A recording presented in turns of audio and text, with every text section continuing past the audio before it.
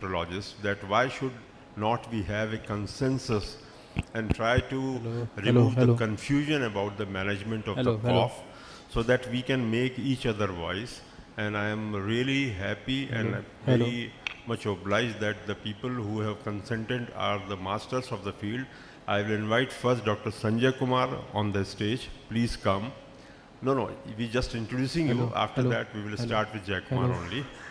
Sanjay Kumar is need no introduction for Bhopali people, but he is a DM gastroenterology and is very prolific orator as well as workshop conductor, and he is a very good singer. And recently, he has got 2 DNB seats to his gastro care department, so that you can understand how academic he is and what kind of work he is doing in his institute. Number second pulmonologist is Dr. Abhinav Chaube. He is UCC from UK. After completion of his MBBS from Nagpur, he went to London where he studied for I think 12 years, and after that he is giving his services as a professor in AIMS Bhopal. Thank you very much. Now I will invite our today's moderator, Mr. Dr. Arvind Kumarji. He is again DM gastroenterology. He is also very academic person, so he consented to be the moderator of the session.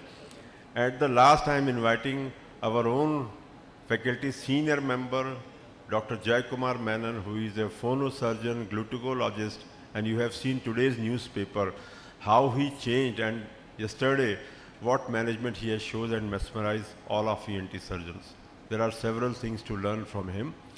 So I just want to introduce these two to you. Now I will hand over mic to Mr. Arvind Namdev, who is today's moderator. Then subsequently, first we will listen Dr. Jai Kumar Menon because he has to catch the flight. Then followed by Dr. Sanjay Kumar and Abhinav Chaube. Then there will be a session for question and answer discussion. If you have any queries, your experience, you can share. Thank you very much. Stage is yours, Dr. Arvind.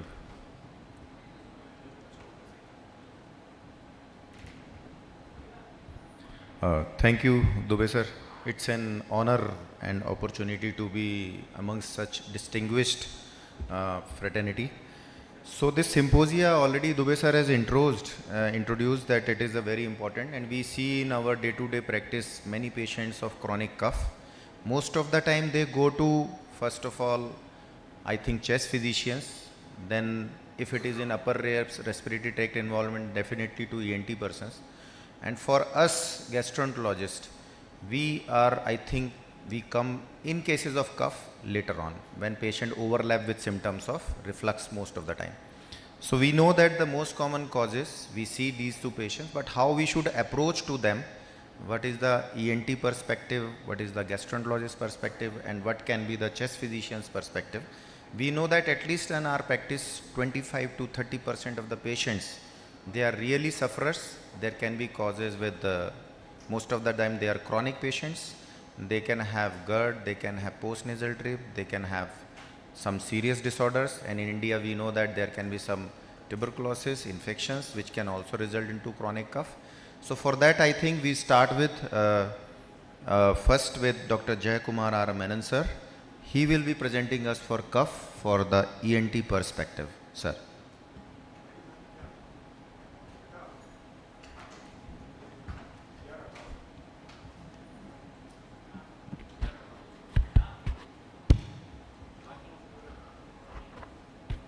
So good morning all. So we go to the topic straight away. And every ENT surgeon will agree that, we get a lot of cough patients. And especially after the post-COVID era. Now we have seen lot of patients, actually lot of people coming with cough. They have been already treated by somebody else. So what I am going to talk is about the non-pulmonary cough, chronic keeping on cough. And mind you, this is a universal, global phenomenon. When Hillary Clinton was contesting for the presidency of US, this was a video, 1 minute duration. Look, 55 seconds she is coughing. Too much to say.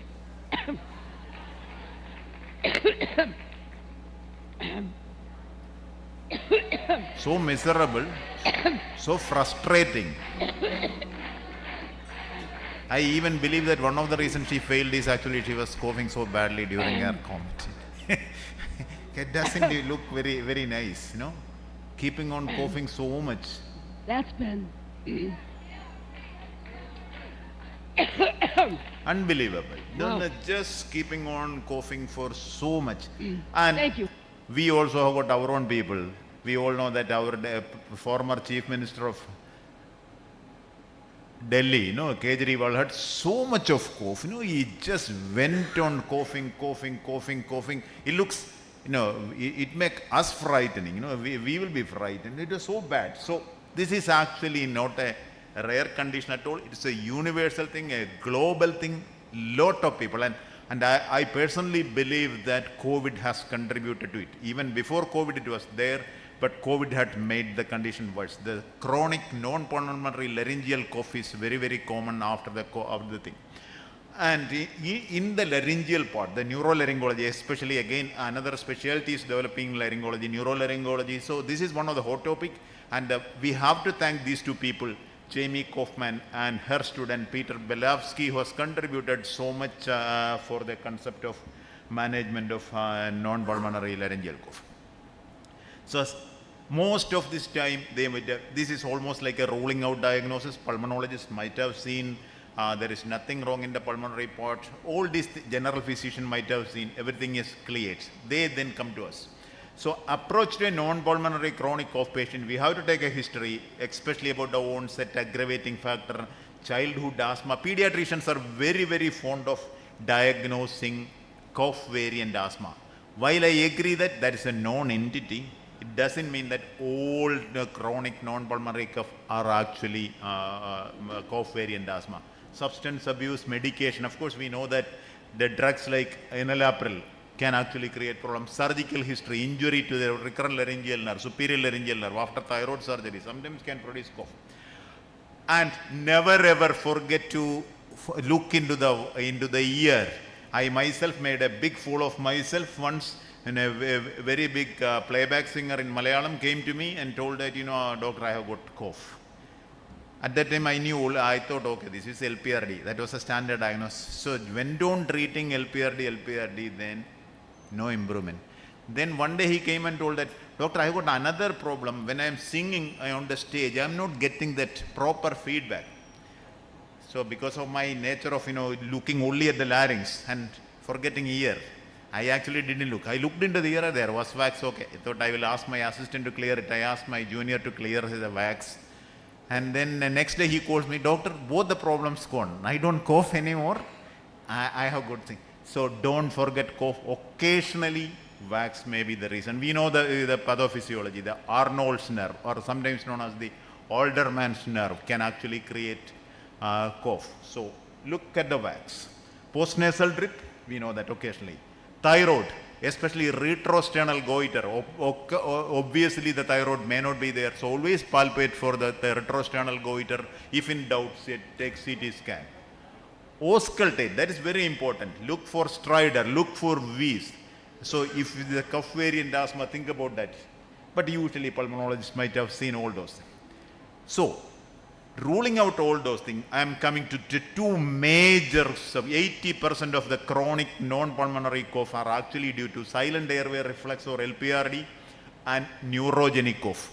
While LPRD was known very, very long time back, neurogenic cough, or sometimes known as post-viral vagal neuropathy, is a relatively new entity. As we know more and more about the neurolaryngology, we know that this condition actually exists. And the key is that many times, if you take these 5 points, you can diagnose, you can differentiate these two conditions. So 5 important points in LPRD cough and 5 important points in neurogenic cough. In LPRD, they wake up from the sleep with cough. They can actually have problem. And they can actually have severe transient choking episode, otherwise known as irritable laryngeal syndrome. Patients say that he wake up from the night, suddenly cough, and then he feels that the death is impending. It is so frightening for a patient. It will be like, "Ah!" like that. It's terrible spasm. The patient will be terrified, bystander will be terrified, they will think that they are going to die. They will not reach the hospital. So actually they somehow go to the hospital, they will give medicine. By the time this is actually gone. Because irritable laryngeal syndrome is a self-limiting condition. Once the oxygen saturation goes down into a particular level, the reflex arc break. So that's not a killer disease, but it can be downright frightening. I have got patients who refuse to go home. Told no, even when I was very sure that it was only ILS, he will tell no, I won't go home. You admit me, I am not ready. I'm scared to sleep in my home. So that's not a rare thing. Cough while lying down should arouse the possibility that you may be dealing with a reflux. Cough after food intake. Again, I myself have got irritable laryngeal. I have this and cough. Now, if I like chocolate very much, but unfortunately, if I take chocolate, I get reflux and I start coughing. So that is not a rare. And cough when you stoop, like if there is a hiatus hernia or something like that. While PVVN, post-viral vagal neuropathy or the neurogenic cough, these 5 points are very, very typical. They will cough throughout the day, but once they sleep, no cough. And there will be lot of children who are not going to school at all, because when they go to the school, they will cough. But when they are sleeping, absolutely nothing. That history alone should actually make you suspect that you are probably dealing with post-viral vagal neuropathy. Change of temperature cause cough, AC, fan. There will be the typical patient will say that when I enter I don't have any problem, but once I start driving my car, switch on my AC, I start coughing. Typical. That's typical of PVVN. Laughing cause cough. Many people, when they laugh, they start coughing. Definitely a sign of post-viral vagal neuropathy. Fumes cause cough. They will tell that I cannot tolerate the smell from the kitchen. I cannot tolerate the smell of the perfume. I cannot tolerate the smell of petrol pumps. They all are suggestive of post-viral neuropathy. Speaking and singing cause coughing. They all are. So these are the 5 points for the post-viral vagal neuropathy. Typical neurogenic cough where larynx is actually problematic. How to differentiate laryngoscopy? That I'm not going to the detail. This is still a controversial area because there is no hardcore evidence, but these are the things by the reflex finding score. I'm sure that gastroenterologists will have different opinions or some difference. But from the laryngology point of the interarytenoid pachydermia, you can see that between the arytenoid, that serrated surface, pseudosulcus, you can see that is because of the edema. The posterior laryngitis, the arytenoid will be quite red, shallow ventricle because the vocal cord, the supraglottis is edematous, and thick mucus, and even vocal process granuloma has been included in the reflex finding score. So intra-arytenoid pachydermia, posterior laryngitis, pseudosulcus, shallow ventricle and thick mucus are the 5 classical reflex finding score in the larynx. But in PVVN, many times they will have severe cough, they will have sometimes normal larynx, they will have sometimes mild paresis, and they will have sometimes florid ulceration. So this is a small paresis sort of thing. You can see that it's not fully opening up. There is a little bit of a gap. Patient will have some voice. Right vocal cord is not completely adducting. Occasionally it can happen.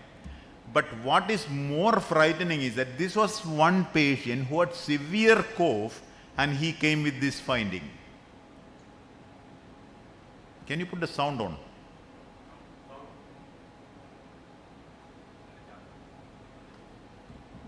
Okay, but you can see the ulceration.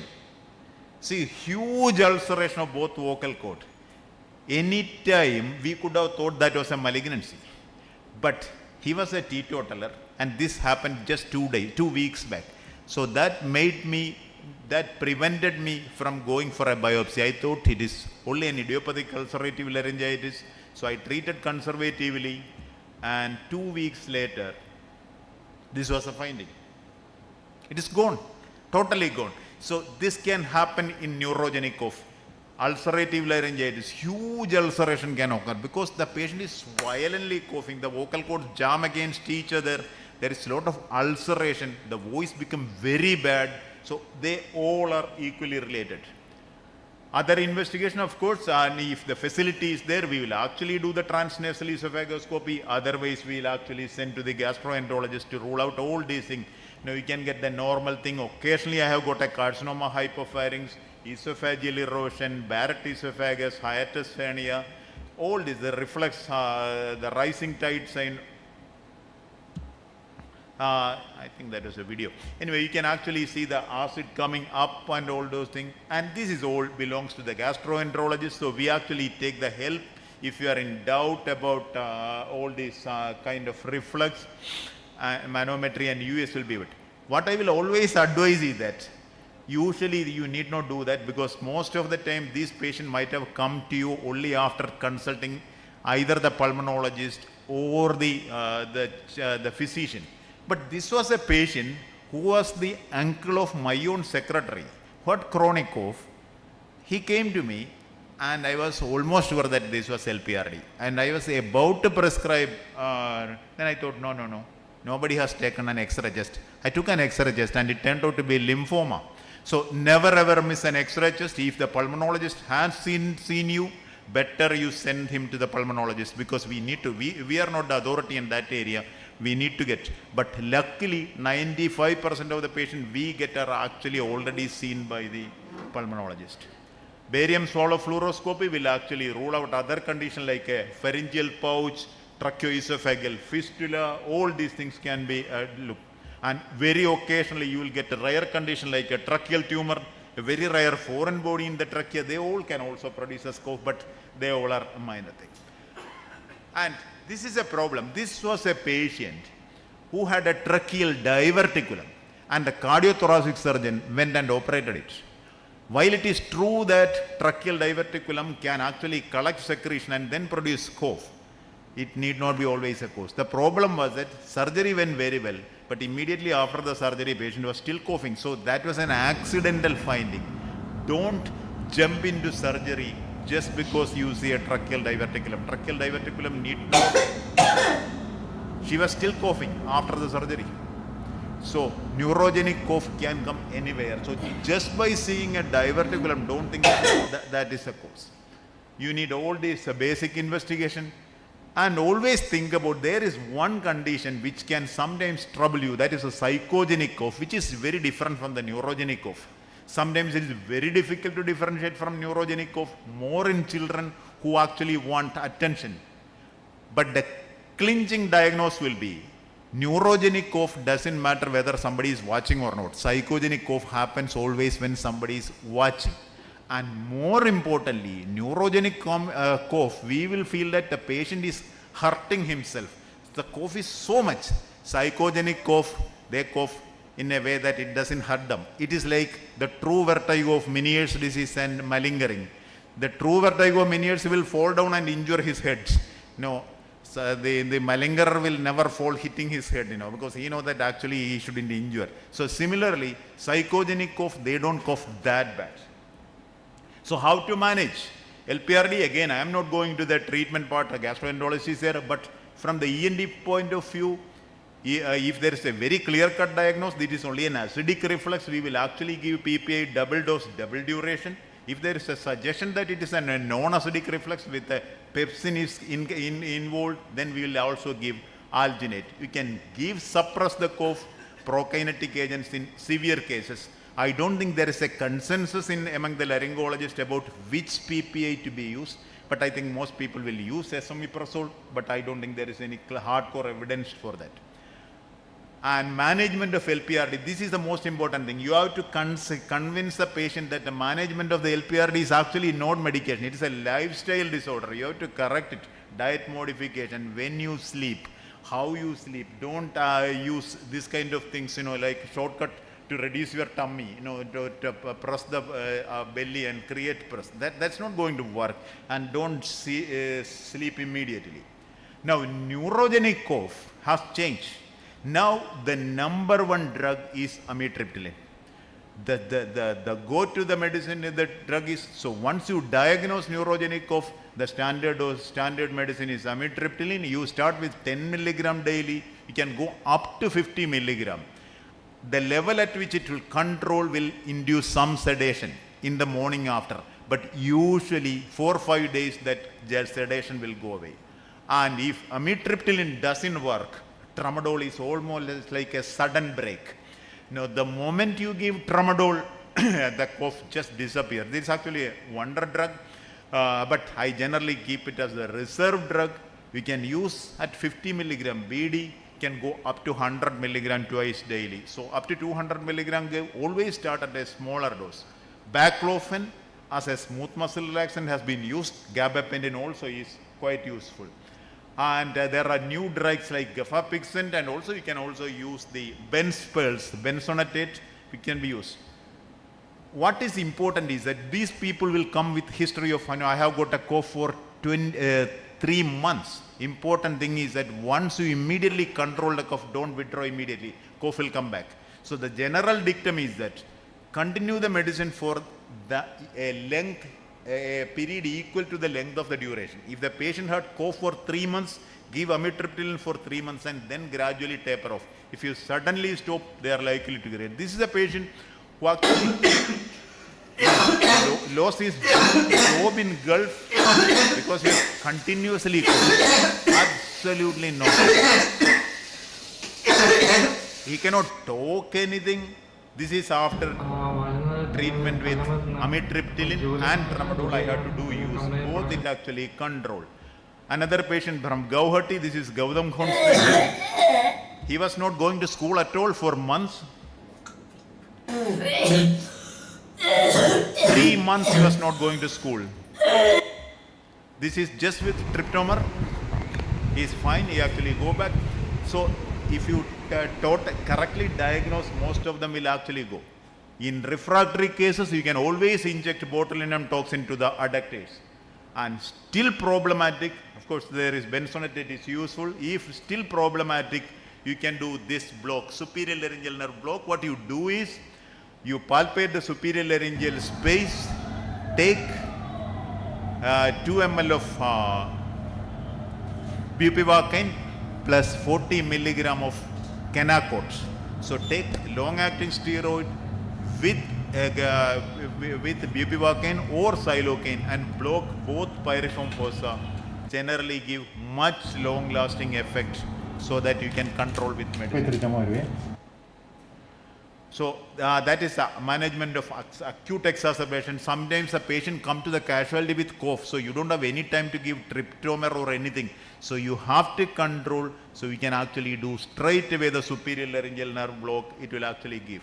And before I conclude, you know that when I started my ENT career, there was only one person, speech therapy, audiology, everything was same. It has become so big that it has separated into speech specialty and audiology. And speech therapy, the original speech therapy has now become 5. Speech therapy which deals with this articulation problem, language therapy which deals with the dysphasia problem, voice therapy which deals with the voice problem, swallowing therapy which deals with the swallowing problem, and the latest is the cough therapy. And Americans are very happy in inventing newer branches. So they actually do a lot of things for, like direct cough therapy means cough swallowing, cough breathing, nasal breathing, slow respiratory rate. We all know that if you cut down the speed of the breathing, the cough will come down. And always mouth breathing precipitate cough. Allow them to breathe through the nose. If the nose is blocked, use liberal nasal decongestant.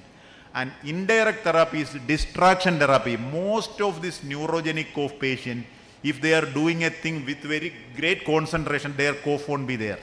So give them some idea so that they can actually concentrate on that, the cough will disappear. Proper vocal hygiene and psychological counseling all will help. Ultimately, treating non-pulmonary cough is actually properly reaching a diagnosis, not only with your own evidence, your own investigation, but also when needed from your own colleagues like pulmonologists, pediatrician and gastroenterologists. And once you properly diagnose it, treatment shouldn't be that difficult. And this is one condition where patient is actually eternally grateful to you. You know, they think that, oh, they have done some wonder. Actually, it is a very simple treatment. Once you properly diagnose, the results are excellent, usually. Thank you.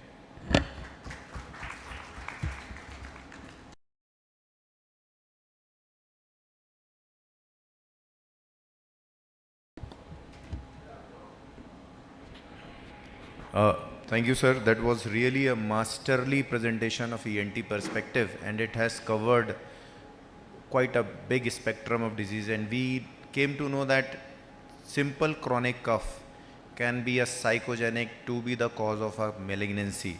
So it has a big differential diagnosis.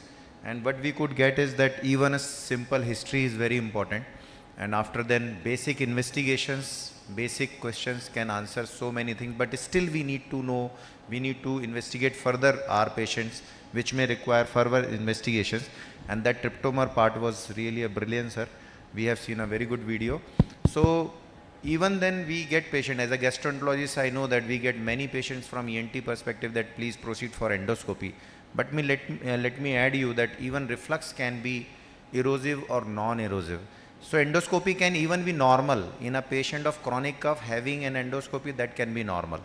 So I have asked Dubey sir whether we can go with one or two questions with sir, if all can want one or two questions. Yes ma'am, please. Mic, if someone can give.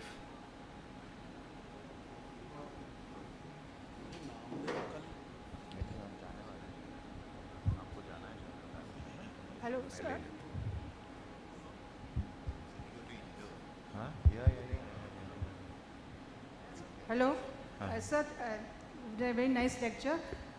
Very important for the clinicians. I just want to share one experience of mine. A patient on radiotherapy developed a cough, and she just went on and on and on, and it would not stop. They have already given her Benadryl, Xanadryl, everything has been tried, and like it was like an epileptic fit. Now it just continuously on, and then what to do? So nothing occurred to me. Then I took the 10% lox and I sprayed it into her larynx, and the cough stopped. And then I told them, now each time she comes for a radiotherapy or she has a problem, just spray that, and that was sufficient. So I just thought I'll add this. Yeah, superior. So that means a superior laryngeal got blocked. But even we can actually do externally also, palpate the superior, the thyroid space, and into the lateral half of the thyroid space, you actually inject lignocaine. They will actually stop coughing.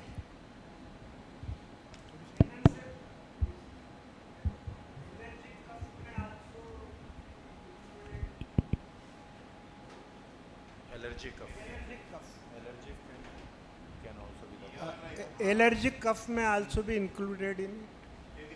Yeah, that's why I told that, the most of the time, the ENT surgeon come into the picture late in the thing. So if that is the issue, usually the pulmonologist will be dealing that. If they have found it out, and now that the pulmonology is there, allergology is there. So if that is there, actually they treat. Only those people who are not getting better with that kind of treatment, and only actually the neurogenic cough is the part which really the field of the laryngologist. So generally, if it is an allergic cough, it will be already treated. I will always get a consultation from the pulmonologist. I will never treat it alone. No, but in such cases, we should differentiate also that whether it might be allergic or not. Yeah, you will get the other history of the allergy, like the other history, and none of the other points which I told about the neurogenic cough, that 5 points of the neurogenic cough and the 5 points of the LPRD may not be there. Hey. Sir, so we can. So thank you very much, sir. I invite Dr. Satyaprakash Dubey to felicitate Dr. Jaykumar. I think sir is leaving, so please continue with the question. So one question, very nice presentation, sir. So actually there is a paper from Charing Cross from Dr. Afro regarding the refractory cough, where they use a superior laryngeal block with Hinacort. So are we considering only neurogenic cases, or all cases of refractory cases can be dealt with injection? Refractory cases. Not everybody. Not everybody. Not everybody. Usually they will be treated with medicine. The oral medicine is fine. Only when they are not responding and when they have got so much of cough, when they are coming to the casualty, the acute stage, where already has seen, pulmonology has ruled out, gastroenterology has ruled out, then we will actually go for the block. I think Jaskaran sir has to take the flight and he's a very passionate teacher. He will forget the time. So I have to send him back to Trivandrum today night. So sorry, brothers, sir, I just want to facilitate you for all your contribution. Actually, to begin with, we thought we will have question answer session later on. Sir has to leave.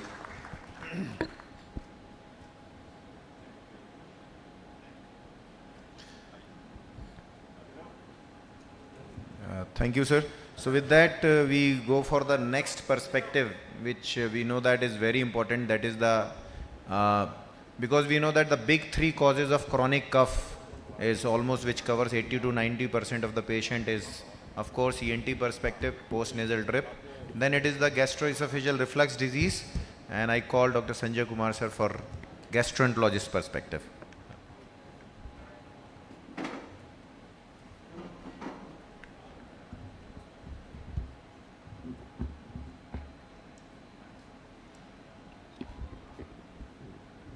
Thank you, Arvind. At the outset, I would like to thank Dr. S.P. Dubey and Dr. Sanjay Agarwal for inviting me to this wonderful conference and workshop. In fact, this concept itself is very appealing, that you are back to basics.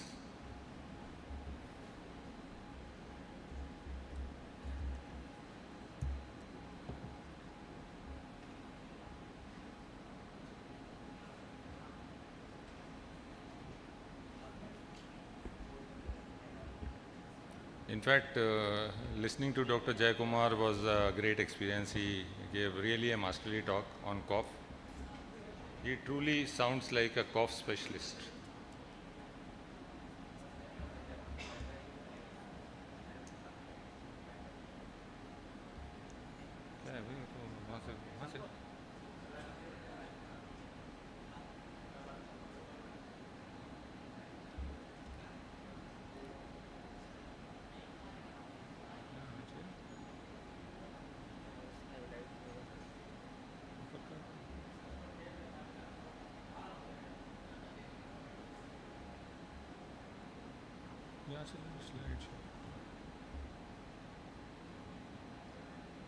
View.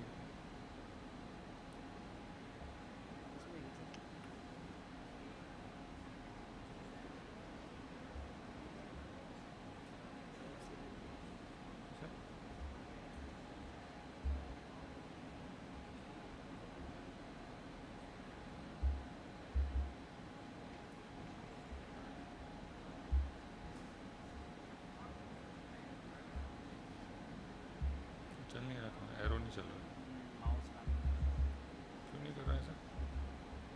इसको एक minute हरा के करें, चलो।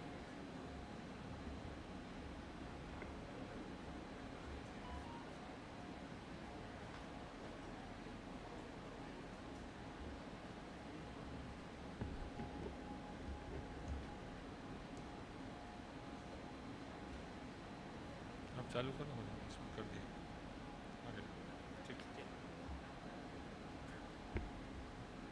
So, coming to gastroenterologist perspective, in fact, when I started my practice long back in 1997, we often used to get references from ENT specialists for endoscopy in a patient who has been coughing.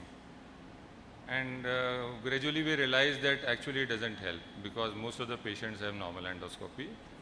And the same was the feeling across the world, that people did not used to believe that gastro causes play a major role in cough. I am talking of 20, 30 years back. But how the perspective has changed, I'll be briefing you about that. So chronic persistent cough, as already highlighted, is a very distressing and nagging problem. It badly affects the quality of life. You could see Hillary Clinton could not even complete her speech. In fact, violent cough can lead to various complications also, like Mallory-Weiss-Tier-Boerhaave syndrome. In fact, this is more common with violent retching. So there is a difference between retching and coughing. But there are cases where violent cough has led to tear in the esophagus and even Boerhaave syndrome, That means full thickness perforation in the esophagus. It can also lead to incontinence, post-operative dehiscence. So those are also major problems. Anyway, any chronic persistent cough needs proper evaluation. If you look at the etiology of cough, you can actually classify them into three. If it has been there for less than 3 weeks, it is often due to upper respiratory infections, allergic rhinitis as already told, bronchitis, maybe an attack of asthma, all those things. 3 to 8 weeks subacute cough. Now you are more concerned about other things. In fact, GERD also comes here and the other causes remain same. But if a cough has persisted for more than 8 weeks, then you have to think of only 2-3 things. Like upper airway cough syndrome, I think one of the major component of upper airway cough syndrome is post-nasal drip and LPRD, and it could also be asthma. So this was an article in 2013, Chronic Cough, a Gastroenterologist's Perspective. So the salient points were that they said chronic cough, defined as cough lasting for more than 8 weeks, affects 10 to 20% of patients presenting to ambulatory care. This is overall cohort of patients in OPD, very common.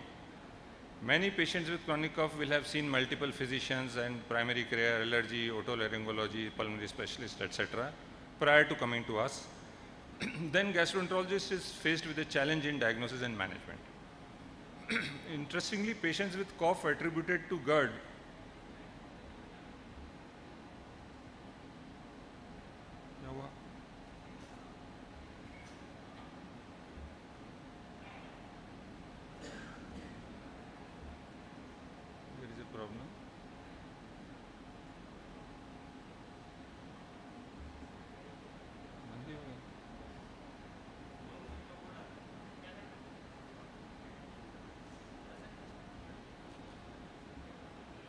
put a timer on me.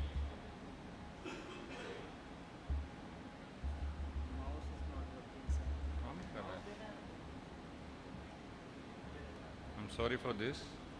I think there is an issue with the setup.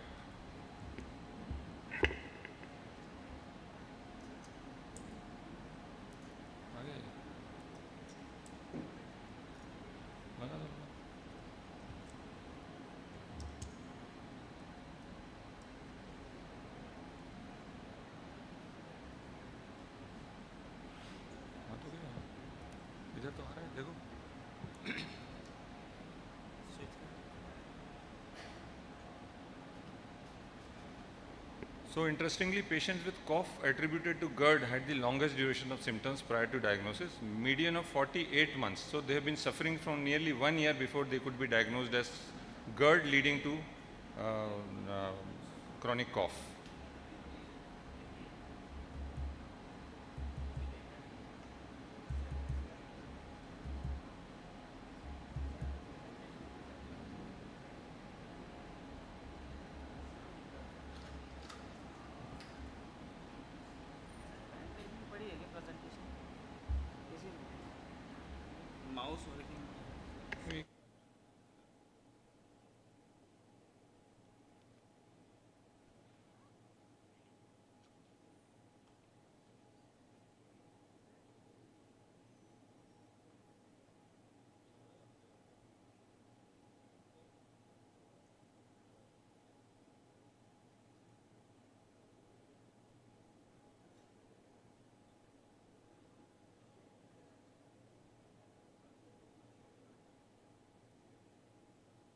I'm so sorry for all this. I don't know what is happening. But anyway, I was in 2013 when I said that this was a study from China where they studied patients of chronic cough. And the important conclusion was that the gastroesophageal related cough was only 4.6%. So it was not very common. So, but we have to realize that this was an endoscopy data. They were only doing endoscopy in patients with chronic cough, and about 5% were deemed to be due to reflux. But how things have changed in last decade. Now, the recent articles say that GERD is the second most common cause of chronic idiopathic cough after upper airway cough syndrome. 25 to 40% of adults with chronic cough have reflux as the etiology. Now the situation has changed because we have resorted to doing pH studies in these patients. Up to 75% present without typical GI symptoms. That means they are silent GRD, as Arvind has already said. Other GI causes are less frequent but clinically relevant. So in fact, new term has been coined for GERD related chronic cough, and they now call it GERC rather than GERD. So what they did was they have tried several things. They have tried salivary papain, they have tried questionnaire, real-time MRI of working in the lower esophageal junction, endoscopies, biopsies, narrowband imaging. But the most important are here, and that is the impedance pH monitoring, the mucosal impedance, the post-swallow peristaltic wave analysis. So all this dynamic reflux monitoring has actually given us most information. So now we know that GERD is actually a very important cause of chronic cough. In fact, not only GERD, the first three are related to GERD, that is GERD, LPR has already been highlighted by Dr. Jayakumar, and hiatal hernia. But there are other causes like achalasia, post-esophagectomy reflux, and rarely a Zenker's diverticulum, which is in the upper esophagus, and patient regurgitates from the diverticulum and develops episodes of cough and sometimes dysphagia also. So why does GERD lead to cough? So it's not just a physical reflux into the lungs. Though these are all various theories which have been highlighted that microaspirations may be occurring, there may be esophageal dysmotility, there could be actual acid reflux, there could be airway reflux, but the most important theory which is now believed is that there is a reflex theory, that is through the vagal stimulation. There is a stimulation of the medulla coughing center, and a patient keeps on coughing. So it's not just a physical reflux of acid into the pulmonary tree, it is basically a reflex of neural pathway. So reflux cough, microaspiration, non-acid reflux, esophageal dysmotility, all these contribute. So is reflux induced cough overdiagnosed or oversuspected? Because upper GI endoscopy is normal in most cases. But as I have already said, and even Arvind also told you, that there is a term called NERD. We often talk of GERD, gastroesophageal reflux disease, but we must realize that NERD, that means non-erosive reflux disease, in which patient does have a reflux esophagitis, but there are no erosions. Patient have gastroesophageal reflux, but not causing erosions. So this accounts for 50 to 70% of reflux patient. So if you do endoscopy in 100 patients of heartburn, you will find erosive reflux esophagitis in merely 2 or 3. Rest 7 will have reflux disease but do not show on endoscopy. And in fact, these are the patients who more commonly present with extraesophageal symptoms like cough. So for cough, getting an endoscopy done, merely an endoscopy is not enough. What is required is a pH metry. So pH metry is the way forward. The other thing is how to do a good endoscopy for GERD. This is also very important. What happens? Patient is often started on twice daily PPI. Once he is not responding, then you send for endoscopy. What will you find once patient has already received PPI for 15 days? There will be no findings on endoscopy. So patient should be off PPI or PCAPs for 2 weeks.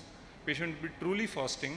You should be well sedated so that you can see the functioning of LES well, LES tightness, the flap wall function, and this should be well demonstrated on a well done endoscopy, and especially retroversion maneuver is very important in upper GI endoscopy. So this is an endoscopy in a patient who has GERD. You can see there are a lot of ulceration in the lower esophagus. Once we go down, this is a hiatus hernia. Then we are moving towards the fundus, and you can appreciate that the fundus is very loose. In fact, this patient had a lot of ulceration and erosion. So by rubbing with the scope, it started oozing also. So this is what we find in a patient who has got GERD with hiatus hernia, and this may be presenting with cough also. This video, I just thought I'll show you how we see larynx while we do all endoscopies. So in fact, fiber optic endoscopy or video endoscopy gives the best picture of larynx. That is why we do so many endoscopies for our ENT surgeons here in Bhopal. And you can demonstrate all the actions, the functioning of larynx during phonation, So this part of the endoscopy we usually do prior to giving sedation. But once we get into the esophagus, then we sedate the patient, because we need cooperation from the patient. We ask them to say ah, only then we will see the movement of vocal cord, and we have to see that whether vocal cords are properly closing or not, whether they have got any nodules, whether there is any features of LPR which has already been highlighted.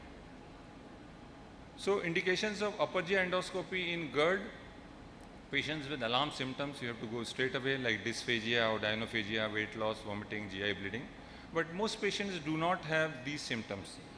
Those patients especially who are coming with cough only. So there is a very good test we call it PPI test. What you can do is you can start them on twice daily PPI for 2 weeks.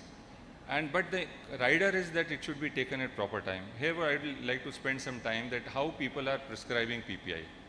All prescription you will see, even cardio, ortho, ENT, you will see a PPI always. It's the most abused drug in world at the moment.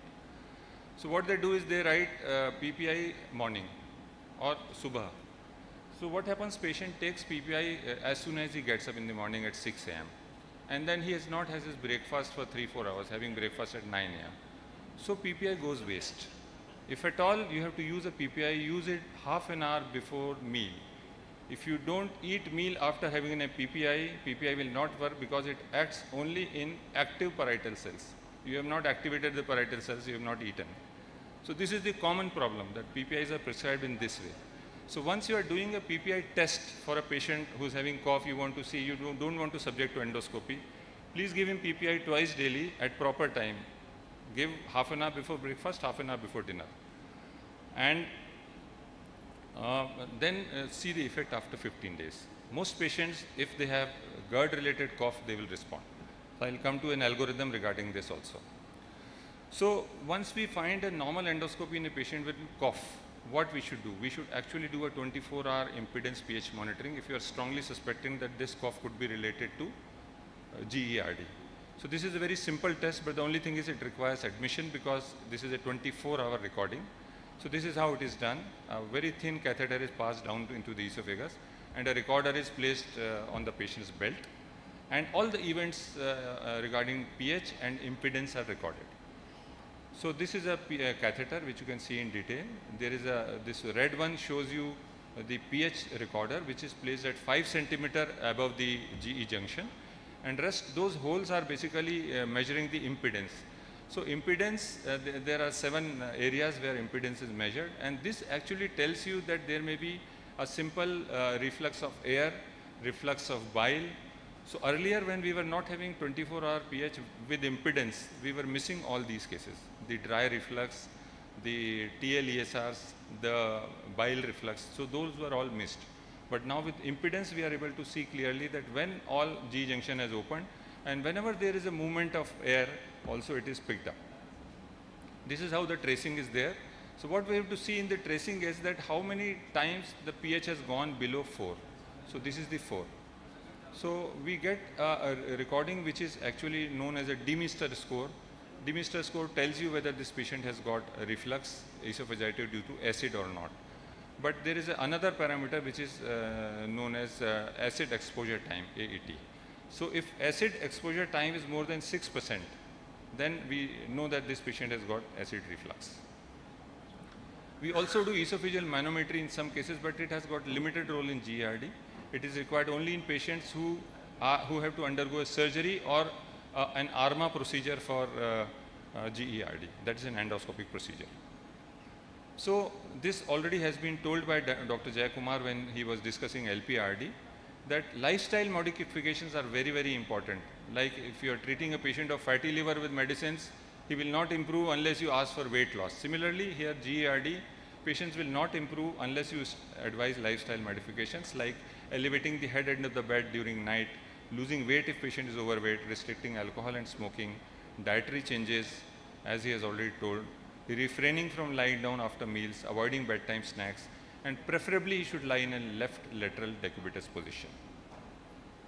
So this is again the same thing depicted here. I would only like to emphasize on breathing exercises. This is also very important in patients with GERD. Basically, the idea is to strengthen your diaphragmatic muscle. If patient has an abdominothoracic breathing, that is better for GERD patient because that enhances the pinch action of the diaphragm over the LES. So we should always advise them to go for yoga, go for breathing exercises. Pharmacological management, basically it all revolves around PPI and PCABs. No major role of antacids, though we can use alginic acid containing antacids because they form a raft over the gastric contents and they physically do not allow reflux to happen. H2 receptor antagonists do not have any major role now. Prokinetics we do not prescribe in GERD anymore unless patient has got dyspepsia along with or features of gastroparesis along with features of GERD. So PPI I have already discussed, they are the cornerstone of management, and PCABs have come. PCABs are in fact potassium competitive acid blockers like vonoprazan and further drugs. These are wonderful drugs. The advantages are that they can be taken independent of meal. So there is no question of taking half an hour before meal, or you can even prescribe them after the meal also.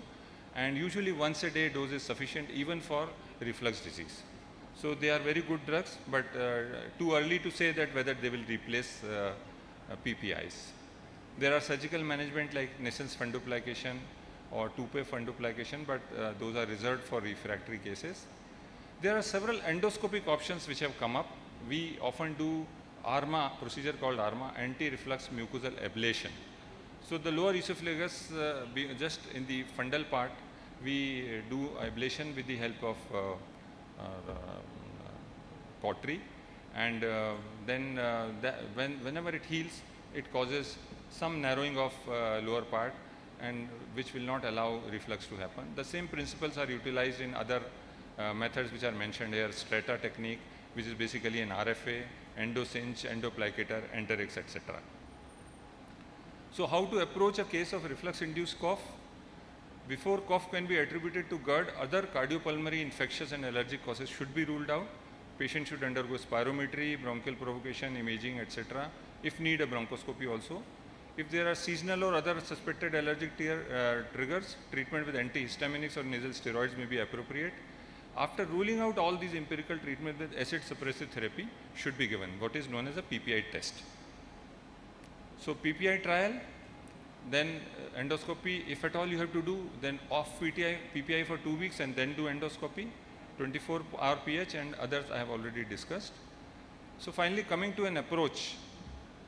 So after you have ruled out all the causes, other causes pertaining to chest and ENT, then look for any alarm symptoms. If patient has got any weight loss, anemia, dysphagia, then go for an endoscopy with biopsy. If it is abnormal, then treat accordingly. But if it is normal, or if there is no alarm feature, then advise them lifestyle modification or twice daily PPI for 2 to 4 weeks. But if there is no response, stop PPI and then do ambulatory reflux pH monitoring. So that's very important, that before pH monitoring you have to stop it. And if patient responds to lifestyle modification or PPI, even then you have to subject them to a pH metry, because GERD is a lifelong disease. If you have treated LPR, if you have treated GERD for a short while, that's not enough. You have to document this patient has got GERD, what is the severity, and go for a pH monitoring, go for further testing, and then advise them lifestyle and PPI or PCABs accordingly. So if ambulatory reflux shows pathological esophageal acid exposure, then treatment optimization and a very good counseling for life, because they will be on either regular PPI or off and on PPI. All those who need regular PPI should actually undergo an endoscopic procedure or surgery. So this is all about cough attributed to reflux. To summarize, chronic refractory cough is likely a central mediated process in which the cough reflex become hypersensitive to a variety of stimuli such as esophageal reflux. So it's not just a physical reflux. For chronic cough, it is reasonable to empirically treat and evaluate for true PPI response for a limited time period, but PPI should not be continued indefinitely because they have got side effects also. Expedited diagnostic testing, especially ambulatory pH and pH impedance monitoring, may help to rule out reflux disease, especially in those patients with normal endoscopy and without classical reflux symptoms. And it is critical that gastroenterologists and other physicians approach refractory cough, communicate in a multidisciplinary manner, as this will limit unnecessary testing and expedite therapeutic procedures. So if pH monitoring normal, then you definitely know that this is not related to GERD. Don't prescribe them PPI for in all your prescriptions. Thank you.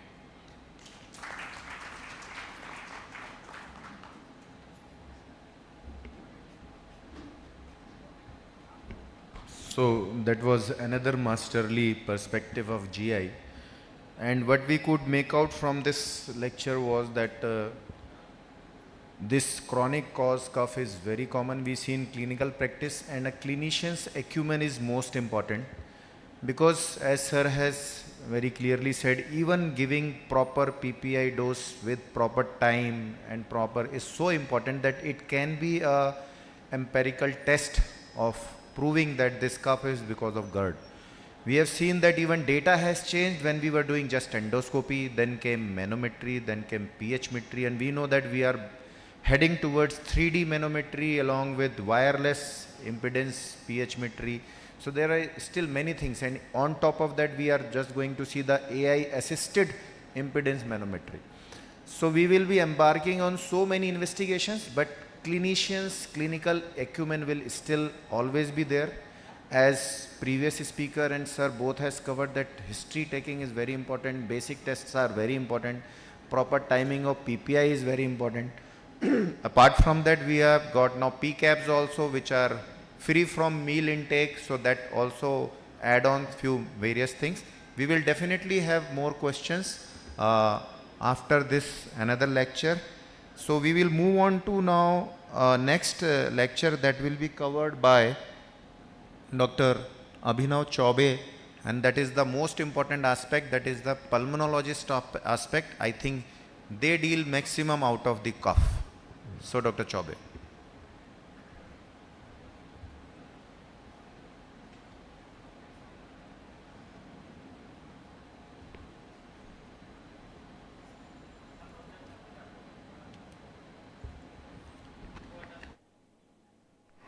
Morning, everyone. While we are setting up the slides, I would like to thank Dr. Dubey and Dr. Agrawal for inviting me to this prestigious event. And I've also had the privilege to share the dais with Dr. Menon and Dr. Kumar. So thank you for this.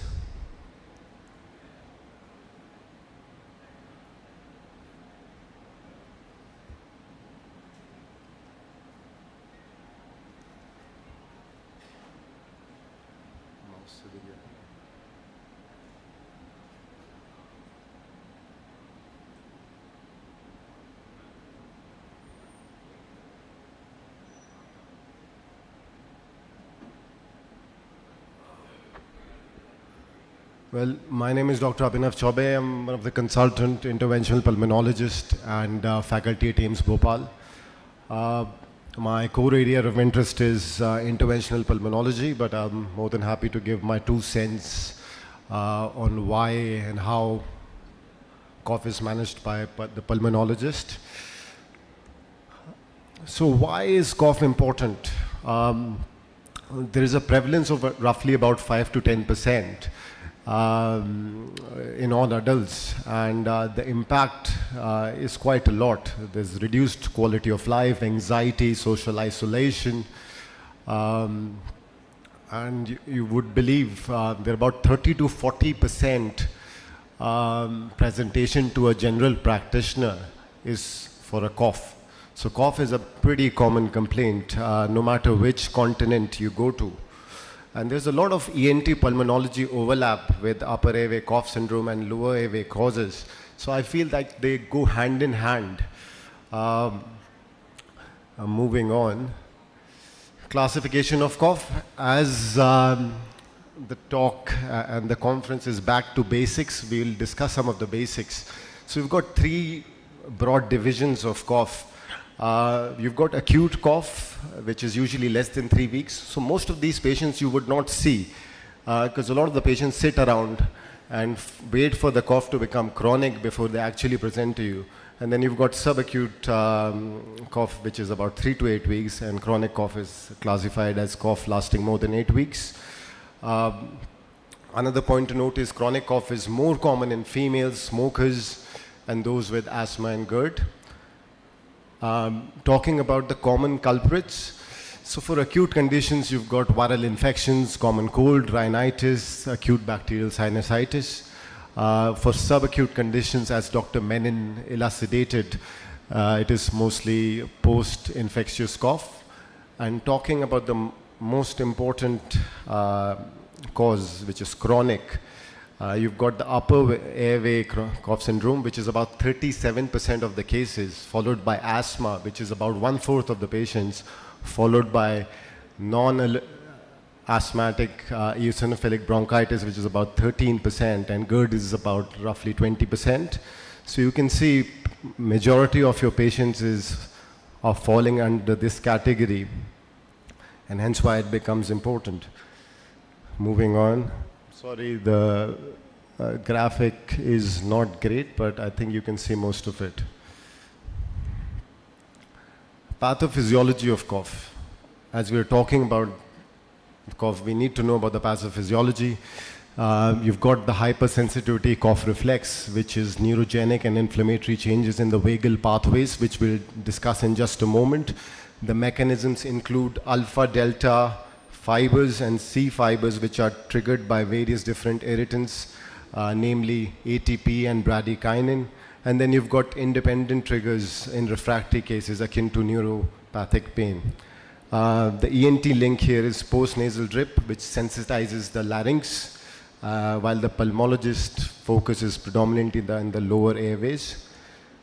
Coming to the cough reflex arc. So you start from the receptors here. And as you can see, there are two different types of receptors. One of them are mechanical and other ones are chemical. And if you notice very carefully that these receptors are not just in the respiratory tract, they are present in pericardium, they are present in esophagus, they are present in diaphragm, stomach, ear canal.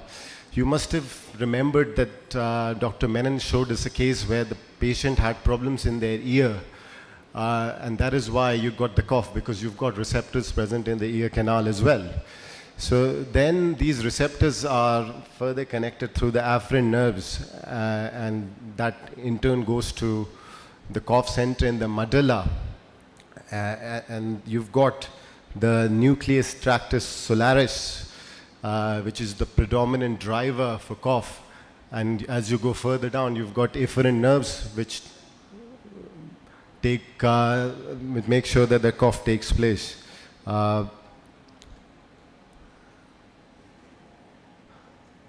So there's different pathways. I've just described how cough happens, but there are various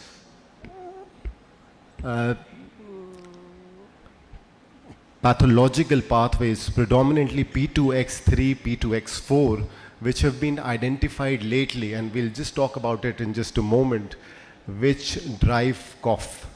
And I will just talk to you about these pathways in just a bit.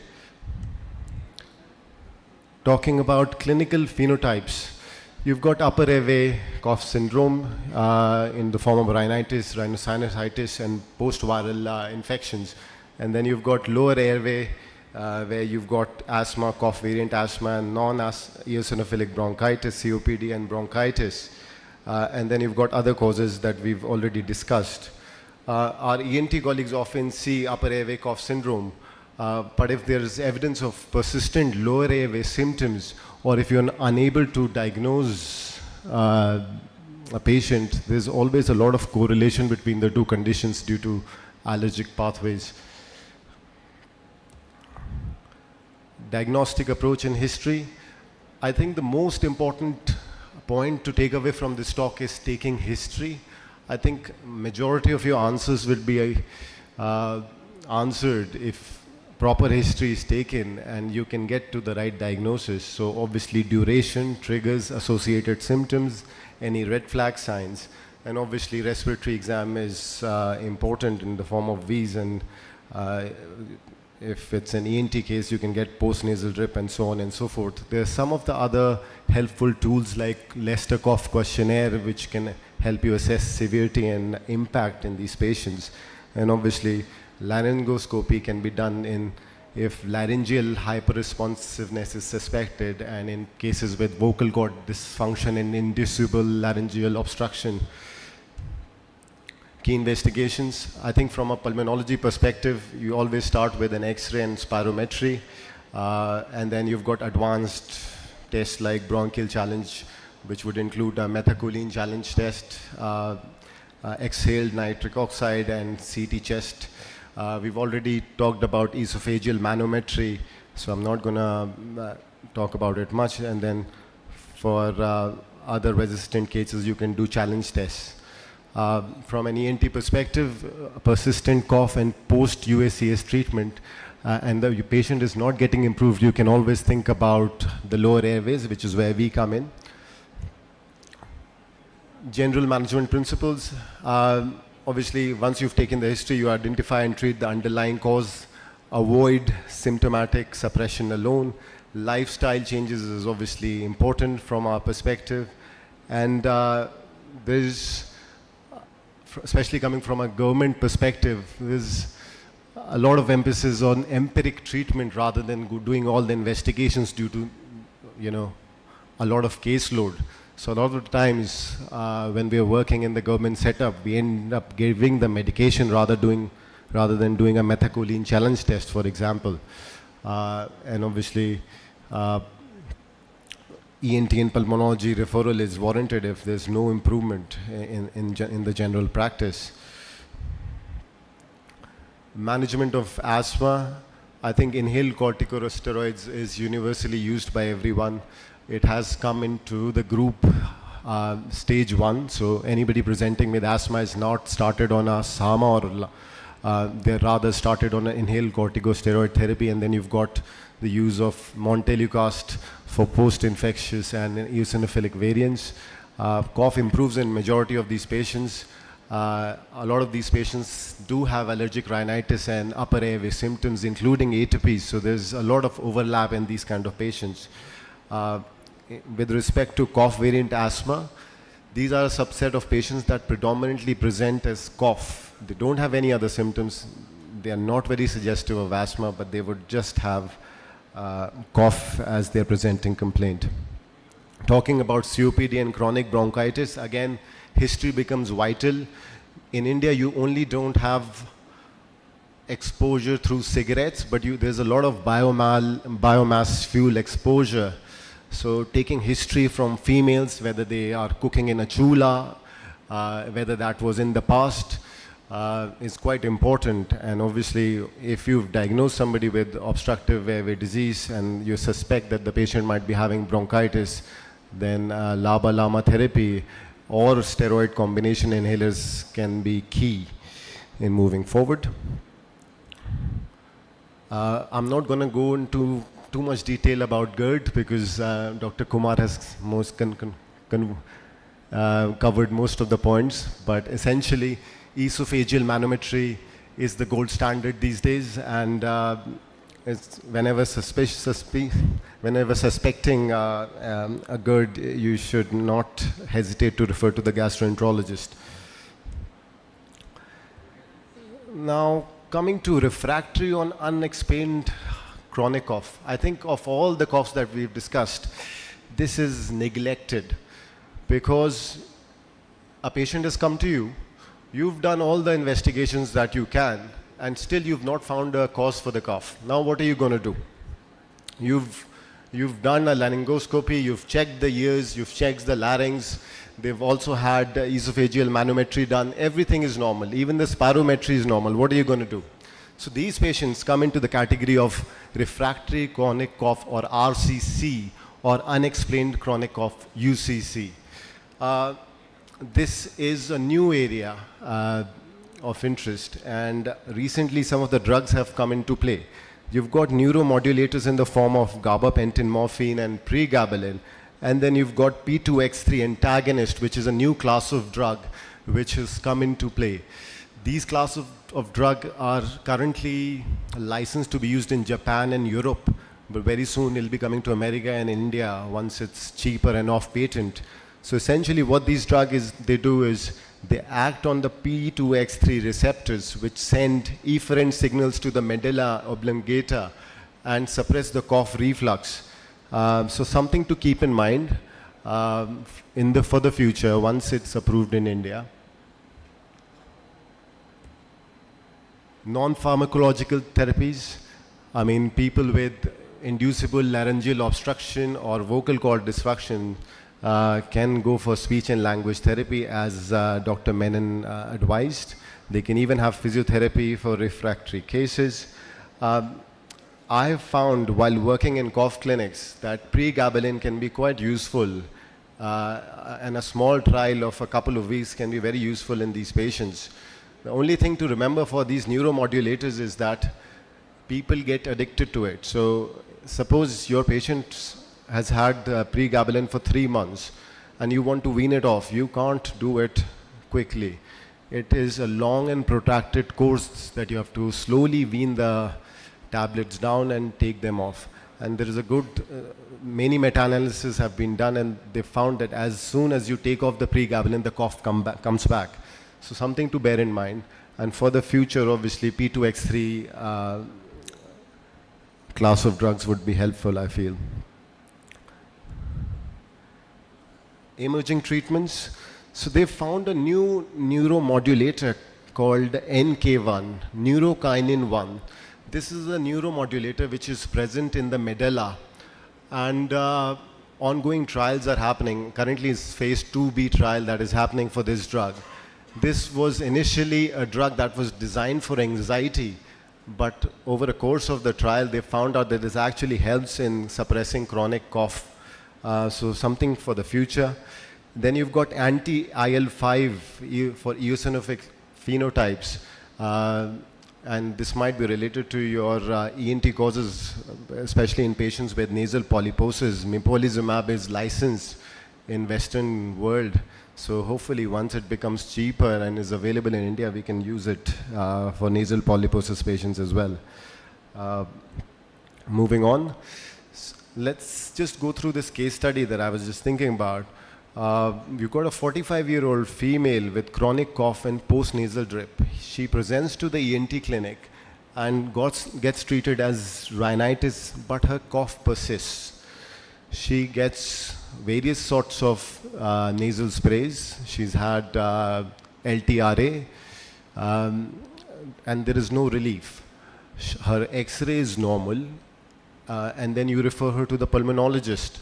So she has a spirometry done, that is normal as well, and you're unable to find out what her cause for the cough is. So you end up referring this lady to the gastroenterologist who kindly does an esophageal manometry, and that is normal as well. So X-ray is normal, bloods are unremarkable, esophageal manometry is normal, you don't have many things to go with. So you do a bronch, which is normal as well, and a CT scan, which was done, again turns out to be normal. Does anybody advise any other investigation in this lady?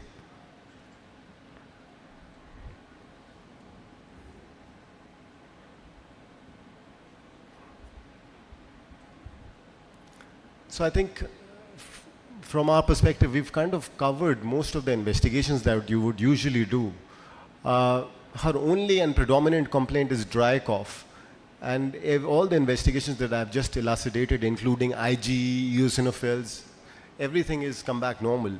So you're left with not many options. But you end up doing a methacholine challenge test, which turns out to be positive. And the exhaled nitrous oxide was positive in this lady as well. So you end up making a diagnosis of cough variant asthma. For majority of these patients, you wouldn't want to do all these investigations. I mean, I feel in an Indian setting, it is much easier due to the cost to give a trial of inhaler in these kind of patients. Even a 2 to 4 week trial would do justice. So in our clinics, if there is no obvious reason, I don't think there's any harm in giving 2-week trial of inhaler and ask them to continue the inhaler at the end of those 2 weeks if the cough settles down. And this is due to a large prevalence of cough variant asthma in the community. Case 2 is a 60-year-old male who's a smoker and has got cough for more than a year. He's currently smoking, and we've ruled out causes for cough, which is COPD in this guy's case predominantly, and GERD as well. There's nothing to suggest ENT causes. What are we going to do? And all the investigations, as I just said in the previous case, are normal. So he's somebody we would classify as refractory chronic cough, meaning you don't have any obvious cause. He's stopped smoking. Smoking is not the cause for his cough. So he gets started on gabapentin and speech therapy, and there is a 50% reduction in frequency of his cough. So what I'm trying to say here is that there is a large spectrum of conditions that can give you chronic cough. And if you're not able to pin down any of these conditions, you can try some of the neuromodulators like gabapentin, morphine, and even pregabalin in these kind of patients and see the response. Key takeaway from my talk is chronic cough is often multifactorial. Use stepwise approach for diagnosis. History is paramount. Pulmonology focuses lower airway etiologies and advanced testing. I think it's a good idea to collaborate with ENT and gastroenterology colleagues for overlapping syndromes, treating underlying causes and referral for neuromodulators in refractory cases. And obviously be well versed with the latest guidelines. Some of my references. Thank you.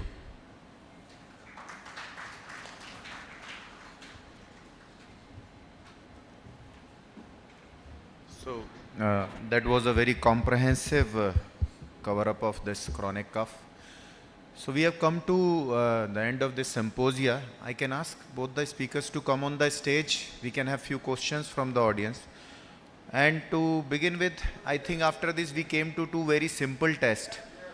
Apart from history, one thing, empirical use of inhalers if we feel that the chest causes can be there, and empirical use of PPI with proper timing if we feel that there can be some GI reasons. So these two things can be very simply used apart from so battery of tests. So we can take few questions from the house. Thank you, Dubey sir, for choosing such an excellent topic, and thank you moderator for conducting it, and thanks speakers for covering almost all the things. Now I have one experience to be shared. A female 15-year-old presented to us with long-standing cough for more than 7-8 months. She was under treatment from different ENT surgeons, respiratory persons, went investigations also, but she was not having any cure. On careful history taking, she was telling very clearly in Gujarati, I was in Ahmedabad at that time, कि जब सांस लेती है तो सिसोटी की आवाज़ आती है. She was telling it very, सिसोटी मतलब whistling sound. Now respiratory persons were examining, they were saying कि wheezing है, and they were just treating. Nebulize भी कर दिया सब कुछ. जैसा कि फर्स्ट टॉक में डिस्कस किया मेमन सर ने, एक बेसिक एक्सरे, चेस्ट एक्सरे उसका नहीं हुआ था. Now जब वो बोल रही है कि सिसोटी की आवाज़ मतलब whistling साउंड आ रही है, उससे थोड़ा और डिटेल में पूछा तो उसने बताया वो 2 रुपये का पेन आता है, उसको मुंह में लेके ऐसे कुछ कर रही थी तो उसकी जो ढक्कन था वो एस्पिरेट हो गया था, और जो ढक्कन होता है उसमें एक होल भी होता है, and that was giving whistling साउंड. When we did simple an X ray we can see an radiolucent shadow because it's not radio opaque, it's radiolucent. Plastic is radiolucent. तो एक शैडो दिखी, and we did optical that bronchoscopy, used optical forceps, and we removed the foreign body, and patient was well within few days. It took few days because there were granulation tissues also. So basic X-ray is very mandatory, and taking a history, and when patient is clear cut saying कि whistling sound आ रही है, then we should spare some more time in taking history. Thank you. So I believe this would have been an acute case or chronic case? It presented to us after 6 months. 6 months. That is amazing. Patient was under treatment with different doctors. Yes. Foreign bodies usually come in acute cases, but rarely it can be long-standing also. So that was Hello. really enlightening that some can come with after 6 months having a foreign body in his chest. Sir. Can I give the mic someone to him? We have been using omeprazole, pantoprazole often, but nowadays, how often do you use vonoprazole? I personally use quite often because especially for reflux patients, it has got an advantage. See, all reflux patients we treat with PPI or PCAP, whatever you treat, they will get all right. They are good on medicines. So after some time, there is a time which comes that patient is on demand therapy. We tell them, abhi aap dawa band kariye. In case you have symptoms, you take it. So on demand therapy is very good with PCAP because they act fast, they are independent of meal, and they have single daily dose. So particularly for GERD, I think PCAP will be there to stay. Thank you. Yeah. What is the long, just a minute. Please give mic, madam. Yeah, ma'am is asking about inlet patch. Inlet patch is a finding which we often see just when we do an endoscopy, just inside the cricopharynx. When we go, we find a mucosal patch which looks different from rest of the mucosa. It looks more like gastric mucosa. People have done a lot of work on that, but it has not been found to be correlated to reflux disease. Initially, it was believed that people who have reflux may not have GERD features in the lower esophagus, but inlet patch is a harbinger of that, but it's not so. So we usually nowadays do not give much importance to inlet patch. So the other thing is, since we are dealing with chronic cough, I think we should not forget ACE inhibitors. When you don't find anything, ACE inhibitors is one of the causes of a chronic cough. You just stop it and the cough goes. Yes. Yeah, I mean, it's a very commonly missed topic. Essentially, ACE inhibitors lead to a deposition of bradykinin in the cellular level, and excess bradykinin can inflame these neuro pathways. And even after stopping the ACE inhibitors, it can take weeks for the cough to settle down. So it's worthwhile stopping the ACE inhibitors for a bit to see whether it helps with the cough as well. We all know that raised eosinophils are often associated with cough. What is the cutoff value that you take? 0.3. Eosinophil? 0.3. That is in 0.30.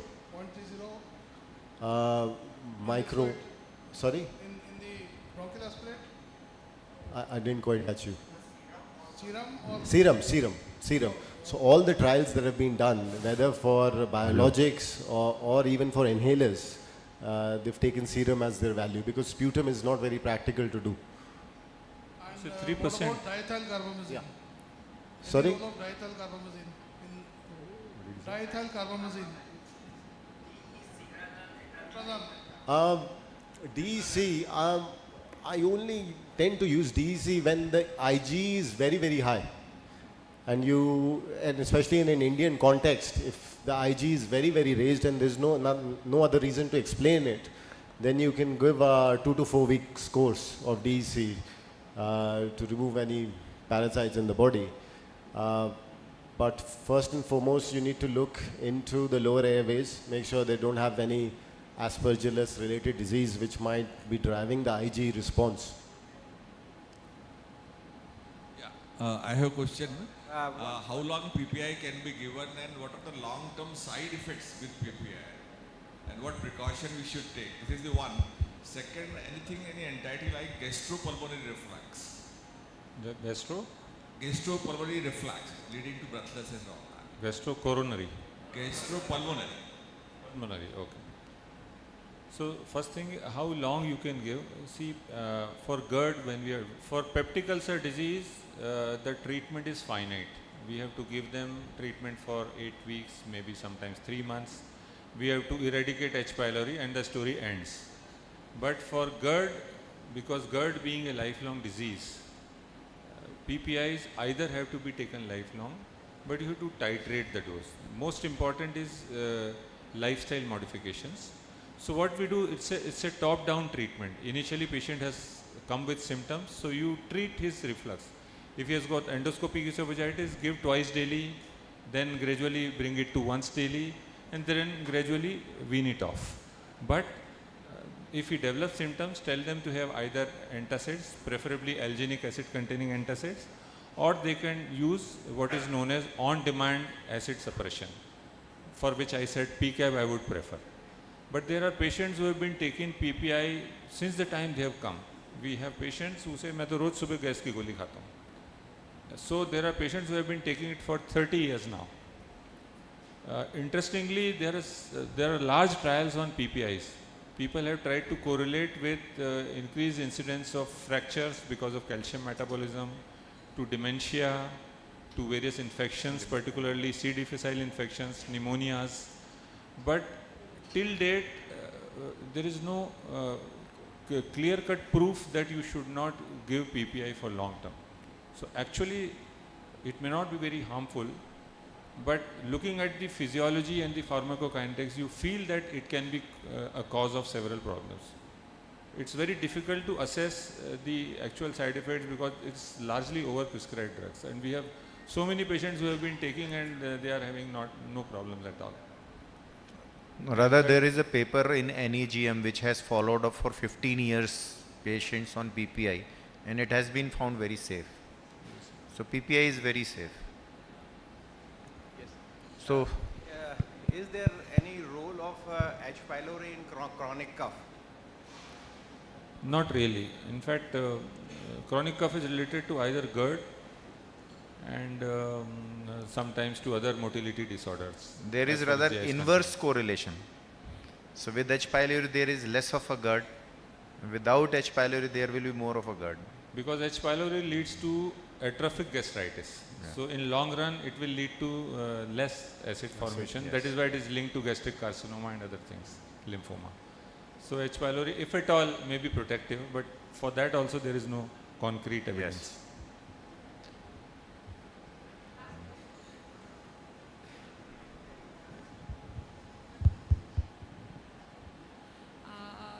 To Dr. Kumar, sir, do you use fragmentation of meals or something for your patients who have reflux? Do you advise, because many of our Indian population, they'll have 1-2 meals a day, like 10 o'clock and 8 o'clock.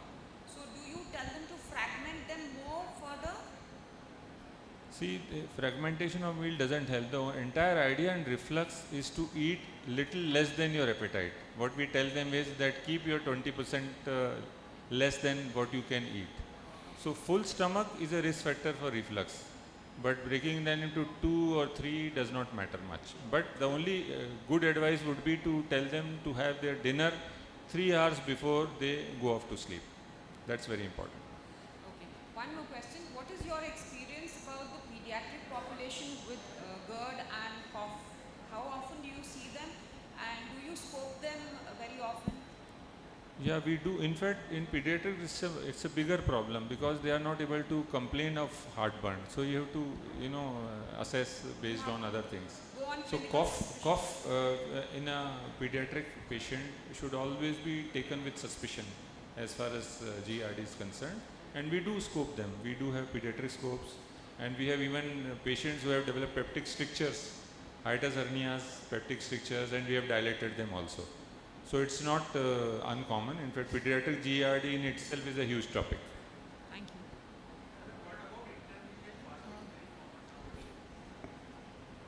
So intermittent fasting, not pertaining to GERD, it's a good method for weight loss, and a lot of people have practiced it. It also helps in patients with fatty liver. There are huge trials which have suggested. Reflux, the only problem could be once they fast intermittently, they'll be overeating. So if you are fasting for 16 hours and then you get a meal, then you are likely to overeat and you will have more reflux. So I generally don't recommend intermittent fasting. One last question, Abhinay sir. A lot of pregnant patients come to our OPD, and most of the basic investigation we are not able to do in them. So what is the best approach for pregnant patients and what are the best drugs we can give them? So good question. As you know, in pregnancy, there's a dilatation of many things, including the lower esophageal sphincter. So reflux becomes a huge issue in pregnant females. The other thing to keep in mind is the lack of investigations that you're able to do. You are hesitating to do an X-ray. You can't perform a spirometry most of the time. So I think in these kind of patients, you have to take other measures. PPI when you're suspecting a reflux. If you're suspecting asthma, I would rather give them a trial of inhalers rather than asking the poor pregnant female to go and do a spirometry. And obviously avoiding the class of drugs that are not required. The other thing I suggest is we should not refrain too much from doing an X-ray in a pregnant female, which I don't think exposes a lot of radiation. So if you're suspecting, because in India you've got infective etiologies, the immune system is down anyway in pregnancy. So if you're suspecting an infective etiology, please feel free to go ahead and do an X-ray. But yeah, I mean, trial of inhalers, trial of therapy is my recommendation. And endoscopy and pH metry both are safe in pregnancy. Yes. We just avoid in first trimester because sometimes patient may retch and there can be problems. But otherwise you can do an upper GI endoscopy safely in pregnancy, and even pH metry is safe. And preferred drugs during pregnancy for reflux would be antacids with alginic acid. You can use H2 blockers also. There are no definite recommendations for PPI and PCABs, but in third trimester where the reflux is more common, you can use even PPI, not a problem. And then regarding cough suppressants, do we prescribe or not if they have reluctant dry cough again and again? Again, it will depend on the history. So if you think that it's related to reflux, then I would suggest primary measures, eating meals, eating smaller meals. As Dr. Kumar said, antacids in the first 2 trimesters, and in the final trimester you can even start a PPI. That's not an issue usually. But giving patients dextromethorphan would not be of much benefit, I feel, if it's related to reflux. So Dr. Abhinav, there is a lot of confusion, or a lot of people prescribe cough suppressant with their experience. I mean, sometimes on the recommendation of some representative. Yeah. This is for dry, this is for productive. Can you give us some broad guidelines when to prescribe what in a simpler way so that people can get it as a take-home message? Yeah, it depends on what type of the cough that your patient has got, and how long has the cough persisted for, and whether the cough is dry or productive.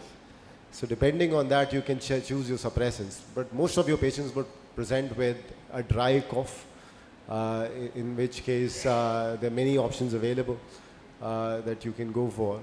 But in essence, the key should be to treat the underlying cause rather than giving the cough suppressants. So if you've got somebody with COPD, no matter how many cough syrups you give the patient, unless you treat the COPD properly or asthma properly, they wouldn't get better. Similarly with ILD, you have a lot of subset of patients who've got ILD. The cough will always be there, no matter which cough syrup you're going to give it. You have to think about palliative therapies, other therapies, neuromodulators, and even morphine. So I tend to prescribe 5 milligrams of MST, and it works quite well for these patients. The other option that you've got is a benzodiazepine. So small dose of 0.5 milligram of lorazepam might do your patients wonder rather than endless cough syrups that the patient might have to take. Okay, so that was a very elusive discussion, and that itself says how important this topic was. So with that we can conclude, I think, sir. So this was a very nice topic, and we came to a very enlightening thing that 90% of the chronic cough cases can be treated very well. Only 10% somewhere around we need more investigations, and it's a multidisciplinary subject which may need all the experts. Thank you so much, and thank you, sir, for giving this opportunity. It was a wonderful topic. Thank you. To say a very good morning. Hello. Now I invite Dr. Dubey to present the memento.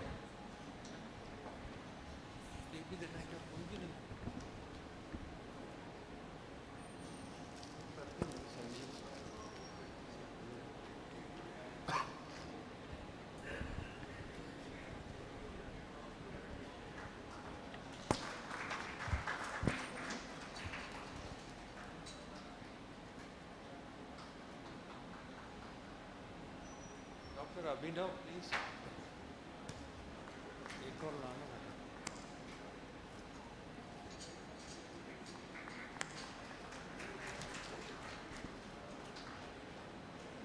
Dr. Arvind.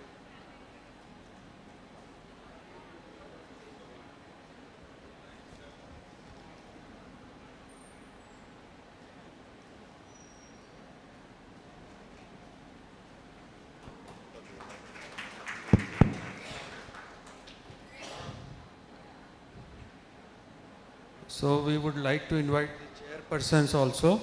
Dr. Ravindra Bansal. Chairperson. Chairperson.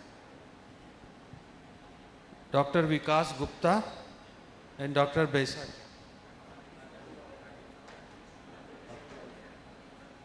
आओ विकास.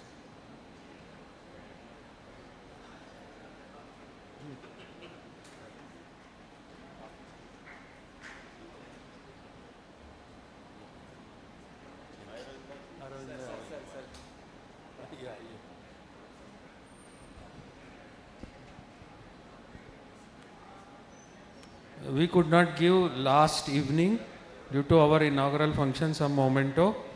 I invite Dr. Namdev.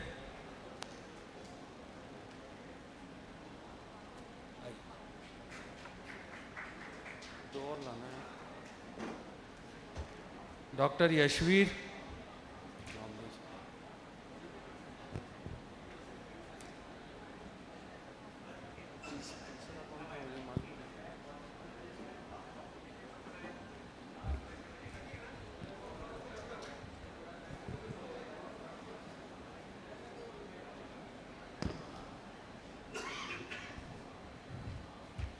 Thank you. Now we move to the next session, invited lectures. First, I would like to invite Dr. Ravindra Bansal from Gwalior, and he will be speaking on office-based laryngeal and hypopharyngeal biopsy tips and tricks. And for these invited lectures, the chairpersons are Dr. Naveen Bhatia, Dr. Gopal Sharan Saxena, and Dr. Sandeep Sharma. So I invite Dr. Ravindra Bansal.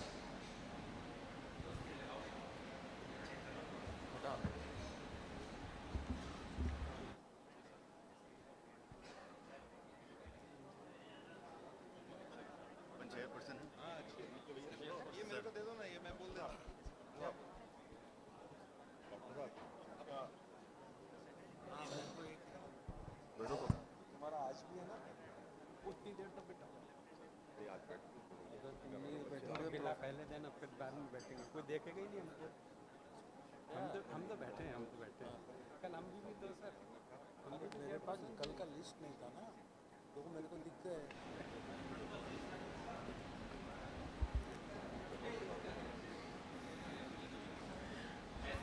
Good morning to everyone. I am thankful to Dr. Sanjay sir and Dr. Dubey sir for inviting me. And it's a very basic and simple procedural presentation. Office-based laryngeal and hypopharyngeal biopsies, tips and tricks. This is my hospital in Gwalior. So, being a ENT surgeon, we came across to the various laryngeal pathologies, malignancies, hypopharyngeal malignancies, and for these malignancies we have to go for the DL biopsies. Sometimes these biopsies become so much difficult because the patient may not give the consent of the biopsy. For DL biopsy, They may have a complications, cardiovascular complications, respiratory complications. They may have a growth in such a big in size that it may create some problem, and patient may need tracheostomy before the procedure.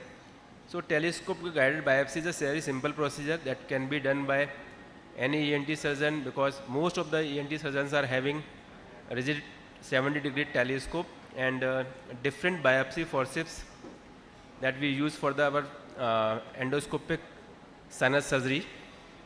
So it is very cost-effective alternative to DL biopsy, because we can do in OPD only. Compliance of patient is very good, and we can avoid tracheostomy. So we do this procedure patient in a sitting posture. We spread larynx, endolarynx with Xylocan 10%. Thereafter we select the forceps what we require for the procedure. These are all the routine endoscopic sinus surgery forceps, giraffe forceps, black sleeve forceps that most of the ENT surgeons are having in their armamentum. So in the OPD only we introduce the scope, visualize the whole of the endolarynx, and we took the biopsy, or we perform any procedure what we want.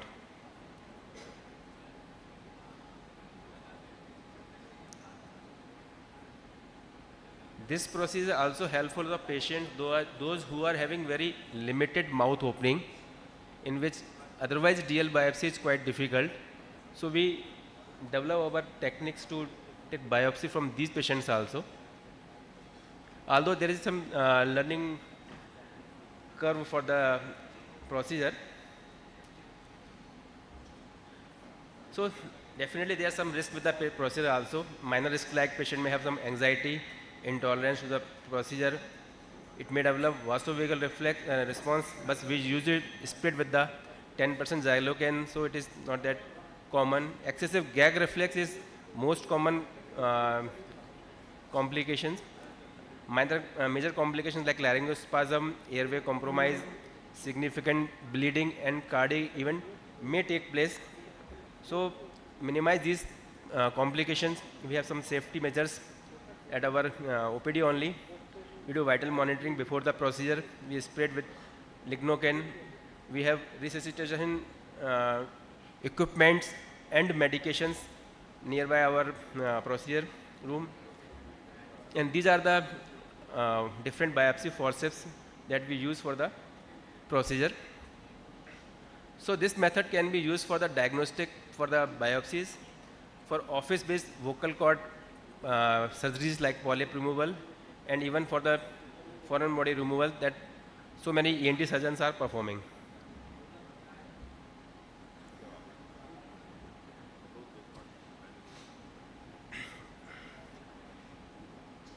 So this is a very routine scenario in our OPD practice. Patients come with the growth at various places. So we can take biopsy with a 70-degree black sleeve forceps. The best part of this technique is that the compliance of patient is very good. And we can select the area from where we have to take the biopsy. In this case, you can see that in initial biopsy slough was coming. So we just shift from the side. And we can poke our instrument into the substance of the tissue to get a better biopsy. That is not possible with the flexible endoscopic guided biopsies, because flexible scopy do not give the big amount of the tissue, and we can't get a representative area biopsy easily. Here you can see that glottic biopsy is a little bit tricky,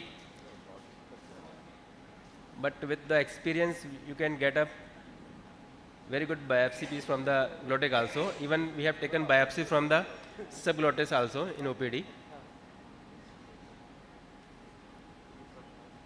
So every area of the endolarynx is accessible with this technique. Even with the pyriform sinus, sometimes we won't able to see the malignancy, but fullness is there.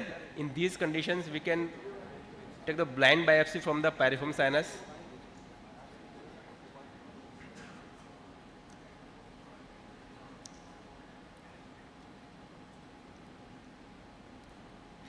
In this case, you can see the growth is so much big in size that without performing the tracheostomy, you won't be able to take the biopsy in operation theater. But somehow we managed to take the biopsy in OPD only. So we, in this case also, there is very limited space for the breathing, and patient was reluctant for the for tracheostomy. So we have taken the consent of the tracheostomy, and thereafter we took the biopsy.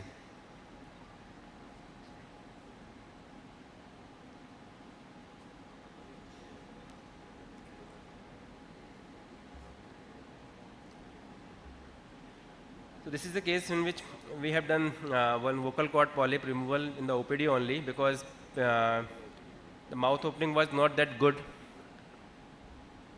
So patient was not ready for the microlaryngeal surgery. The edge of the instrument is quite sharp, so we can cut it in a very better way. These are the denture removal from the just above the cricopharyngeal area.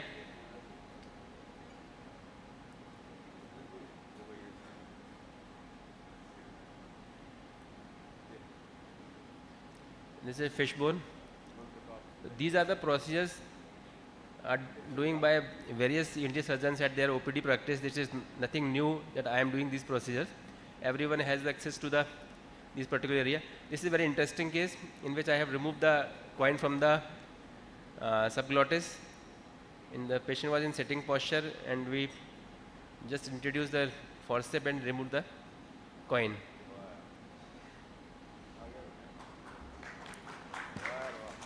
Thank you. With passage of time, we improve ourselves, and now we shifted to the flexible video laryngoscopy. We bought this Olympus flexible scope with NBI, and this also helps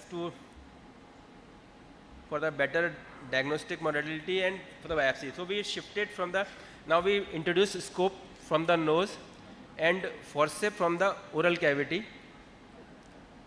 Just because of the NBI technology, now we can assess from where we have to take the biopsy, and visualization is now far better than the 70-degree scope. We can go near to the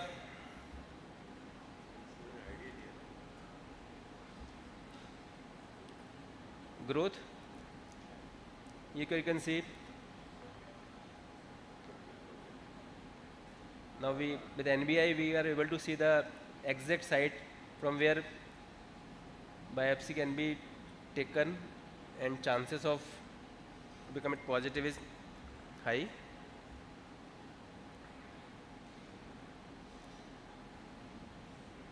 All these patients otherwise required tracheostomy before the procedure,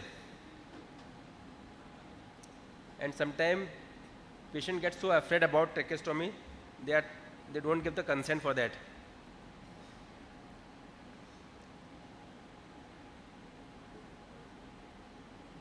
In our routine OPD, we used to take about 2 to 3 such type of biopsy in our routine OPD. So I think the malignancy is a modern time epidemic. The base of tongue malignancy is quite difficult to take biopsy from the flexible scopy. For some time, for the base of tongue biopsy, we shift back to our 70-degree scopy. In this case, we have taken biopsy from just above the bellicula.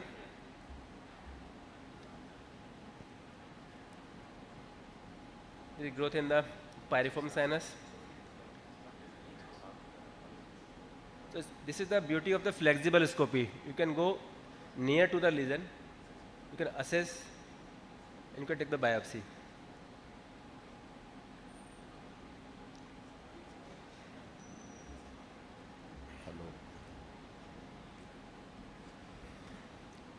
This is a case of tubercle laryngitis, proven after biopsy only. initially we were thinking it could be malignancy also. So we did the laryngeal gargle. So we learn laryngeal gargle technique to anesthetize the larynx.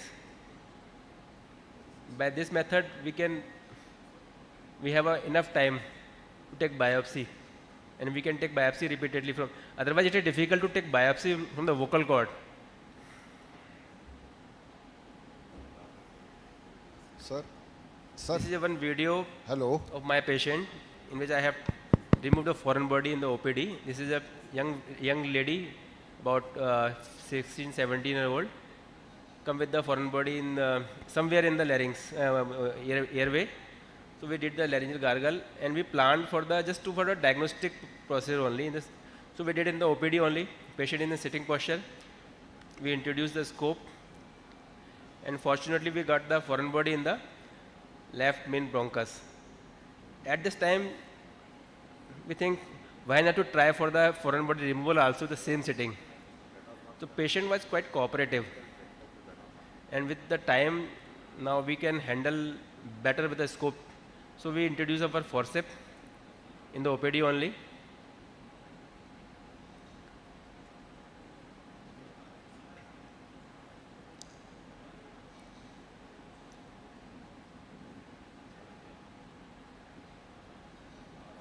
So we remove the foreign body, get stuck in the nasopharynx, slipped. So again we pick it from the oral cavity and remove the foreign body.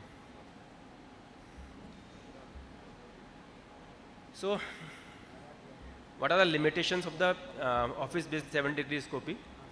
If patient cooperation is very much needed, excessive gag reflex is a limitation, and sometimes with the 70-degree scopy we can't do the functional evaluation, but with the flexible scopy we overcome this thing.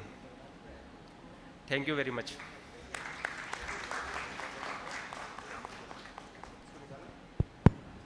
Thank you, Dr. Ravindra, for a very nice talk.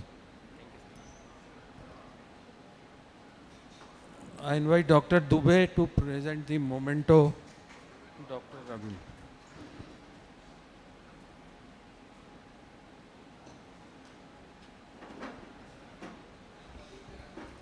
I have seen the presentation of Ravindra while he was presenting in AIMS. At that time I decided that I will invite him, and we will show his presentation on national level also, because really his presentation is very cost effective, as well as really it requires little learning, as Dr. Bansal says, but it is easy to follow and especially help to our poor patients. So thank you very much, Dr. Bansal. Rajiv, you will, Pachori ji? Yes, sir. You want a question? Yeah. So we will allow one question. Ravin sir, you just have to tell us, how do you prepare your patient in pre-OPD settings, means for this procedure and all, in the basics? Counseling of the patient? You ask about the counseling or preparation? Not counseling, the local preparation, sir. Counseling. Counseling and the sprays and all. Spray. Yeah, counseling, because when patient come to the OPD, you examine the patient and you see that there is a growth. So basic first thing is that if patient is having their relatives together, so we can counsel them. It is a simple procedure. In one go, we'll examine the patient, and simultaneously we plan for the biopsy. So he didn't get so much time to think about it.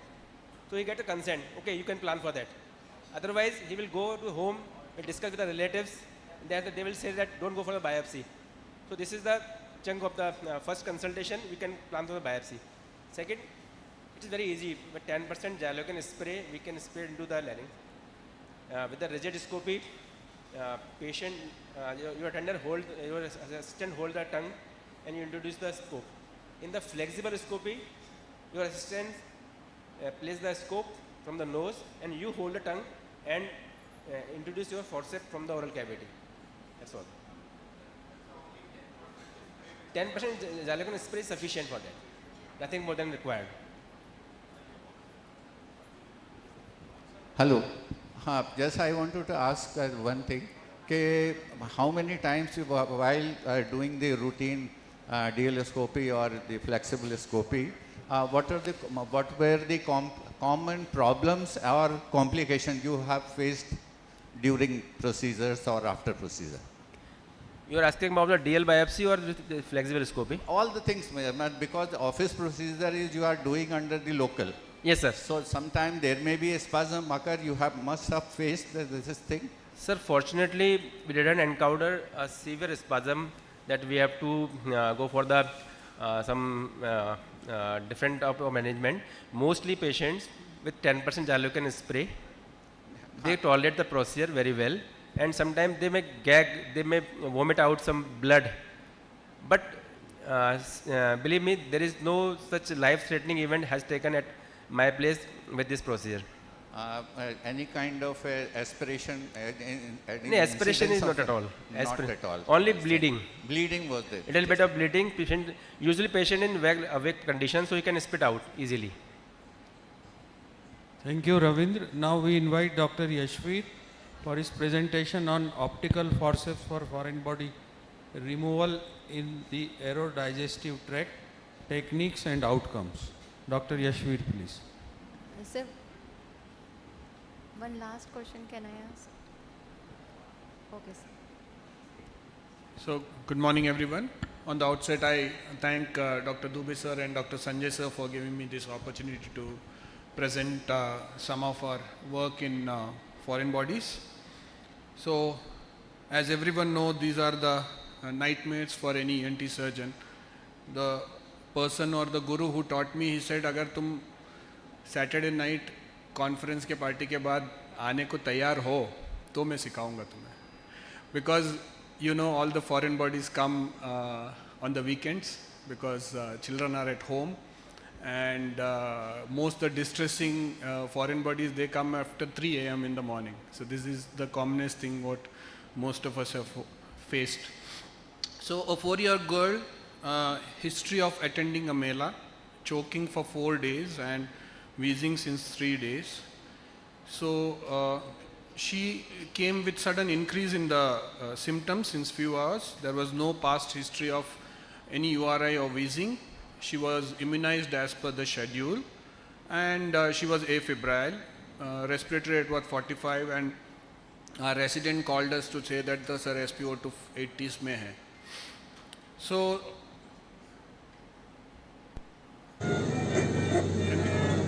अभी क्या problem हो रहा है इसको? तकलीफ हो रहा है, कब से हो रहा है? So this is how with distress, voice not coming out clearly, so this is how they appear.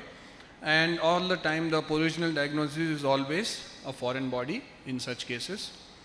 So how do we approach history of foreign body aspirations, which most of the time we do get, but there are cases where we do not get any foreign body history. Auscultation, ENTs usually, you know, we are not very regular in auscultating the patient, so sometimes a crying child with distress, so it's a little difficult for us to understand. So you can take help from pediatrics and especially anesthesiologists. They are very good at this because you know, agar case cancel hona hai, to they always hear a wheeze. So they're very good at hearing extra sounds. So X-ray neck, chest X-ray is very important. CT scan, if the patient is stable and you have time for all this, you can get a CT scan done. Virtual bronchoscopies are being done where they give you a 3D reconstruction of the foreign body, especially in radiolucent ones. And the best thing or the gold standard is to do a diagnostic flexible scopy or a rigid scopy whenever, because not always you get a good evidence in X-ray. So MRI, again, it takes a very long duration to do it. So if the person is very stable, you can go ahead. And simultaneously, airway control has to go on. So we admit all our patients in our pediatric PICU. So X-ray gives us sometimes a very clear-cut evidence when there is a radio-opaque foreign body, no issues. You always get a very good X-ray. But in radiolucent ones, you can have indirect evidences of hyperinflated lungs, collapse, consolidations, and mediastinal emphysema at times. So this was a 1-year-old child who grabbed her mother's earring and it was on the larynx on top. So here on the X-ray on this side, you can see there is a collapse in the lungs and on one side, and there is this is an indirect evidence. And here you can see lower lobe pneumonia in this girl and a hyperinflated emphysema on the opposite lung.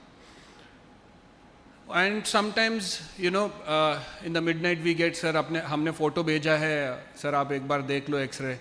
तो कई बार नींद से जग के, अरे ये तो easy है, तुम लोग निकाल लोगे. तो बोले सर नहीं, उसका हिस्ट्री जो है कुछ और है. तो उसने एक्चुअली नीडल एस्पिरेट किया है, but sometimes if you don't get a lateral x-ray with zipped jacket, you can have wrong information. So if you see closely there are there is a needle there in the lower part of the lungs. So there are different ways to manage. We already seen Dr. Ravin sir. Nice. I would try this next time if I get an adult patient stable in local anesthesia. So we always take consent for tracheostomy and DOT and also thoracotomy consent. Sometimes when highly placed foreign bodies can be easily removed by simple laryngoscope. We use a Magel's forceps and just remove it. So can't record these things because we don't have a video support in direct laryngoscope. Other than that, we can use bronchoscopes, either flexible or rigid. You can use optical forceps without the bronchoscope. I'll show you some of the clips how it's done.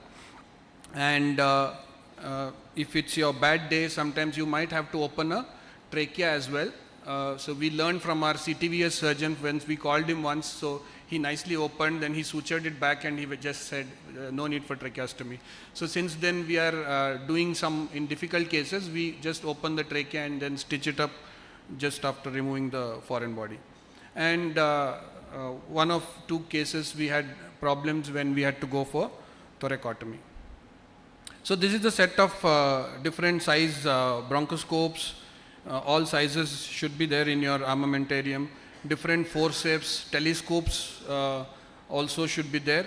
Make sure you keep the right size telescope and right size bronchoscopes. Because in emergency we have had some situations कि वो telescope जो है छोटे बच्चों का आ गया, bronchoscope बड़ा आ गया, and we didn't reach the foreign body only. So in emergency these things also happen. So before you start, you put the telescope or the forceps and make sure कि वो उससे बाहर निकल रहा है. So this is a optical bronchoscope by Storrs. So they have a input for the airway, which is universal for all anesthesia machine, and they have this multi-purpose port. Either you can give jet ventilation from here, or you can just put suction also. And if you don't want anything, you just put a close that area so that you can get a closed ventilating system. And this is for the prism where the light source will be connected. And through the eyepiece, either you can put a telescope or you can put a optical forceps. So this is how the optical forceps looks. So it has a port for the endoscope. We can put the endoscope, lock it up. Either you go and put it through the bronchoscope, or you can directly put it without the bronchoscope also in some cases. So you have different options like for peanut, cup, crocodile, alligator. So this is a beauty of the Karl Storrs, because in Indian forceps what we get, only the upper jaw moves. So in Karl Storrs, that is the advantage, both the jaws moves in equally. So it gives a good grasp for the foreign bodies. So we always keep a tracheostomy set in our trolley all the time. So few cases I would show. So this is a child who had history of aspiration of seed, and the child came after 2 days, because in seed what happens, initially they have that quiet period and they come back after 2-3 days when they develop this vegetal pneumonitis. And as later it comes, it always comes out in pieces, because as you grasp it gets broken. And make sure that you take out the skin of the seed also, because sometimes when you do a check bronchoscopy there will be skin left inside. So you always do a check bronchoscopy after that. So this was the seeds in pieces. Another boy, he also had gone to Mela like that other girl.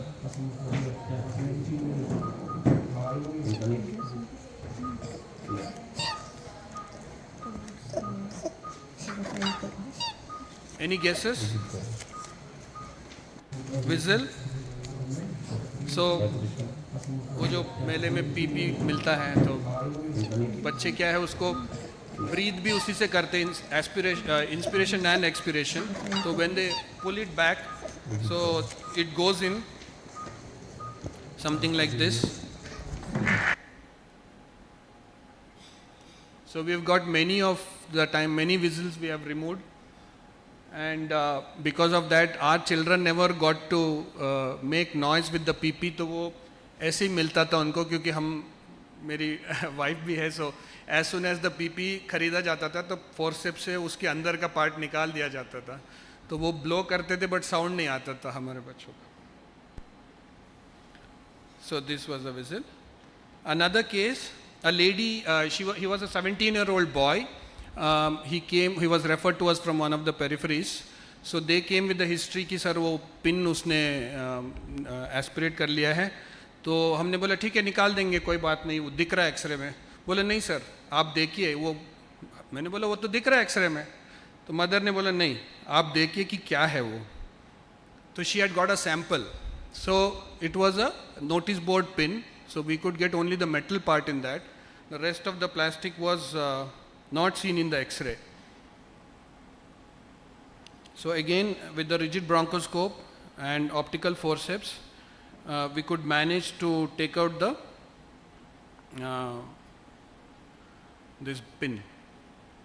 So just a word of caution, when you have a larger foreign bodies, as you grab it, you never try to pull it into the bronchoscope.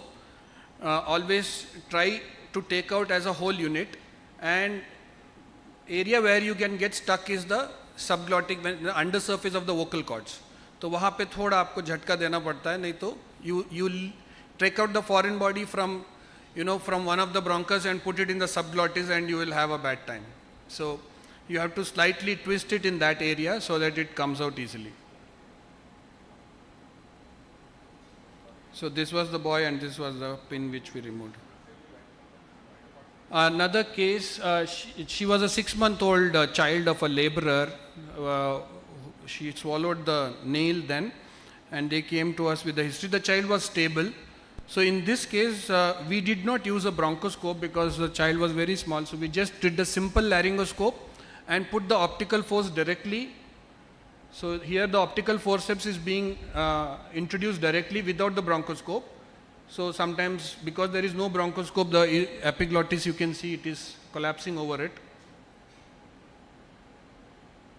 So we were lucky that the tip was on just at the subglottis, so we could easily remove it in 1 or 2 attempts though.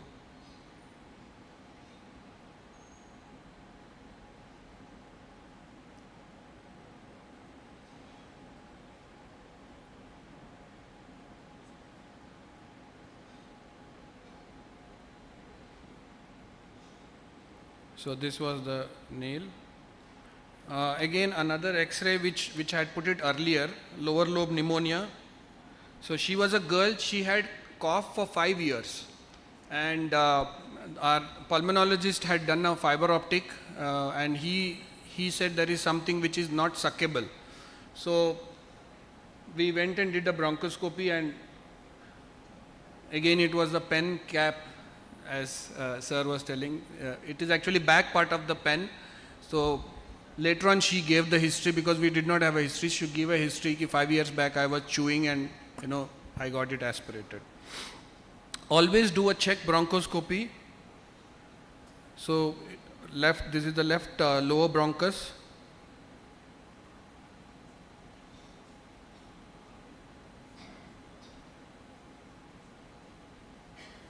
So check bronchoscopy is mandatory. Sometimes your anesthetist may say that the child is on distress or something like that. So you can always allow them to put an endotracheal intubation, and then through fiber optic, through the endotracheal tube, you can do a second check. Second check is very important. So this was the pen cap. Another case, this was similar to what Dr. Ravin sir had shown. This is a hijab pin.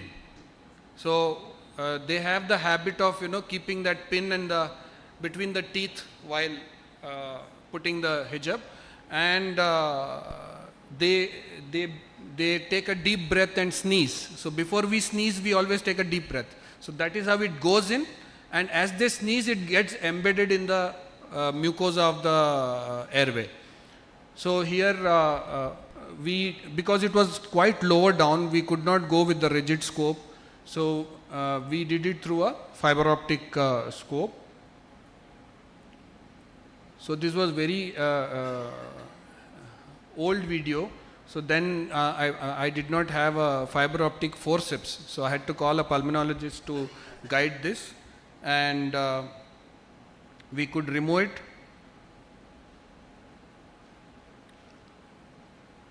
First we had to dislodge, and then we removed it through the endotracheal tube. So we had intubated this person.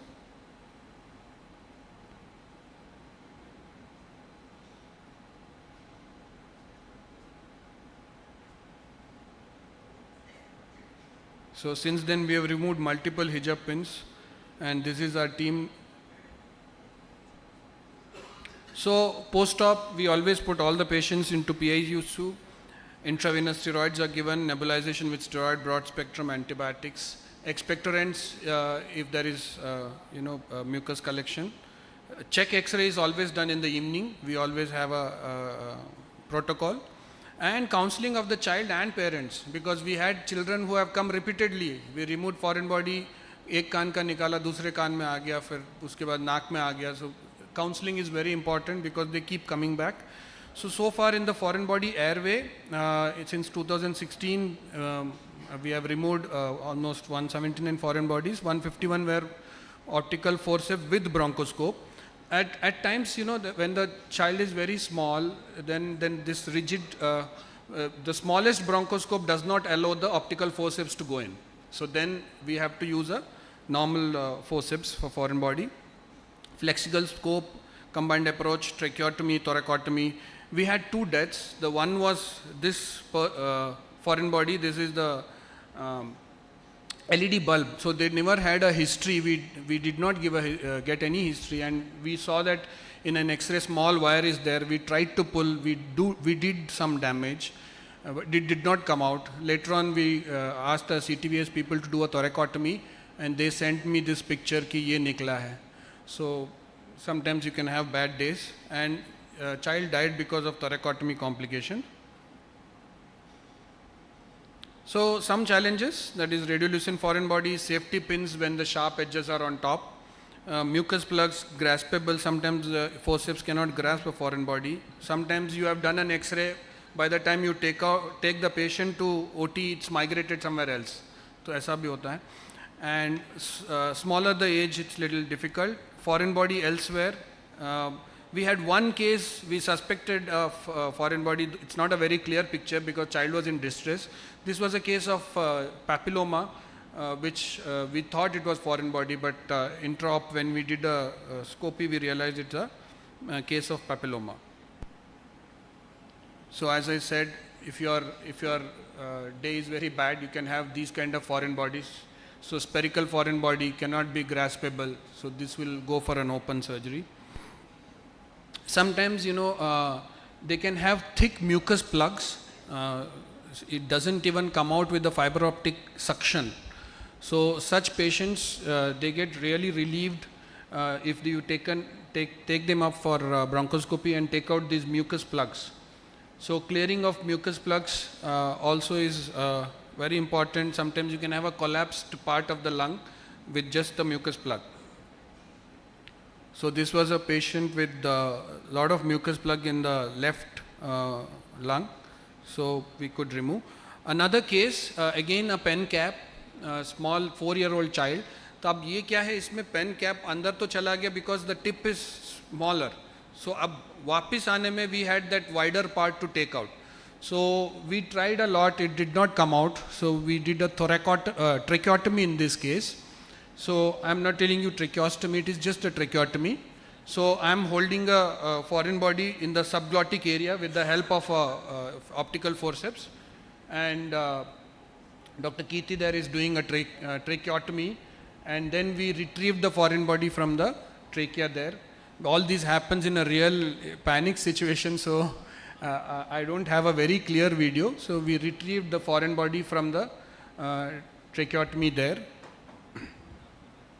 Another case, now this child came with the history of the safety pin, and we had a good x-ray and everything was well prepared ki upar hi hai, chalo nikalte hain. So when we went, we did not find a foreign body.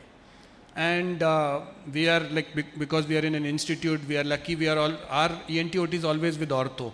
So we asked them for a C-arm, and we realized that it is in the nasopharynx. Because on the way the child had sneezed, and it had gone to the nasopharynx, and that too with the two edges. So I was trying to pull one, the other one was going into the mucosa. So finally I decided to put the suction onto one tip and then hold the other tip so that it doesn't damage, and that's how we took out this foreign body from the nasopharynx. This is the normal diagnostic nasal endoscope, the 4-degree telescope from the nose.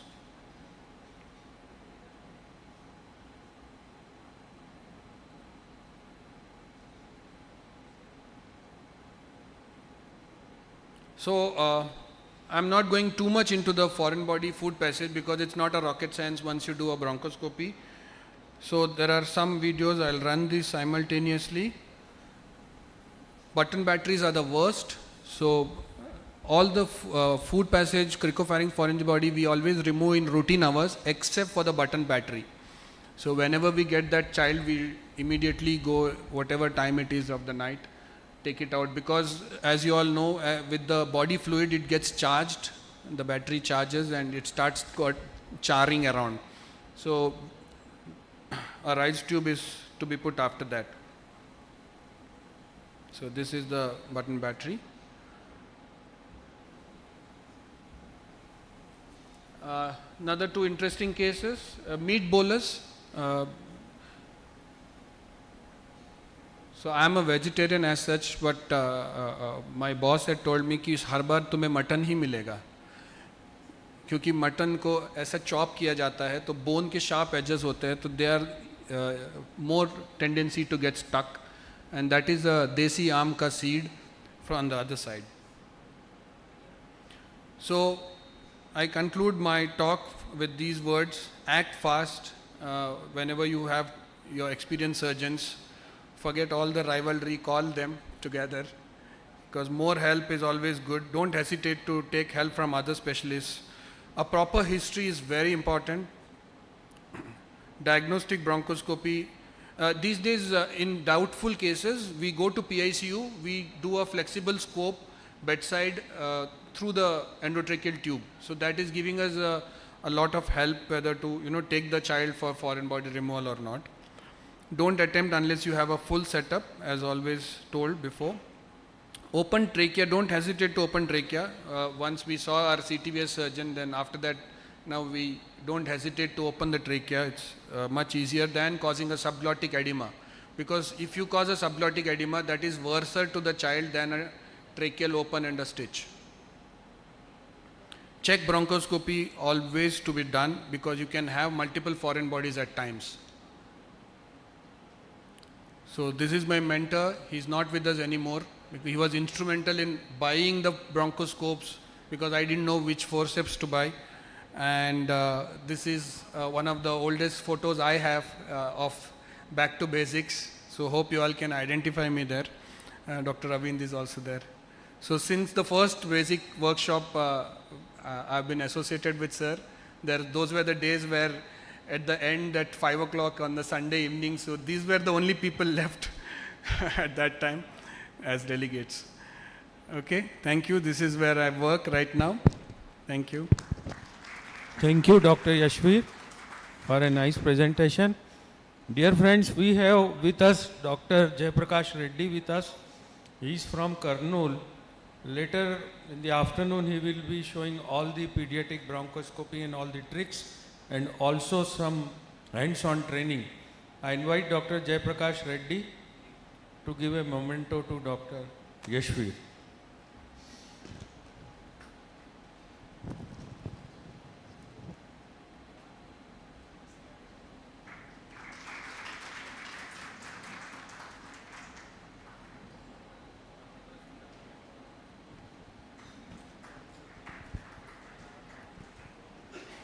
Thank you, sir.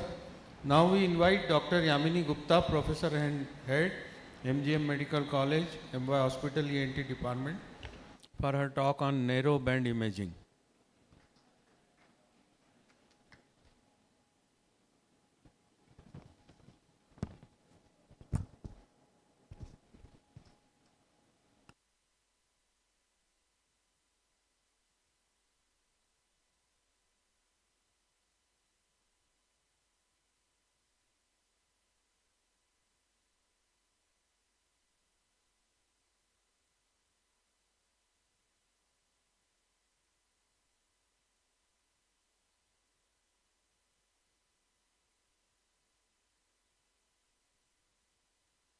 Good afternoon, everyone. At the outset, I would like to thank Dr. S.P. Dubey sir and Dr. Sanjay Agrawal sir for giving me this platform. So we have been hearing about narrowband imaging NBI since yesterday, but since it's a workshop on back to basics, I'll be talking about the basics of NBI. So we all know that head neck malignancy is a heterogeneous group which arises from different areas and has a different prevalence and treatment outcomes. Globally, it's the 6th most common cancer, and in India, it's the 2nd most common malignancy. We all know that the large tumors, the surgical and oncological treatments are associated with significant mutilation. So how do we avoid that? Early detection is key to it. So to detect them early, we have different modalities with us. White light, when we do the endoscopy with white light, what happens is that all the wavelengths get absorbed and the image lacks the contrast. So it is difficult to discriminate the early changes of malignancy. But in narrowband imaging, it will use only the blue and the green light, thereby it enhances the image contrast. So we all know that whenever there is a malignancy transformation of a pre-malignant lesion to a malignant lesion, there occurs angiogenesis. So the key factor is that the new angiogenetic pattern of vasculature of mucosa is picked up by this narrowband imaging. So NBI is a novel high-resolution endoscopic imaging technique which enhances the details of mucosa and the submucosa of the tissue. So we have a spatial filter which is electronically activated. So it's a filter which is there on the endoscope, and we press a button, so the filter gets activated, and thereby the white light is then converted to a wavelength of only 2, that is blue and green light. So as I've already told you, the narrow band, that means we are narrowing down the bandwidth of the white light to blue and green, which will just penetrate the mucosa and the submucosa respectively. So this is what is the basis of this. So when we are activating the filter, only the green light and the blue light penetrates, the other wavelengths get stopped by this filter. So what is important is to remember that the blue light will fall on the mucosa and then will be reflected back, whereas the green light, it penetrates the submucosa and then is reflected back. So can anyone tell me the reflection is of same color as blue or green, or do we have a different color which is seen by us? Anybody, the PG students? Okay. So what we should remember is that it's of different color. So when the light is falling in the submucosa, what happens is that this is absorbed by the hemoglobin in the blood vessels. The blue light is of around 450 nanometer wavelength, and the capillaries in the mucosa absorbs it, and then it is reflected as brown color. Whereas the green light which is falling on the submucosal, it will be absorbed by the subepithelial vessels and it will be reflected as cyan color. So here is the picture. This is what it looks in the white light. But when the blue light is reflected, it is reflected as the blue capillaries, as you can see over here. And when the green light is reflected, it is reflected as a cyan color vessels. So how do we judge that, yeah, something is going wrong. Now the pre-malignant lesion is getting converted to malignant lesion. So what happens is that there is a loss of normal branching patterns of the capillaries in the bed. So we have these intrapapillary capillary loops variety which is there, and a classification has been designed. So on basis of what is the appearance of these IPCL, they're called in short, we decide whether it's a early stage or a later stage. So this is how it happens. As you can see that in the white light, it is difficult to appreciate the lesion, whereas if you are doing it in NBI, you can see the multiple brown spots which depicts the early malignant changes. So the classification was given by Takano. It's of 4 types. Type 1 is characterized by simple regular brown spots, but in this the capillaries are parallel. They are not perpendicular to the structure. In type 2, what happens is there is dilatation, there is tortuousness and crossing over of the intraepithelial microvasculature. So these are the pictures of type 1 brown spots, and there is a tortuosity of the vessels. In type 3, the vessels become twisted, meandering and elongated, whereas in type 4, the capillary IPCL loop destruction occurs, and also there is neoangiogenesis. So these are the 2 pictures to tell you that here you can see the neoangiogenesis, which is the hallmark of malignancy. So we did a study to assess the role of NBI in early detection of malignant lesions, and also we correlated whether if we take a biopsy which is NBI guided, that is helpful, or we take a biopsy which is blind. So the study was done on around 100 patients in the age group of 20 to 80 years, and we included the patients of suspected oral, oropharyngeal and laryngeal malignancy. So the most common age group, as the books tells us, was 4th decade, which was followed by 5th decade. The most common gender was male, and probably I feel the kind of scenario, the societal changes we are having, a study if done 5 to 10 years later will have almost reversal or maybe equivalent pattern of the gender. So the oral cavity lesions were most common, and followed by oropharynx and larynx. The type 1 IPCL was most common, which was followed by type 2, 3 and 4 respectively. When we compared them with the histopathology, what we find that type 1 and type 2 showed a well differentiated carcinoma, and as it increased the type 4, it showed the poor differentiation of the carcinoma on histopathology. When we compared the specificity and the sensitivity with white light and vis-a-vis with NBI, we found that both the sensitivity and the specificity at NBI was higher than compared to the white light. So similar were the observations in other cases. So this was a case 1 where was 56-year-old male patient where patches were there on the lateral border of tongue. This was the picture in the white light, and on NBI we found that there is brown spots, and when we took the biopsy it came out to be well differentiated grade 1 carcinoma. So this is a case of ulceroproliferative lesion over the hard palate. This is the NBI picture. You can see multiple brown spots, and then again the histopathology proved it to be malignancy. Another case of ulceroproliferative growth over left buccal mucosa.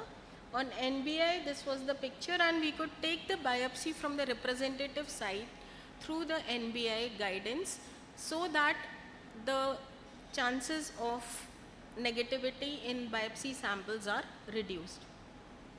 This is another picture of lateral border of tongue. You can see the IPCL brown spots and dilated vessels over here. So is this pathological or normal if we consider the vocal cords?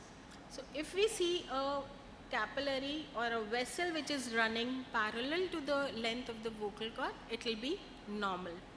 If it is perpendicular, then we suspect the changes are occurring towards the malignancy.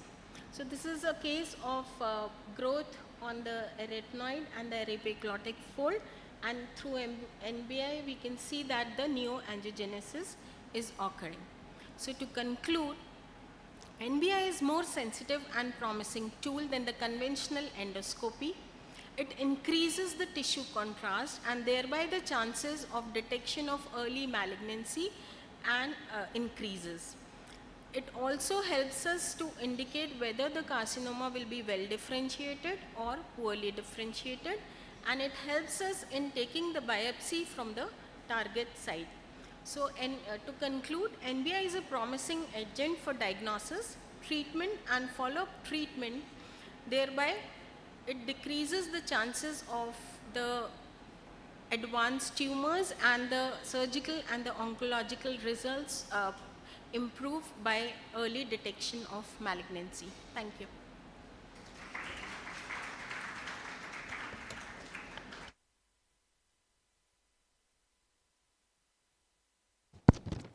Thank you, Dr. Yamini. Dear friends, we have also Dr. Tushar Kanti Ghosh from Kolkata. Many of you know him. I invite him to present a memento to Dr. Yamini Gupta.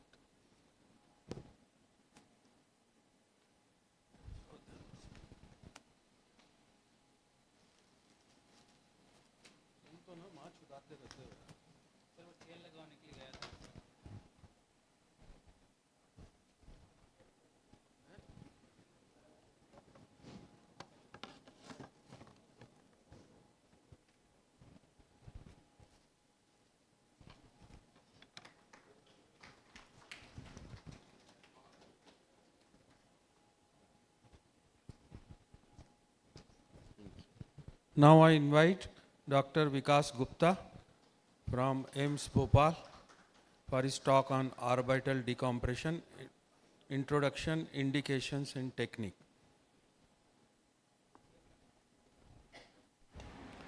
Thank you very much, sir. So I just got over from the FOMO that I missed all the science and fun yesterday because of some other engagements. And as sir was planning, sir called me as usual, Vikas bhai, and I gave 3-4 things which I could speak on, and this was the topic which sir did choose. So if you people like it, please thank him, and if you don't like or you want that I should improve on something, please let me know. So orbital decompression is not something which we very commonly do, but yes, because the domain of ENT is expanding, and we know there are certain groups in Japan and China who are actually now doing the nasal transorbital surgeries. They are dealing with quite a few tumors which were otherwise not amenable to the ENT surgeons, but now they are going through the transorbital. So orbit is something which we all otherwise know. Few of it who are not too much into the orbital connections were actually exposed to it during the COVID. So it is something which we all today know, and it is our adjacent organ. And so what actually is orbit? Orbit is a bony cavity which is bounded all the sides by the bone, and it has got a few openings on the back and a large opening on the front. And it has got a fixed volume which is around 30 ml, and it is made of some 7 bones here and there.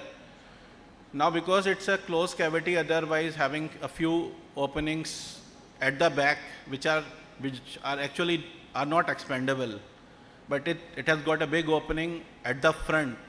So it's like if you put something inside a bony cavity or a closed cavity, obviously the contents will spill out. It's like putting some more water in an already filled bucket of water.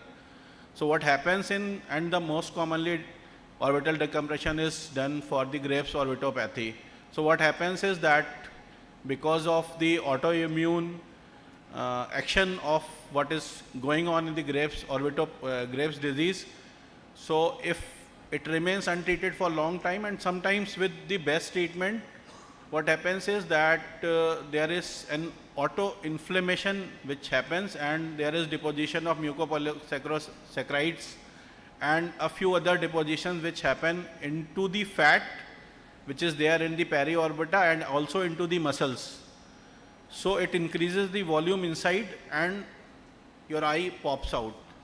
And once your eye pops out, your eye remains open for long, which actually predisposes to exposure keratitis. And if this volume further increases, there are symptoms of optic nerve compression. So these are the two most common times when an endocrinologist will send these patients to us. And do we get these cases more often?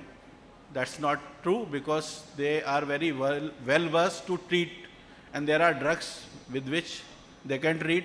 Earlier it was like most of the general medicine people were treating these patients. Now there are ample of endocrinologists who are very well versed how to treat these patients medically. So its orbit has got 7 bones, it has got a medial boundary. So if you consider the orbit as a bony cavity, and if you see the anatomy, you'll find that the roof is very strong, lateral part is very strong, even the floor is very strong. But the medial wall is not that strong. So God has actually given us that, it's like mechanism. So if there is any injury to the orbit or any untoward thing happens, this medial wall fractures, which we also see when we see these patients, or the floor fractures. And this is what we take advantage of when we do an therapeutic orbital decompression. So it has got quite a few components, which I will obviously need not to go into the detail, because we do not deal with these contents as per se, except for when we are doing an orbital exenteration, we'll just remove everything and we'll go to the base of it, and we'll just encounter the optic nerve and the ophthalmic artery which exits from that area. So as I said, it is most commonly done, orbital decompression is most commonly done for the primary reason, that is the proptosis leading to exposure keratitis, or when the optic neuropathy starts settling in. But sometimes it is non-urgent, like if there is only proptosis and patient is being sent to us, yes, we offer them decompression. And sometimes it is like patient has been treated, it is not further worsening, but patients want that these popping out eyes should go in. So that is another indication, which is not a non-urgent indication.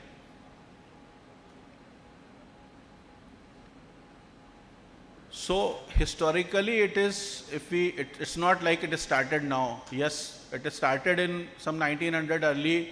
In fact, it was popularized in 2000s, the transnasal way. Otherwise it was being done in various ways, mostly the external procedures. So it's something which is not new. It is being done since 1800. If you see the literature, you'll find the notings that it was done in 1800s also. So most commonly done is the medial, which is being done by us. The next is the lateral, which is mostly being done by the ophthalmologist. And then we combine the medial with a part of inferior. Superior is rarely done, or is rarely required when there is a tumor which is coming from up, and then we excise it. So medial decompression, because we most commonly do the medial decompression, it gives just a little less than decompression than the lateral decompression, which is actually mostly done with the external procedures. So medial decompression gives us around 3 to 6 millimeter of decrease in the proptosis. Lateral decompression actually gives the most therapeutic value in terms of the proptosis, but it has got its own issues, like it has to be done with an external incision. Now some of the people are doing it transcaruncular, they also do it transconjunctival or very small incision in the, but then there is a significant risk because there are nerves here. Sometimes if you go too laterally, you can actually injure the branches of the facial nerve also, so that is also reported. And it also creates a hollow in this area once you remove the lateral part, which most of the times people will not find it good in the long term.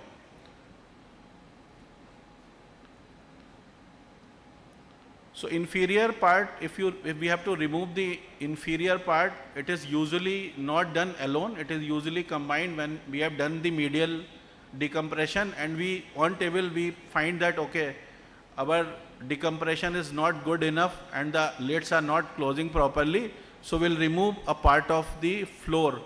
But as an ENT, what we always take care of that when we remove the inferior part, we only remove the medial inferior part.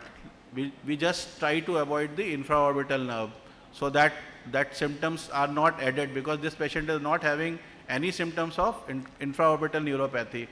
So that's our limit. We remove the medial and we remove the medial of the inferior wall. Okay. So this superior, as I said, it has got very limited role when we have some tumors coming from the roof and we want to remove it. So we combine the medial, which gives us 3 to 6 millimeter reduction in the proptosis, and we combine it inferior wall or the floor, which can give us additional 2 to 3 millimeter of reduction in the proptosis. Now, so these are when we counsel the patient, we clearly tell them that you need to get yourself treated continuously with your endocrinologist. The treatment we are offering is something which will try to avoid further injury to your eye. It will improve your eye symptoms, especially if the patient is having symptoms of optic neuropathy. And we always tell them that it may be that you do not get further worsening of the mortality of the eye immediately, but it is seen that over the long period of time, some of these patients may actually develop further worsening of the mortality of the eyeball because of the inferior rectus, especially if you remove the floor. So as I said, pre-op preparation, we always send these patients to the ophthalmologist for further proper documentation. We also take their photographs so as to compare pre-operatively and the post-operatively. And we take these measures also as the digital measures. So this is a patient which we treated, I think, around 5 months back. In the month of April, this patient was being treated under endocrinologist. Despite their best efforts with various methylprednisolone doses, she was not responding. At least her eye symptoms were not responding. And then when she came to us, it was only proptosis. So there was a phase of counseling when we told them that all this can happen. She's a well-read lady. And obviously today people do see that what all complications can happen. So she was initially not very convinced with what we did offer. But in next 36 hours, she developed optic neuropathy and her vision decreased. And this was the time when she actually gave in, okay, yes, we need to go ahead. So this is her preoperative photograph. So CAS is clinical activity score, which they do which the ophthalmologists do for Graves' orbitopathy, especially for the Graves' orbitopathy. And an A score more than 3 is actually, it's a documentary proof that what we are offering is right. So if it is this score is more than 3, we are right in offering the surgical procedures. Now coming to the procedure is straightforward. If we are doing the routine full house FES, so it involves the medial meatal enterotomy first, because we have to see our landmarks, that how far we have to go posteriorly and how superior we have to go posteriorly. So that is the first step, which we otherwise also do in all the FES cases. The next is that we have to remove all the ethmoid cells, because you need space. You are not going to remove anything per se from the eyeball to the outside. We are just creating space, removing the medial wall. Now the fat which is going to prolapse should have some space to get into the nasal cavity. So because of that, we need to remove everything which is medial to that. The only thing which we need to take care of, that when we are going superiorly, we should not go as superior so as to your fat prolapse will actually block the facial recess area, frontal recess area, because otherwise in the long term this patient may actually develop the mucocele. So that's the only thing which needs to be taken care of during this procedure. Otherwise, this procedure is very straightforward. You do middle meatal enterostomy, complete ethmoidectomy, spinoidotomy, and then we do the medial wall decompression. So it's a short video which I will just sorry.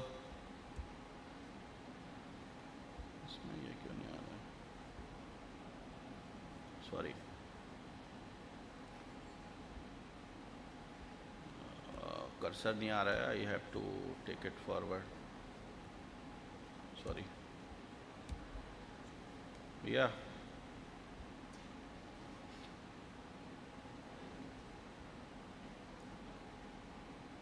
ये इसमें cursor नहीं आ रहा है. Audio है sir इसमें? नहीं audio नहीं है, कर्सर हमें फॉरवर्ड करना है ये वीडियो. फॉरवर्ड एक second.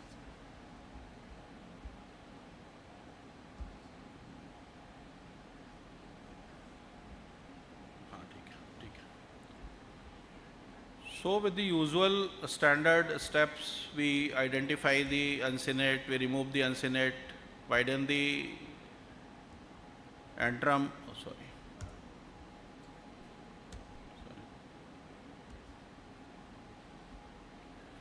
And we do a full ethmoidectomy. We remove all the ethmoids. We also identify the sphenoid ostium, remove the part of the superior meatus so as to create more space. And if required, you can also consider removing a part of the middle turbinate. We usually do not do that. We do not require many times, but you can do that.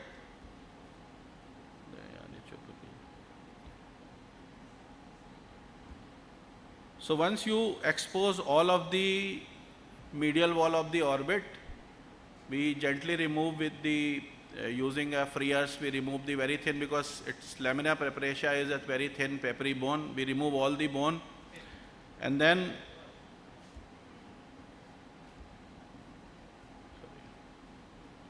so this is how it looks like. It is distinctly in color. It is distinctly different from the adjoining area. So it looks pale with some blood vessels, very small capillaries running over here from here to there. And we have to remove all the papillary thin bone from anterior to the posterior. Once this is done, we take a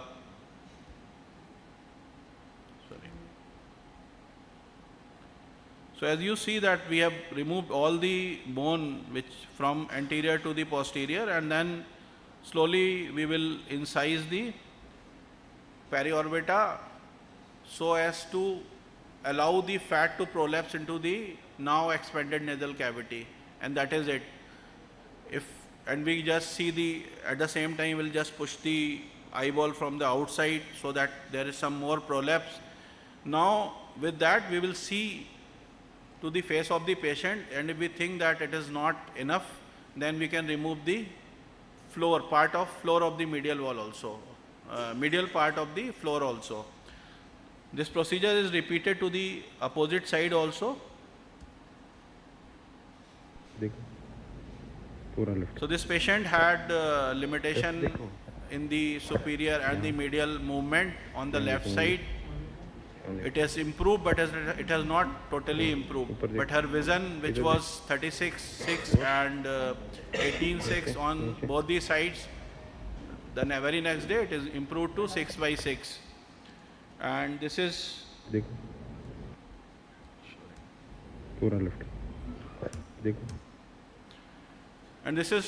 her recent photograph. So the proptosis has significantly gone down. There is no lid lag as of now. There is no signs of exposure keratitis, and patient is ongoing treatment with the endocrinologist. And this is how her parameters, which we documented in the pre-op and the post-op. So as I was telling about the clinical activity score, it was 3/7 on right eye, on left eye it was 4/7, it is now 0/7, which says that the disease as per the Graves orbitopathy is inactive now, and their extraocular movements, it has improved, but it has not come back to full normally. But yes, there are no added, or there is no worsening of the extraocular movement, and the fundus is absolutely normal. Now this is not a fully treated patient. Now these patients are tagged as inactive orbitopathy.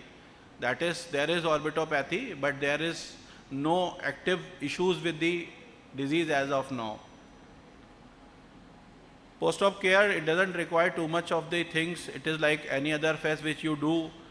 We steroid, as she was already on a steroid, we keep on giving her steroids and antibiotics. There are nasal precautions. Obviously, when you are removing the ball of the orbit, you have to tell them that they do not need to sneeze. And if they have to sneeze, they have to sneeze with the open mouth. They do not have to blow the nose, because obviously then it may cause the air to actually get into the orbit. So these are the complications which I have already enumerated, and we tell all of these things to the patients in the pre-op counseling, and we take consent for all of these. Yes, they do not happen, but two things are very important to tell them, because they do not happen as immediately, but they may happen in the long term. One is that they may actually have the symptoms sometimes of sinusitis, or symptoms of they may develop mucocele, which is not in our hands, and thus in the long term they may actually have dysmotility of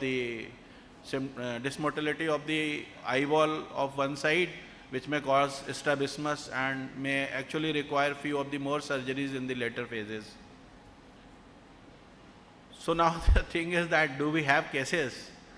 Yes, we do have cases. It is good that there are multiple treatments, medical treatments available. If they are not responding to the MPS, Tepezza is one drug which is a monoclonal antibody, and it has shown significant improvement in the symptoms, especially for the Graves' orbitopathy. There are other treatment options like the radiations which are giving in the centigrade doses. But yes, it is something, if we have good relation with the endocrinologist, like we were getting, if I talk about our relations with the endocrinologist, we were having like 2-3 cases of parathyroid adenomas which we were doing, and were actually being referred from outside directly to us. Now it is almost every other week we are operating upon parathyroid adenomas, and because of that they have also developed very good confidence in us, because parathyroid adenoma and these things are like steppies surgery. You do it and you get the results, and somebody who is sending to us are very much convinced that you have done a very good job. And actually they do not require too much of efforts from our side, because these patients are actually having the issues which are more of medical kind of symptoms, and they have to take care, and they are actually over with all their treatments. And because this patient has been following to them for a long time, they want this patient to be treated. So when you extend an helping hand, they are also very happy with the results which their patient is getting. So it is a teamwork. Obviously we require their help, and sometimes they require our help, and yes, that's it.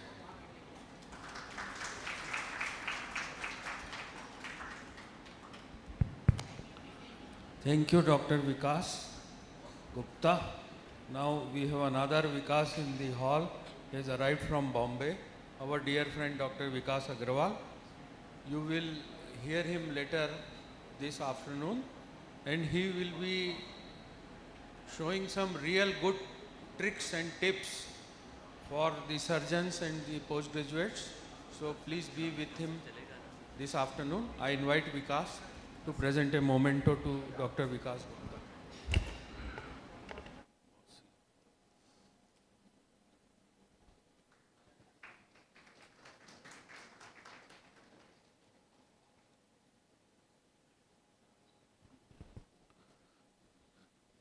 Next, I invite Dr. Jaskaran from Amritsar, and he will be sharing his knowledge on parathyroid surgery.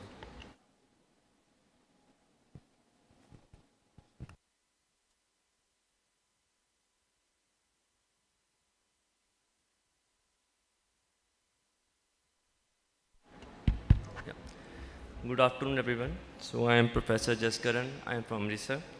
At the outset, I would like to thank my mentor, Dr. Dubey, and my mentor, Dr. Sanjay Agarwal, for giving me this opportunity. So today we are going to talk on preservation of parathyroid and various techniques. So I come from the institute which does more than 600 thyroids a year, and more than recurrent love, what is the more dreadful complication is the parathyroid one. So we'll talk in this later presentation. So next 12 minutes we are going to discuss all the techniques by which we can preserve the parathyroid. So just briefly about the anatomy. We all have been taught to identify it by color, how parathyroid looks. For postgraduates in the audience, this is how it looks. So A labeled here is your lymph node. So B is your parathyroid and C is your fat lobule. So very important is the color identification. So forget about weight and all. So by experience you will come to know how parathyroid looks. So dark yellow caramel to reddish brown is the color which you will have. So to introduce, so post-operative hypocalcemia is a real complication, and we do have lot of patients, especially if we are in a head and neck cancer unit. So around 20% of patients who we are dealing do have some sort of hypocalcemia, and about 1 to 4% land up in a permanent thing. And this is really very difficult thing to handle. Not because there is no parathyroid hormone right now approved for hypocalcemia in India. So that's why we have to be utmost care to preserve this parathyroid. So few landmarks which we'll be talking in our videos also. So this is the things we should look for identifying the parathyroids. So tubercle of Zucker candle, inferior thyroid artery, and recurrent nerve. If we are well versed with these three landmarks, we will not injure most parathyroids. So coming to the superior parathyroids, so they are more consistent. So golden rule for superior parathyroid is 80% are located at the cricothyroid joint. So when we are talking about thyroidectomy, all textbooks have been labeling different techniques to save recurrent laryngeal nerve and parathyroids, but the one textbook which I feel really helped me and the literature from Bailey and Love, they strongly talk about, not from now, but right from 80s or 70s, they talk about the cricothyroid joint. And till now, it has been proven that cricothyroid joint is the most important thing which will look, and we'll have recurrent nerve and parathyroid in this vicinity. So inferior parathyroids, they are more variable, and they are more area of dispersal is there, and they are located superficial to the recurrent nerve. So especially when you are dealing with cancer, papillary or follicular cancers, so chances are there we injure inferior parathyroids. But that's why it's very important to preserve superior parathyroid, and for that we need to know the anatomy of CT joint, cricothyroid joint. So definition of hypocalcemia, we all know. So how do we define hypocalcemia? It's corrected when we injure the parathyroid and we give calcium, and if we have, despite of calcium supplementation, 8 milligram deciliter of reports, this means your parathyroids are not working and patient is in hypocalcemia. You have to do something for the patient now. So there are various methods which are identified and told in literature.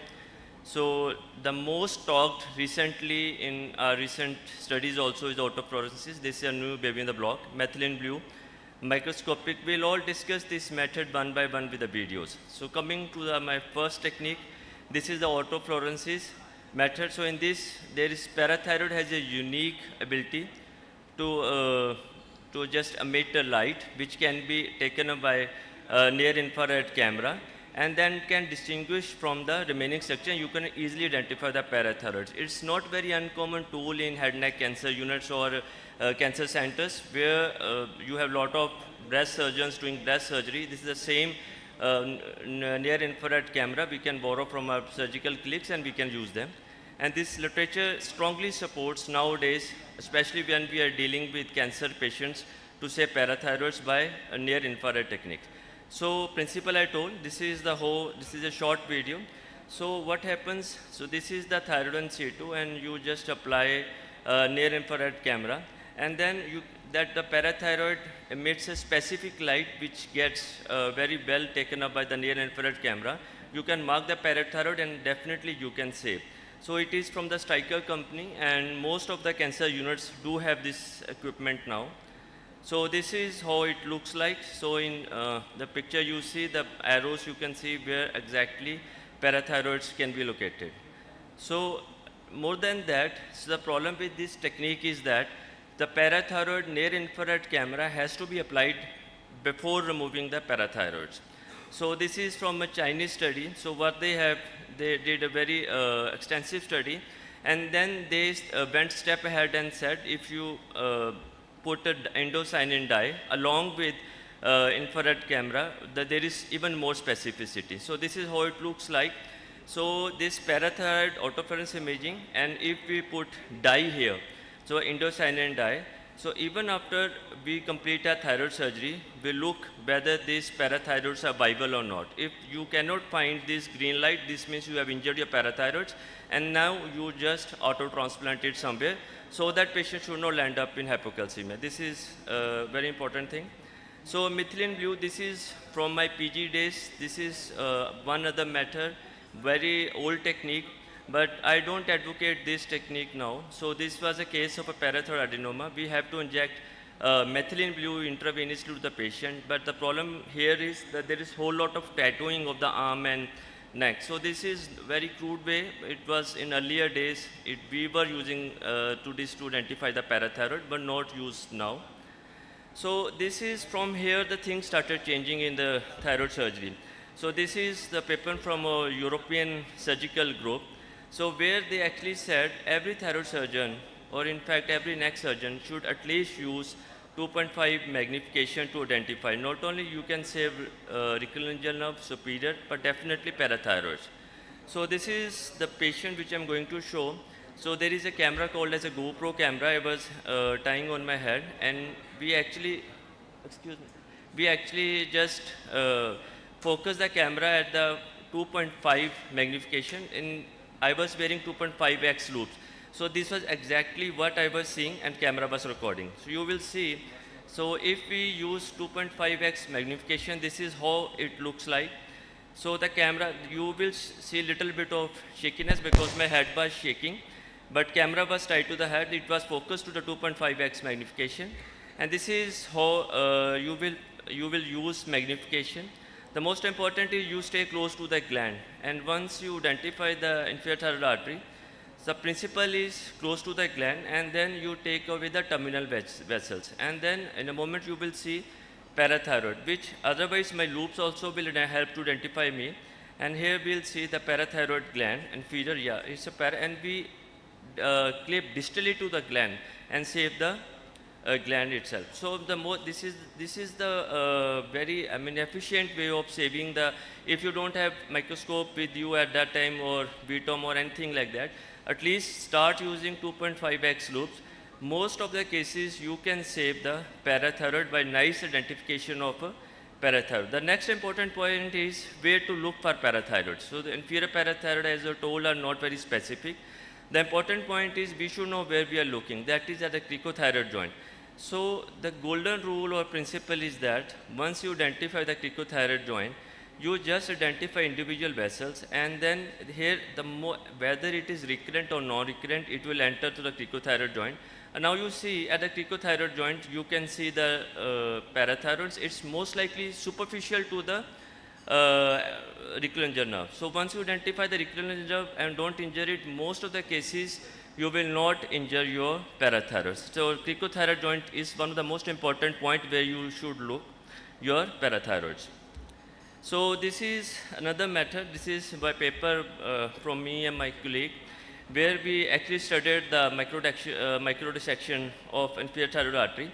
So here, how it is different, we actually find there is a very low incidence of transient or symptomatic hypocalcemia, which if we use this technique. So this is, if we have to use a microscope. So more and more centers are now started using microscopes. The only problem is that you have to get tuned to using a microscope.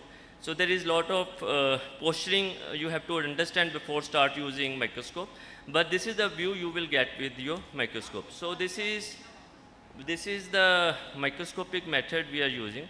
So you see, we just identify with microscope the inferior thyroid artery. And once we identify the inferior thyroid artery, So we just identify each and every branch of inferior. So now this branch is going to the parathyroid. So once you have this clear view of your inferior thyroid artery going to the parathyroids, you will not injure parathyroids. And now simply clip the vessels which are actually supplying the thyroid gland and saving the parathyroid. So by this way, so we have to very selective in ligating. So truncal ligation has no role now. So there is no point in ligating the trunk. So just go to the peripheral vessels. Either you can use a very sharp cautery, bipolar, or you can use your clips and whatever way you want to close the bleeding, you can use. But this is the view you will get with your microscope. And this is a very stable view. So only thing you have to start to learn and use. Some 10 or 12 cases when you use microscope, and you will easily identifying the inferior thyroid artery and parathyroids. So this is again one more video. So by the microscopic way only. So you see the clarity of inferior thyroid artery, each and every branch going to the thyroid gland, and then individually you see they are often 4 branches or 3 branches, and one of them will supply the inferior thyroid artery, inferior glands. So if you identify your branches of inferior thyroid artery by a microscope and individually clip close to the gland and then save the branch which is supplying the parathyroid, you will definitely not going to injure. This is such a delicate structure of parathyroid that if you pull too much, you may injure. So this is a landmark paper. This is a, if you don't have anything with you, no microscope, no loops. So this is a landmark paper from our very own HGPGI. So where they actually talked about 1,000. The beauty of this paper, this was from the endocrine group. So they didn't they actually enrolled surgical residents, not consultants. They enrolled surgical residents to perform all this thyroid surgery. And what they found this is the method which was talked 200 years back also, but they again talked about this, that is a capsular dissection method. And this in my video will show you the exact method what they used in their material and methods. Will be following that. So this is the patient. So this actually, so they didn't allow their residents or senior residents to use the cautery. So we also didn't use any cautery in our. And then exactly what was given in material and methods of HGPGI group, we followed that. So midline approach, thyroid can be approached in many ways. So here they use a midline approach, and so do we. We just try to do a midline approach. And once we do the midline approach, I just little bit fast forward. So this is now what the concept of their study was, that they stayed very close to the capsule. Once you stay very close to the capsule, the parathyroids are off the capsule. So you have to identify, if you have chance to read about old Bailey books, I mean those editions of 80s or 90s, they talked about this technique at that time also. So they stayed very close to the thyroid capsule, and they tried not to go away from the capsule. So once all the parathyroids and even recliner nerve, so will be saved by this method. So the concept of their study or this literature which they advocated is that, so again stay close to the capsule, take away the vessels to the capsule. You don't want any fancy instruments with you, don't want any near infrared cameras, so follow this technique. And you see now, so because this was being recorded by microscope, you see the parathyroid here. So the capsule, outside the capsule, you see the parathyroid. And once we follow this technique, at least to my junior colleagues, you start learning this technique. And then I don't advocate not to find a nerve, but it's also not necessary to find the nerve always and start doing unnecessary things. So if you want to find the nerve, the best way is to find at the cricothyroid joint. There you are going to find the nerve 100%, whether it is a recurrent or non-recurrent, it has to enter through the cricothyroid joint. So this is the best way, and there only you will find your parathyroids. So identification of recurrent along with parathyroid at CT joint is very important. So this is one paper which I don't like much because it was a sponsored study, and we do have VTOM. Actually, we got it for head and neck cancer, but now we are just using it for transmitting rhinoplasty cases during conferences. This is not a very good view. So a company said it is more versatile. That's not true. Magnification, same magnification we can get with microscope. Ergonomically very poor. And great touching tool, yes, it is a great touching tool. So it's from the Karl Strauss. So this is the case recorded by a VTOM. So VTOM, you see, we have to look at the screen and then operate down. So it's very difficult to look the screen always and then do the thyroid surgery. So here I am looking in the screen and doing. Now you see, in a moment I'll start losing my plane. Because every time the little bit of bleeding happens, so it get magnified in your camera. So here I just lost my view, and then I have to look back again to the field and just regain my view and start using. So VTOM is not very good way, though company says that they have a very high rate of success of parathyroid. So here we are just dissecting parathyroid very close. But then this is the parathyroid. But otherwise also with the microscope you can see very nicely parathyroids. Not necessary you should be using VTOM. So this is the one instrument I won't advocate much. Yes, but if you want to transmit a lot of rhinoplasty workshops, you can have VTOM with you, but not for thyroid surgeries, of course. So again, the principles in this was also staying close to the thyroid capsule and then do your surgery. And only thing, it is being recorded by a very fancy instrument, that is VTOM. Nothing great in this. So this is how actually to my junior colleagues the fat lobule and the parathyroid look like. So you see how parathyroid, and in a real time scenario, how parathyroid and your fat lobule will be there. So my presentation won't be complete if I don't show you this video. So this is again a parathyroid adenoma. So parathyroid adenomas are not very common at least in my practice, because we have a lot of cancer patients. So maybe that is the reason we don't have a lot of parathyroid adenoma. So this is the adenoma. The only point I am showing you, this is the location. So this is the parathyroid adenoma located at cricothyroid joint and going right. So in a parathyroid adenoma, very important to remove the whole parathyroid adenoma. We cannot leave that. And then immediately after your surgery, so after 6 hours, we have to do a parathyroid and check for a parathyroid drop. So also very important, whenever you are dealing with a parathyroid, you must have a facility of a frozen section, because 1% of the cases of a parathyroid can have parathyroid carcinoma, and then your technique changes. Then you have to do a whole thyroidectomy. Here we are not doing a thyroidectomy. So, and my presentation won't be complete.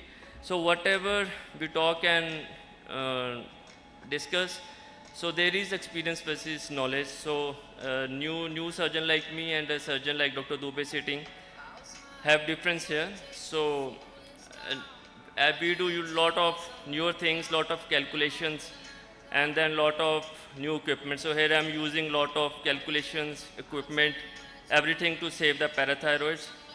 On the other hand, you will see Dr. Dubey just clicking his eye and just focusing on target.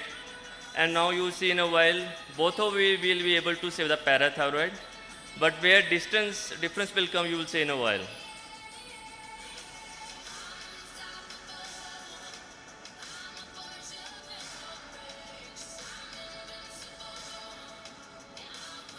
So actually Dr. Dubey actually crossed the wall. So this is the experience that you will have. So with the experience you will know, don't get disheartened about, but with more and more cases you will know that. Thank you so much, and this is our rhinoplasty workshop, and thank you so much. This is Dr. Dubey coming to our university. Even in COVID times we did lots and lots of cochlear cases. Okay. Yeah, right. Band ho gaya? Thank you very much, Dr. Jaskaran. So I welcome you all for this rhinoplasty workshop, which is Dr. Gubish is coming, and Dr. Mikhail, he is also from Stuttgart. So I welcome you all for this event. Thank you so much. Thank you, Dr. Jaskaran, for an enlightening talk on parathyroid surgery. Now I will invite Professor Smita Soni, HOD of ENT Media Medical College, Government Medical College, Bhopal, to present a memento to Dr. Jaskaran.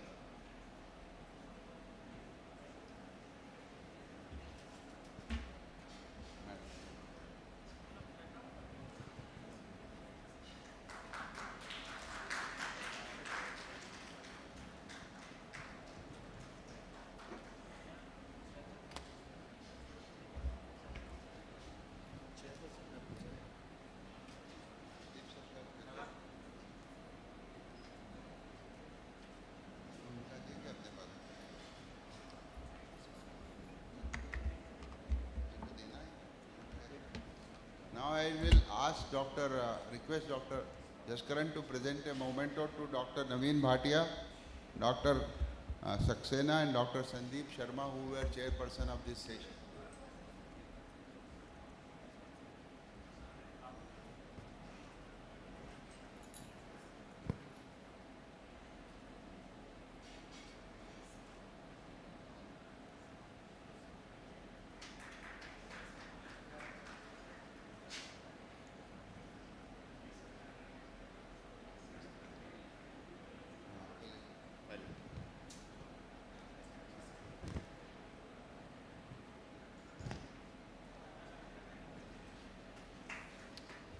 Thank you, Dr. Jaskaran, again. Now for the next session, I invite Dr. Prakhar Agarwal, who is a pulmonologist, on anatomy of bronchial tree with flexible bronchoscope. Dr. Prakhar Agarwal, please.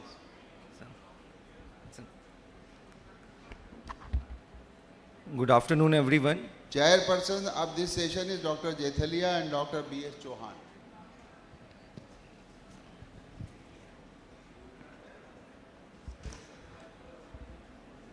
Good afternoon, everyone. At the outset, I would like to thank Dr. S.P. Dubey, sir, for inviting me and conducting such a insightful conference, which is truly an academic feast. So since the workshop is on back to basics, so I will be focusing on the basics of flexible bronchoscopy, anatomy of the bronchial tree with the flexible bronchoscope. The outline of my lecture will be, my initial few slides will be on the anatomy of the tracheobronchial tree. Then I will be showing a video on how do we do a flexible bronchoscopy and identify various lobes and segments of the lung. And finally, I will be showing some endoluminal pathologies. The tracheobronchial tree consists of the upper respiratory tract and the lower respiratory tract. You all are masters of the upper respiratory tract. So I will be focusing on the lower respiratory tract, which consists of the trachea, the bronchi, and the lungs. Coming to the lower respiratory tract, it starts from the trachea at the level of vocal cords. The trachea divides through a dichotomous branching. That means every branch gives 2 branches, and it branches through 23 generations. The first 16 generations are the conducting airways. The role of conducting airways is only to transport the air, heaten it and moist it. The last 7 generations, from 16 to the 23rd generation, are the actual airways which take part in the gas exchange zone, and those are the gas exchange unit of the lungs. It consists of the respiratory bronchioles, alveolar ducts, and the alveoli. Both the lungs are divided into lobes which are lined by the pleura. The right lung consists of the 3 lobes, the superior, middle, and the inferior lobe, and the left lung consists of only 2 lobes, the superior and the inferior lobe. The lobes are further divided into the bronchopulmonary segments. These are the smallest functional unit of the lungs. One bronchopulmonary segment is an independent unit which comprises of a segmental bronchus, a pulmonary artery, and a separate lymphatic and a venous drainage. Why they are clinically important? Because before planning any procedure, before planning any bronchoscopy, we look at the CT scan and we localize the pathology in which bronchopulmonary segment it is in, and accordingly we plan our procedure. Also, whenever a thoracic surgeon operates on the lung, so the thoracic surgeon also localizes the bronchopulmonary segment, because whenever surgical removal needs to be done, it is based on a bronchopulmonary segment. A bronchopulmonary segment needs to be removed rather than a small part of lung. So there are 10 bronchopulmonary segments on the right side and 9 on the left side. The upper lobe consists of the apical segment, the anterior segment, and the posterior segment. The right middle lobe consists of the medial and the lateral segment, and the right lower lobe consists of the superior segment, the medial basal, the anterior, lateral, and the posterior basal. The left side of the lung, it's divided into the left upper lobe and the lingular lobe, and the left lower lobe. So the left upper lobe consists of the apical, and the posterior segment on the left side are generally fused to form the apico-posterior segment and the anterior segment. The lingular segment is divided into the superior and the inferior lingular lobe, and the left lower lobe. The middle the medial basal segment is usually missing on the left side, so it consists of only the superior segment, the anterior and the anterior lateral and the posterior segment. While we enter the bronchoscope through the trachea, we encounter the right and the left main bronchus. As we enter the right main bronchus, the right main bronchus branches out to give a superior branch, which is the upper lobe bronchus. And the right bronchus itself continues as the bronchus intermedius, which again gives a branch, an anterior branch, which becomes the middle lobe bronchus, and it terminates into the lower lobe bronchus. This is on the right side. While coming to the left side, the left bronchus, it divides into two branches, the upper division bronchus and the lower division. The upper division further divides to form the upper lobe branch and the lingular branch. And the lower division further divides to form the superior branch and the anterior, lateral and posterior branches. These are the types of bronchoscopes we have. One is the fiber optic scope. In this, the image is formed through the fiber optic channels, and there's an eyepiece on the top. If we want to connect the camera is connected to the eyepiece and the image is displayed on the screen. While now the bronchoscopes which we use are the video bronchoscopes. Video bronchoscopes have a chip on the tip technology. It is based on a CCD technology, which is a charged coupled device. There is a camera on the tip of the bronchoscope. It captures the images and it translates to our system. So this is, it has a better image quality. These are various parts of the bronchoscope. If you see on the left image, you can see there is a suction port where a suction cannula is connected. There is a light source with the video relay system, which is connected to the screen. This is the lever of the bronchoscope. So we can angulate the bronchoscope 160 degree in the anterior direction and 180 degree in the posterior direction. This is the working channel of the bronchoscope through which we put various instruments. Now, while seeing the tip of the bronchoscope, this is the working channel of the bronchoscope through which all the instruments come out, or the suction is done. These two are the light sources from where the light is emitted, and this is the camera of the bronchoscope. Bronchoscope now comes in various sizes. A typical adult bronchoscope has an outer diameter of 6.1 mm and a working channel of 2.8 mm. Through our adult bronchoscope, we are usually able to go through the 4th and 5th generation of the bronchi. And there are various other sizes also, the pediatric sizes, in which you can see the suction channel or the instrument channel size reduces and the camera size is increased. So the pediatric bronchoscope is usually a 4 mm bronchoscope with a 2 mm working channel. For doing any procedures like a foreign body removal or a biopsy, if we want to take a biopsy from an endoluminal growth, we at least require a working channel, instrument channel of 2 mm. This is how we do a bronchoscope.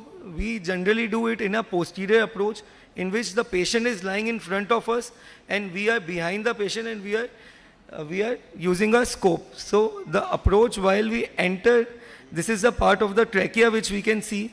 The anterior, this is the carina, this is the left main bronchus, and this is the right main bronchus.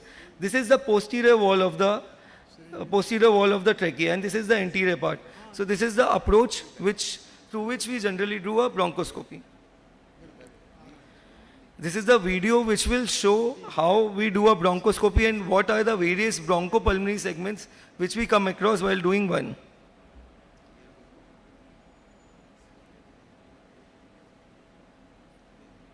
So first we enter through the nasal cavity and we cross the vocal cords.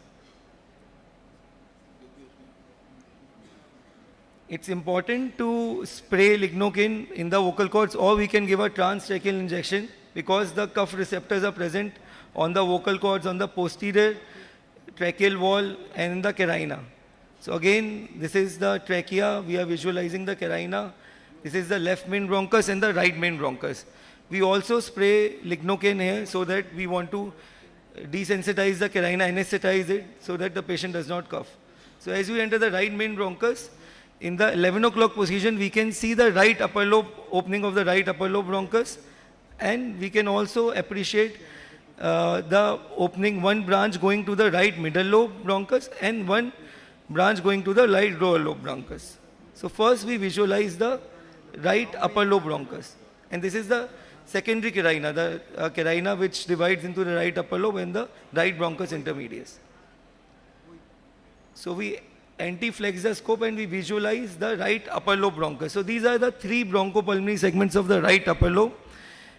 This is the apical segment, this is the anterior segment, and this is the posterior segment.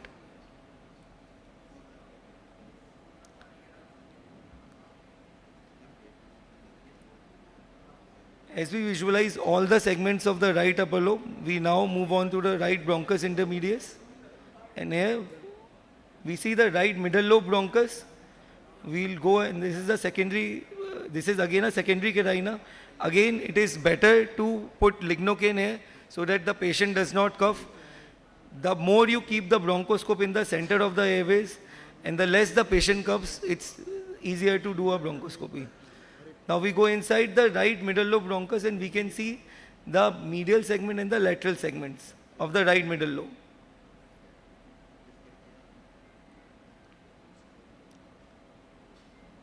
So after visualizing the right middle lobe, we now move on to the right lower lobe. The first segment which we come across is the superior segment of the lower lobe. This is a very important segment because any aspirations which happen in supine position or tubercular patients, the pathology is mostly in the upper lobes or the superior segment of the lower lobes. Sorry.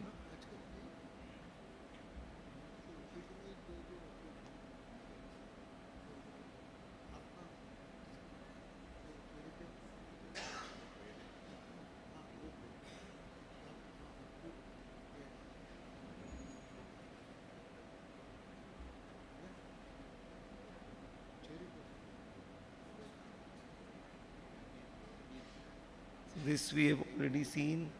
This is the right middle lobe, the lower lobe. And just forward it.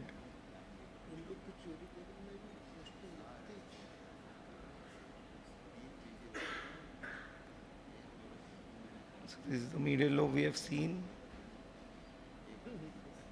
Now this is the lower lobe. This is the superior segment of the right lower lobe. We inspect the superior segment, and then these are the two subsegments of the right lower lobe superior segment, and this is the right lower lobe anterior, lateral, and the posterior segments. So IB8, IB9, and IB10. There is also a medial basal segment which is not seen in this, but sometimes we find it, sometimes we don't find it. But when we find it, it looks like this, the next image. So it's like this. Here you can see all the four segments of the right lower lobe, the medial basal, the anterior, lateral, and the posterior basal. After inspecting the right side, we come to the left side. We again go towards the carina. We tilt our scope and enter the left main bronchus. In the left main bronchus, we see two openings, which is the left upper division and the left lower division. And this is the left secondary carina on the left side. So first we'll go to the left lower division, and we'll inspect the left lower lobe segments.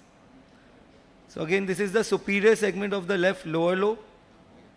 These are the various subsegments of that segment.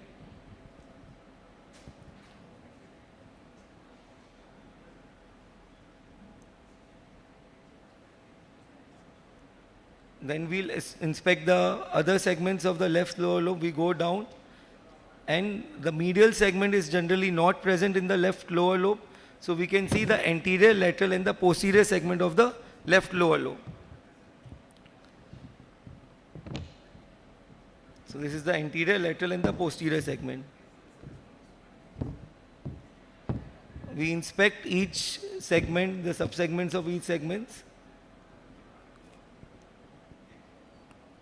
And finally, we'll inspect the left upper division.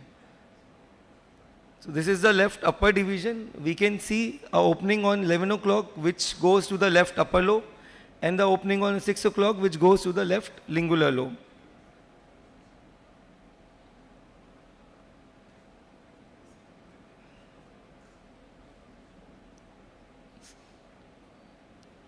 So first we are going to the lingular lobe. We can appreciate the superior and the inferior lingular segments.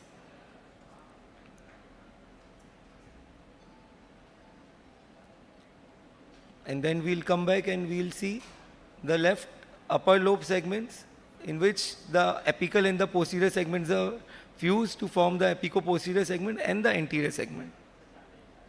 So this is how we inspect all the segments in a fiber optic bronchoscopy or a video bronchoscopy. Now I will be showing you some endoluminal pathologies which we generally come across in our day-to-day practice.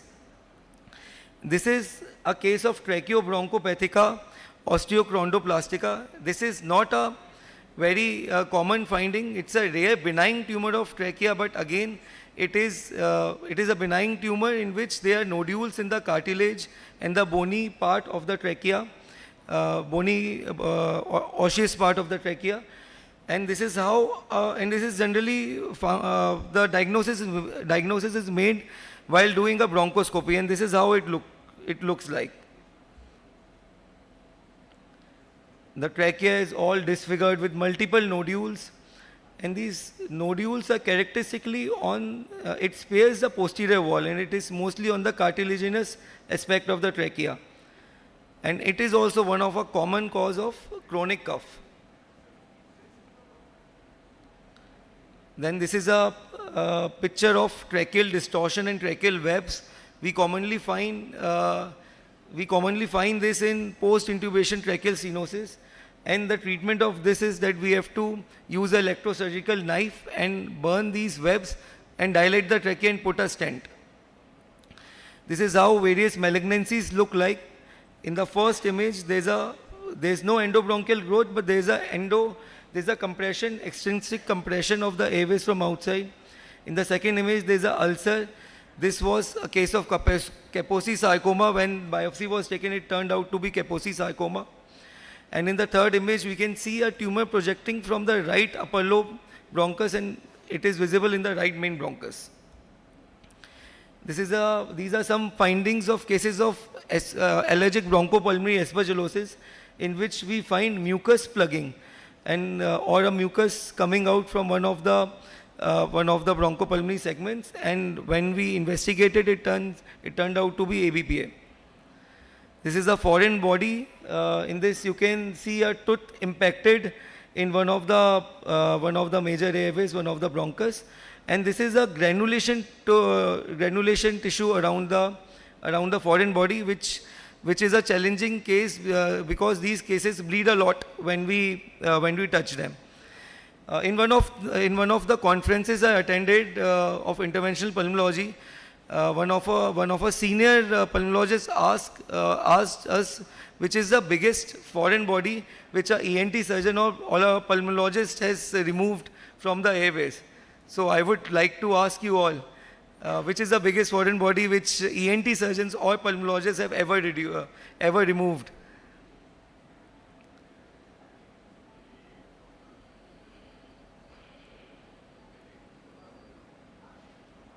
Mundra is a very senior consultant here from Indore, removed lot of foreign body. Though last month I removed a very big homeopathy दवा का cork, जिसने पूरे के पूरे left bronchus को block कर दिया था.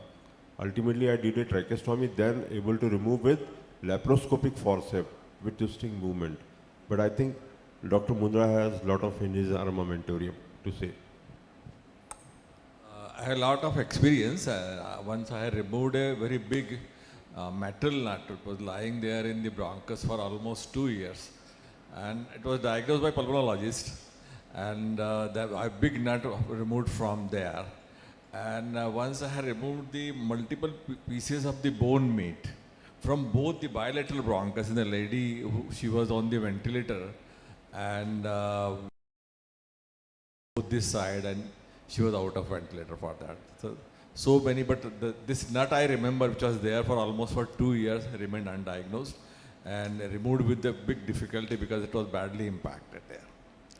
That's great, sir. But it was not an academic question. It was more of a humorous one, and the answer is thoracic surgeon. So after doing, since pulmonologists and ENT surgeons are removing foreign bodies through their scopies in such a great amount, so now we don't need a thoracic surgeon in our day-to-day practice for removing those.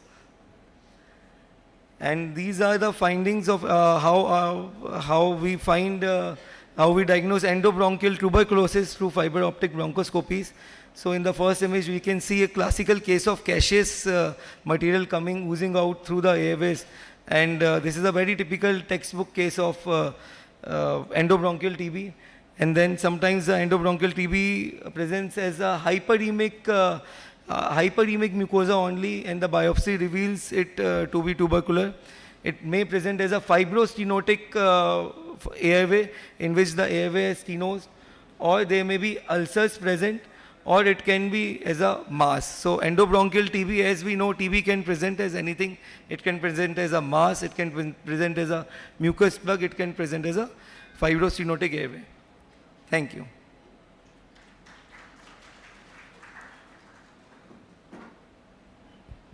I think Dr. Prakhar Agrawal is a young, dynamic pulmonologist of our city. He has recently, I think 2 years back, finishes his, 1 year back? 1 year. Finishes his DM, and his wife is also DM pulmonology.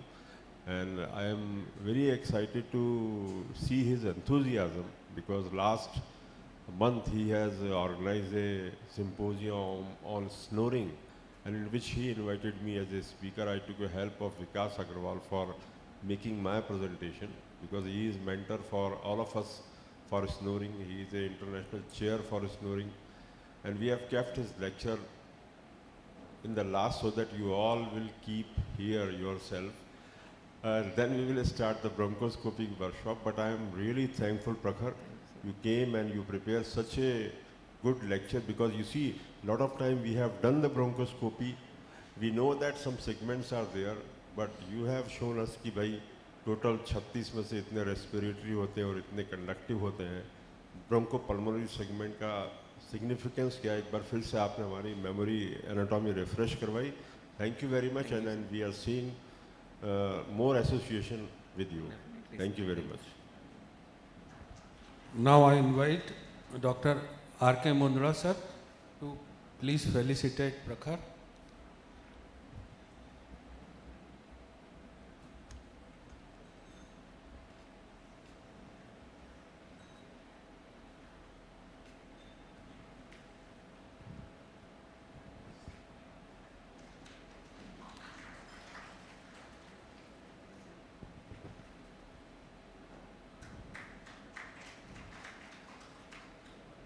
Thank you, sir. I invite Dr. Satya Prakash Dubey to felicitate the chairpersons of the session, Dr. B.S. Chauhan, sir, and Dr. Sujit Jethalia.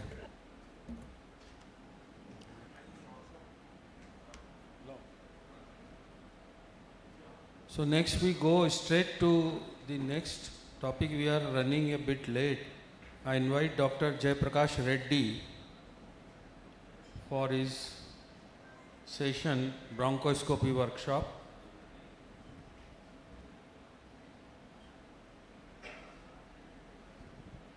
And the chairpersons for the next session are Dr. R.K. Mundra, Dr. Rajbala,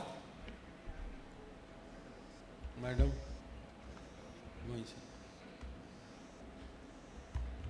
and Dr. Jafar Pathan.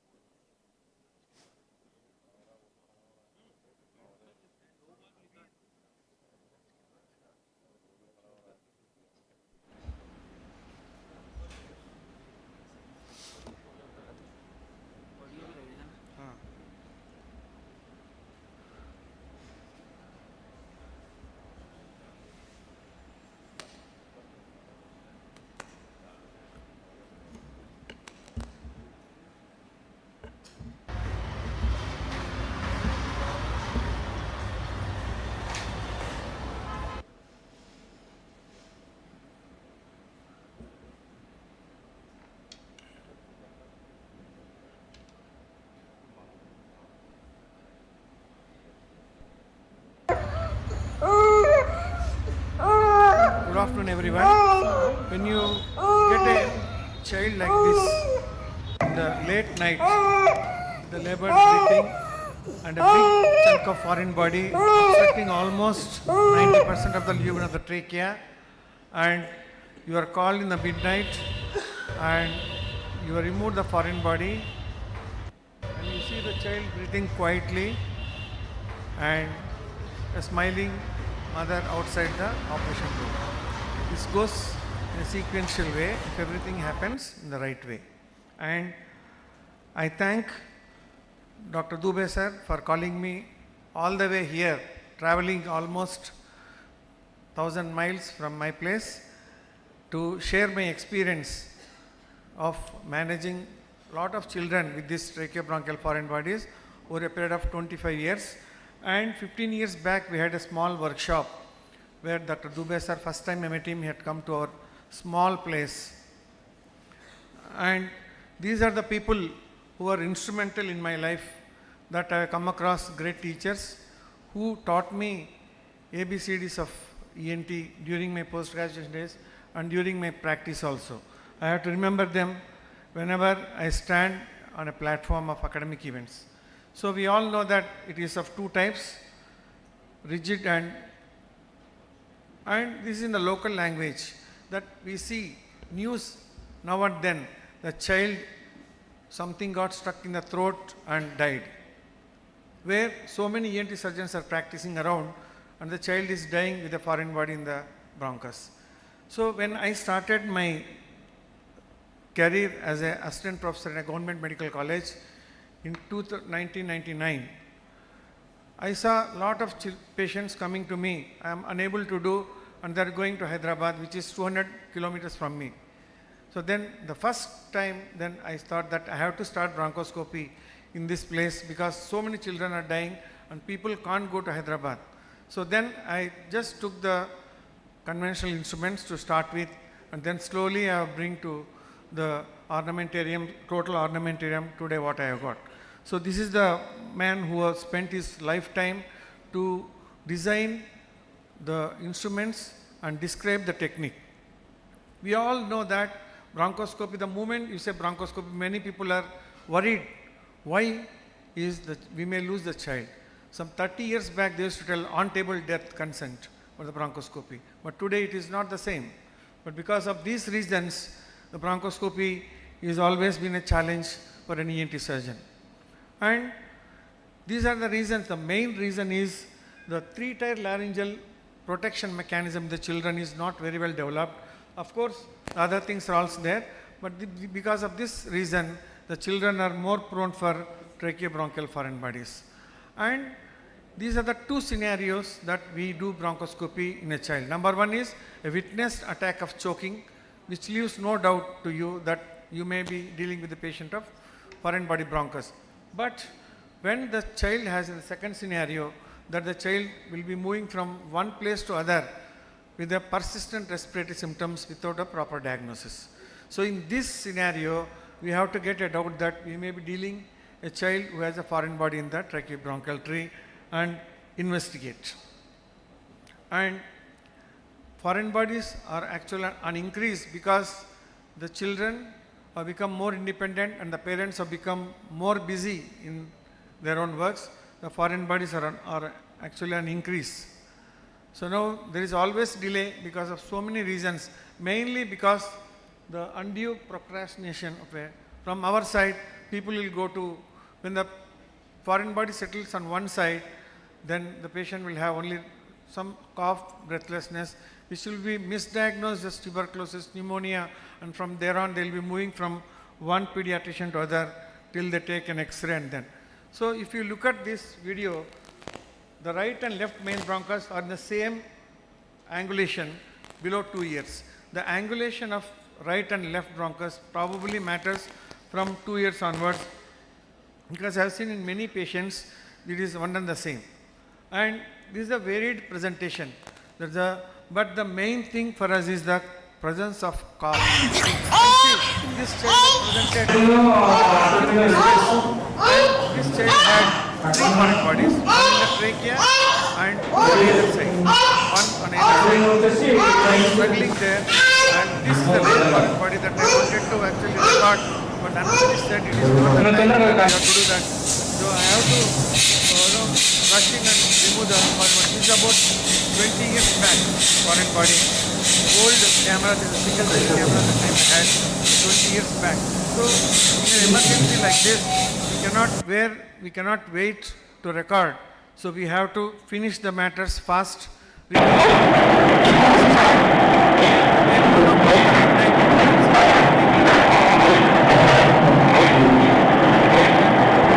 Foreign body.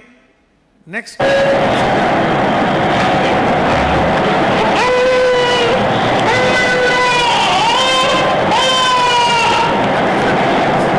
That it makes immediately. And you see this child, even though it's a bigger one, because of the size of the peanut, it's bigger, it is completely blocking the trachea. It was gasping like this for the breathing. So this can be a presentation wherein there will be hardly any time for you to convince the parents. And most of the parents, they want 100% result. And there is hardly any time that you have to explain them. And there is no foreign body that can be seen an X-ray in a vegetative foreign body. And some people have blamed me and my team that we are doing an unnecessary procedure where nothing was seen in X-ray. There are some people who quarrel with us why you want to do a procedure, especially when the child has no respiratory distress, not much respiratory distress. So these are the challenges that we have in front of us when we do. So X-rays, our friend has told everything. So varied presentation from emphysema to collapse and radiopaque foreign bodies, and you can see lot of variety of things. And this patient had a bilateral foreign body. Like a bilateral facial nerve paralysis, it is difficult to diagnose because the patient cannot smile, you cannot compare the other side. So like this child had two foreign bodies, and this was a silent chest. And we do use the stethoscope very rarely in our practice. So that is the reason you should be very careful when you deal with such children.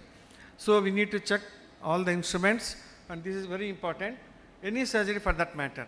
If you prepare well, then your surgery is half done. In our post-graduation days, our boss used to make us to prepare the trolley. Then only he used to allow us to touch the patient. So that made the difference now. So if you know how to arrange your instruments for a given surgery, you know that 50% of the surgery. So that is what is the meaning of it. So now we have both ventilating as well as conventional. These are the conventional bronchoscopes, still has some role. And the only thing is, see this light carrier which goes inside the instrument will occupy some space for you. So now we have latest ones where you can have this fiber optic carrier outside, but it comes inside only at the tip. So this saves the space. And so this is a setup. You have your monitor onto your right side, and you will be here, and the anesthetist will be there, and the monitor is there. So you have a camera, enhancing device, and then a recorder, everything for the documentation. And these are the instruments that you should have. When we say bronchoscopy, that means it is a set of instruments. It is not that you have only two scopes and you know how to do it. But you should have from 2.5 to 6 millimeters. This is the pediatric set, and above that you can have adult also. But this is the sizes that you require for depending on the size of the patient and the age of the patient, you know what to select. And these are all the accessories that you have to have when you have a storage instruments. And these are some of the indigenous instruments made by one of the Optimed somebody. They made a fantastic instruments at very low cost. This one is got a magnet here. Suppose if you have a small ball or something, it will just drag it out. But I never had an opportunity to use these 4 instruments. All these 4 forces put together cost me 10,000 rupees. This is prepared by Optimed, one of the company. So they in the Indian one. It's a very good one. It's better to have lot of instruments with you. When one doesn't work, you may try with the other. So these are all the attachments already Dr. Ashton has told. Again, we'll be showing you in the hands-on workshop. And this is one of the bronchoscopes where thoracic people are using. So this is a endoscope incorporated into this. So, but we have never come across in India. This is used by basically thoracic people, and they have a endobronchial shaver also like this, where you can debulk the tumors. I thought this can be used to debulk the foreign body also sometimes, but we never have access to these instruments. So now this is one of the scope that is actually described by a pediatric surgeon in Mumbai. Brilliant in the medical literature that one instrument has a camera, light source, recording device, everything in one, all in one. It has come in one of the journals that a pediatric surgeon has described this forceps. I don't know where to get this, but it is there in the literature, all in one, indigenous. So this is a genius merger of 5 instruments. For the first time he has described in the medical literature, where he is removing the foreign bodies in Mumbai, pediatric surgeon.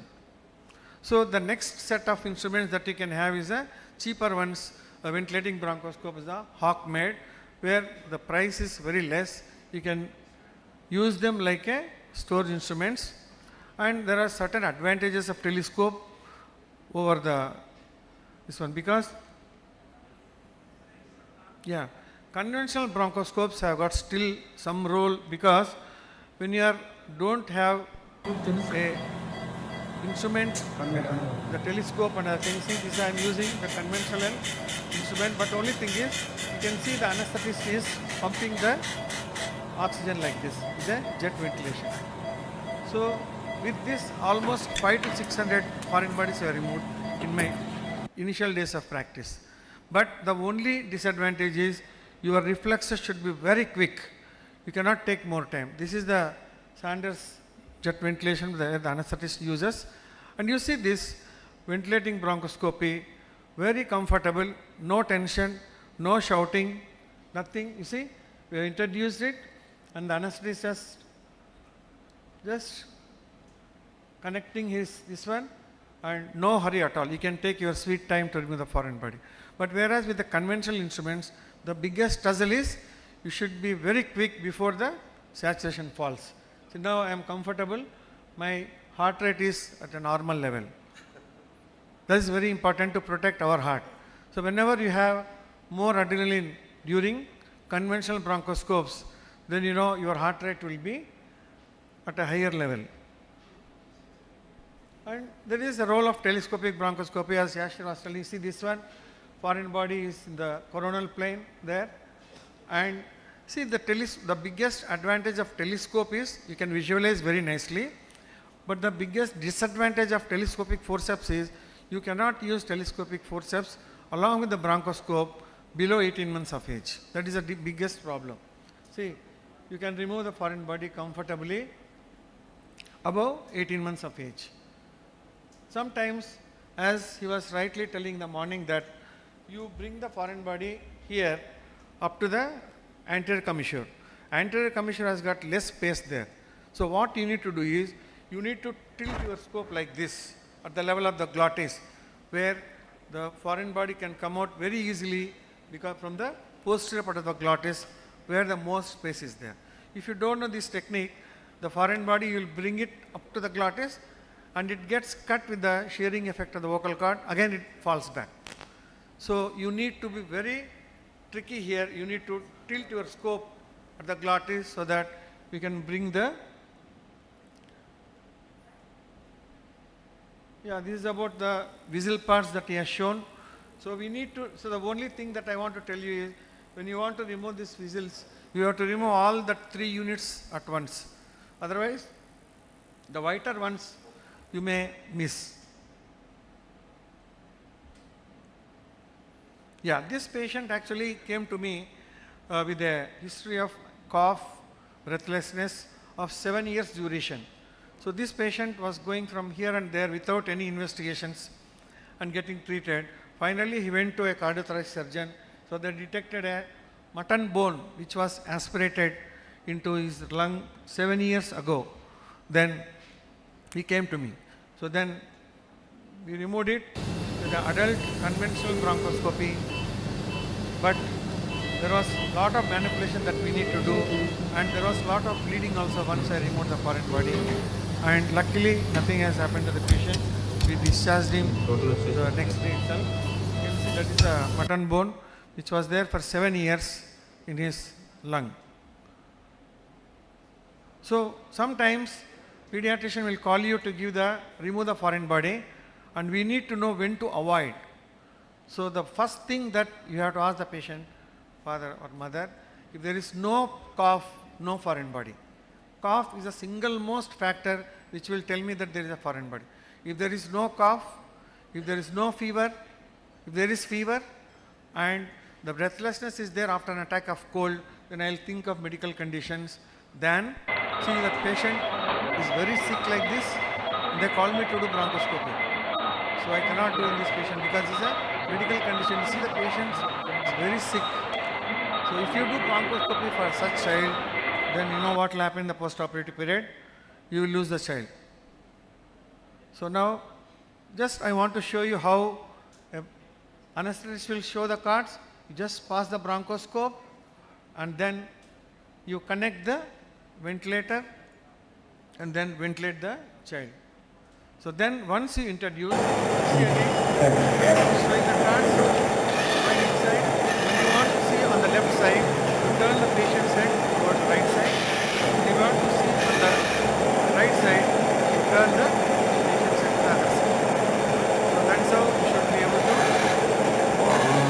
change the patient's head according to the place. You see now when you are raising the foreign body to the right side, my patient's head is towards the left side. This is very important to know whenever you are doing bronchoscopy, don't move, then you will be the fixed part of the coil. This was one of the oldest videos. Conventional instruments again. You can see my eyes, how they are looking. I saw myself as very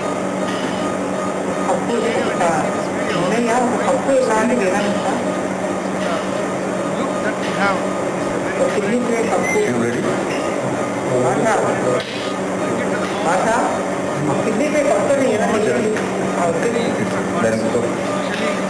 Sitapal seed or sapota seed. So sometimes the foreign body will be like this in the glottis, where the anesthetist cannot intubate or ventilate. So just hold the scope in one hand, the camera, and then just you can remove the foreign body like that. But sometimes the foreign body may work downwards. See? Sometimes if you are lucky it will come like this. Sometimes this patient actually came with hoarseness of voice to me first. I thought it was a subglottic cancer. Then after 1 week he came. My dentures are missing from past 1 month. Then I thought these dentures, then I removed. So I never knew that he has never given me the history that he has aspirated. So like that you can have a lot of, see this one child had a big plastic square got impacted in the subglottis. So now you see this, I wanted to remove with the same method. Anesthetist showing the cards, I am holding the camera and I am trying to remove like this, but it doesn't work because the size of the foreign body is bigger than the size of the subglottis. So the foreign body started working downwards. See?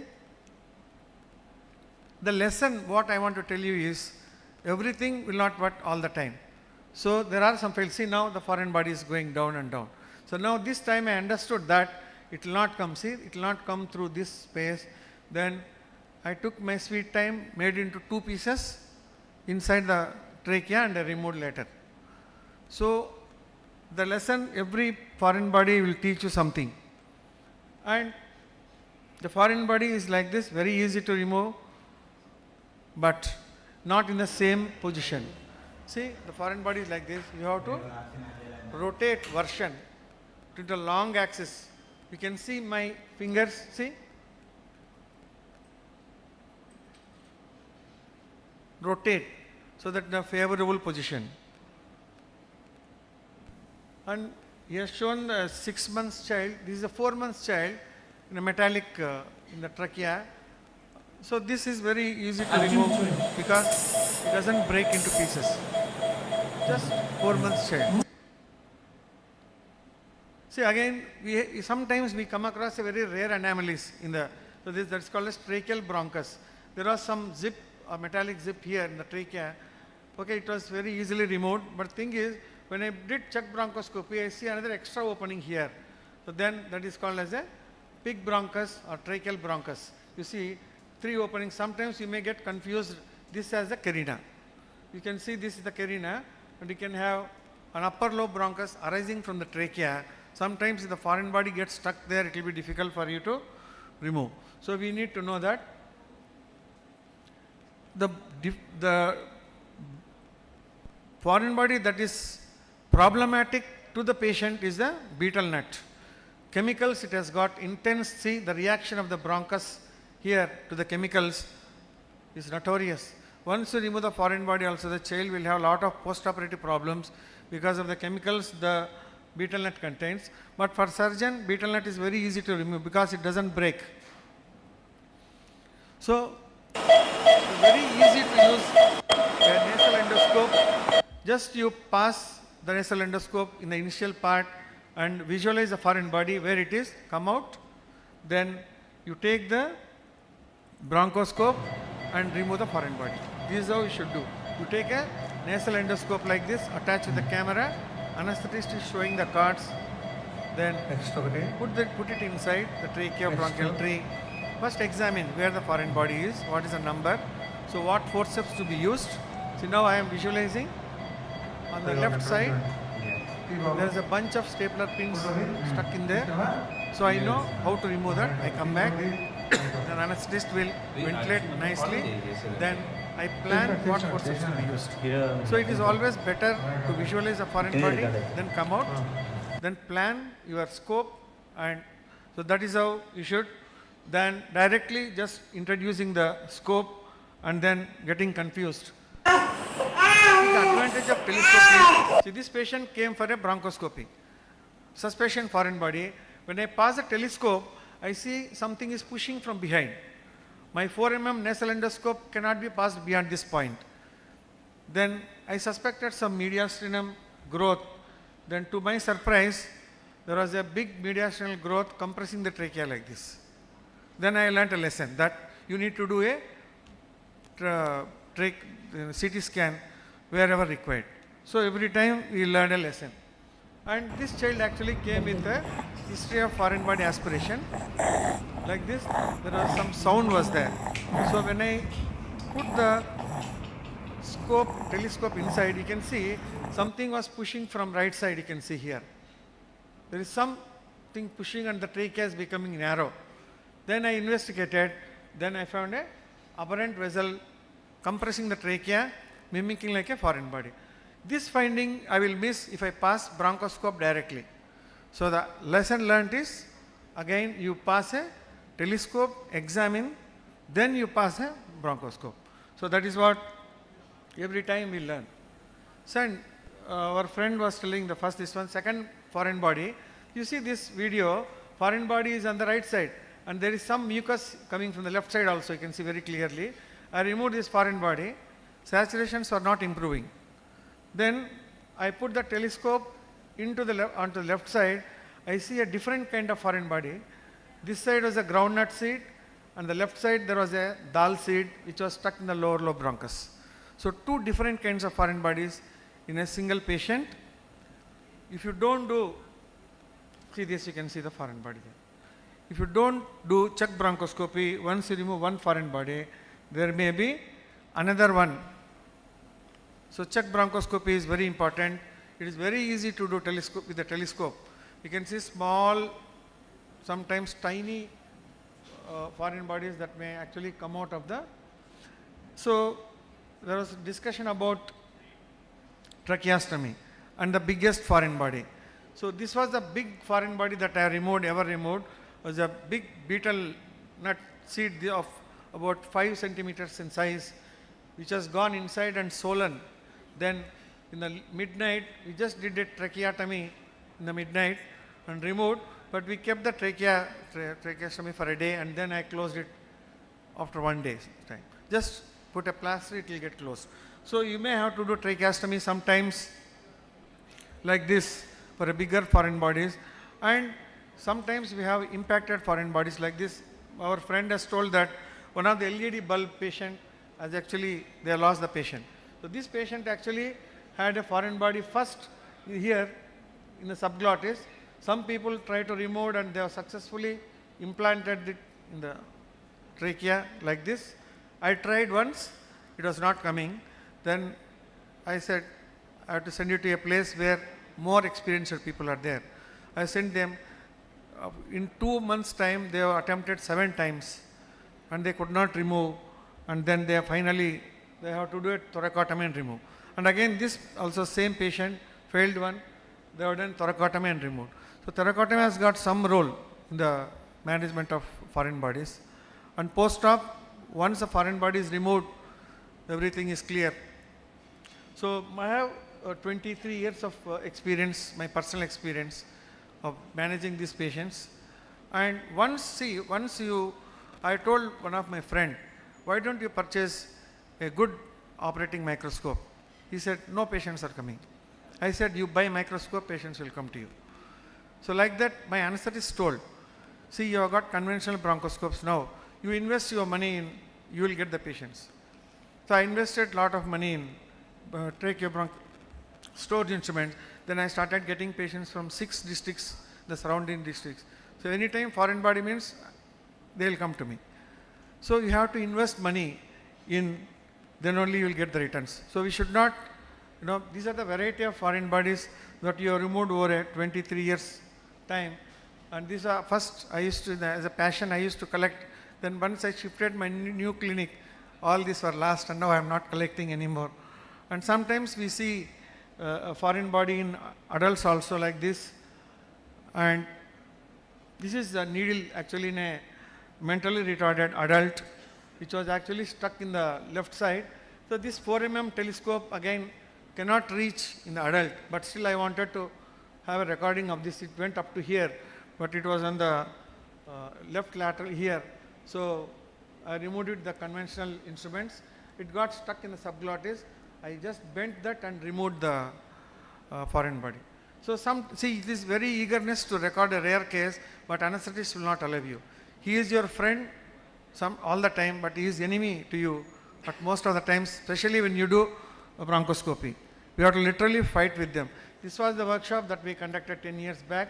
And then the most important thing is that Dr. Dubey sir has taken a lot of pains today to arrange one sheep lung mannequin and one pig mannequin, fresh frozen one for all of you.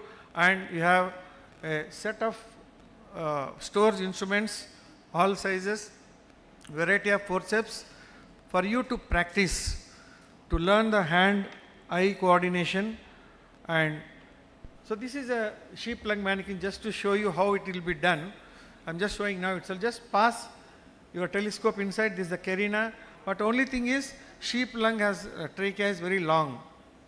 So you remove the foreign bodies like this. So what you gain by doing this is, number one, you get hand and eye coordination, number one. You understand the depth perception. Then you will know what is forceps space. If you know all these three, then a foreign body is like a child's play. I asked about 5-7 years back Dr. Vikas Agarwal, how do you do this tongue-based reduction? We are so much worried about the lingual artery, it bleeds, what will happen? Then he told me, it's all about the mathematics. Then he dissected, then next presentation, he showed the lingual artery dissection. Then, so once you know the anatomy, then he is so confident. Why is confidence means he knows where is what. So if you know how to use these forceps, you will definitely do well in a bronchoscopy. See again, if you don't have sheep lung mannequin, what you can do is, I prepared a box like this, all of you can do this, your carpenter can do, and you can put a big size Mellicat's catheter into it like this, and it has to be like this, slant like this. Then you can pass your, see this is the rubber tube mannequin, you can pass any foreign body, pass your scope and then start removing the foreign bodies. So what all this makes is to make you understand the depth perception and how to hold the foreign body, all these things you can learn. See this, always the foreign body works downwards when you remove also. See how it is going, then how you need to remove. All these things you can learn today in the afternoon once all the lectures are over. Please stay with us and bear that with us, then we'll show you and make all of you to do this technique. So this is the thing. Only thing is, never hesitate to ask for help when you are in trouble, or never try to be over egoistic that I cannot remove foreign body after 23 years of experience. No, I will. Then I cause damage to the patient. No. Whenever you can't remove the foreign body, just send them to a proper place and just read this. That is very important. So you should know when to change the gears. And we have to educate the parents not to give the nuts. And just I want to share a very rare foreign body that I come across in my lifetime, that a fisherwoman went to catch the fish and then she was drinking water.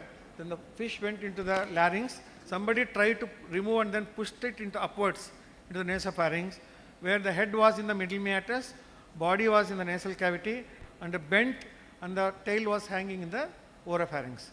I just removed this under local anesthesia in 5 minutes time, like this, such a long one, which was molded in the nasal cavity, just for its rarity. A small bit of advertisement here with the permission of Dr. Dubey sir.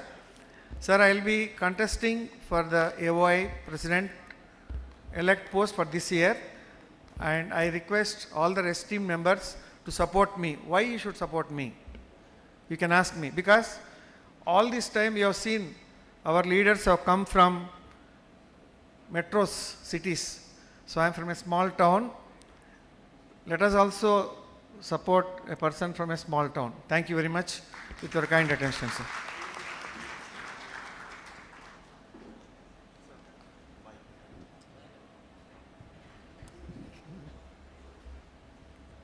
Yeah, I must congratulate Dr. Jayaprakash, very excellent work, and I do have lots of experience, similar experiences with the management of foreign body, and I started with conventional bronchoscopy because the optical instruments were not available before that. But in later ages, near my retirement, we obtained that and we used to with the optical forceps also. But conventional, there is no match to storage instrument, and there is no match to the Jackson book. The dictum all given by the Jackson, we must know every dictum, how to remove the foreign body and when not to do the attempt foreign body. Thank you so much for the good talk. Thank you, sir. Thank you.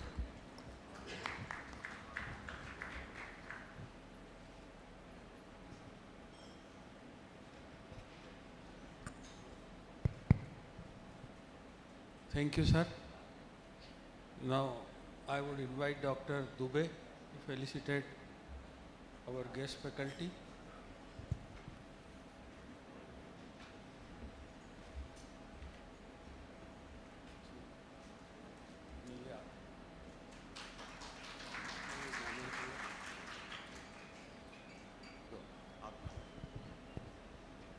I am very grateful to Dr.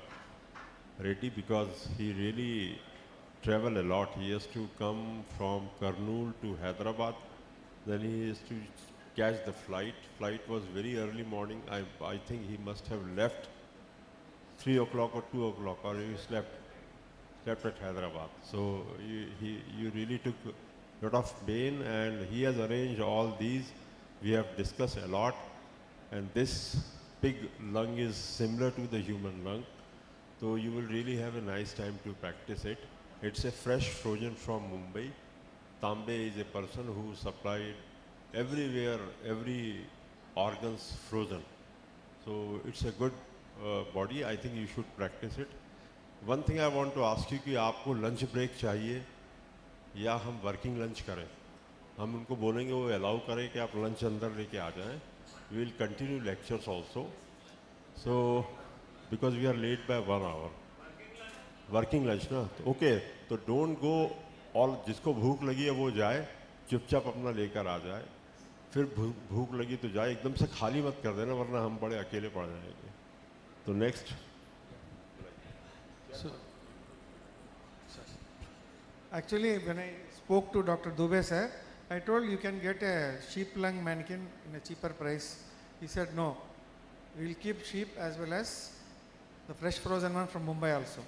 He is not compromised in arrangement, so make use of the event. Thank you.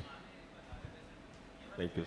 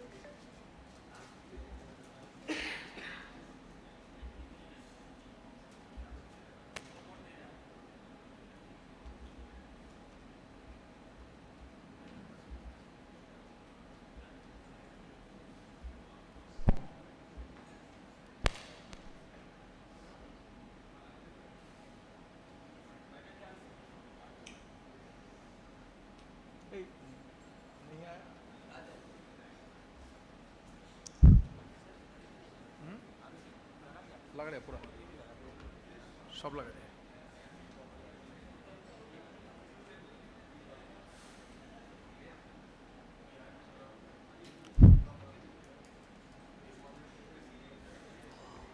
Good afternoon, everybody. Today I am showing very interesting topic. Thanks, Dubey sir, Dr. Sanjay Agarwal, giving me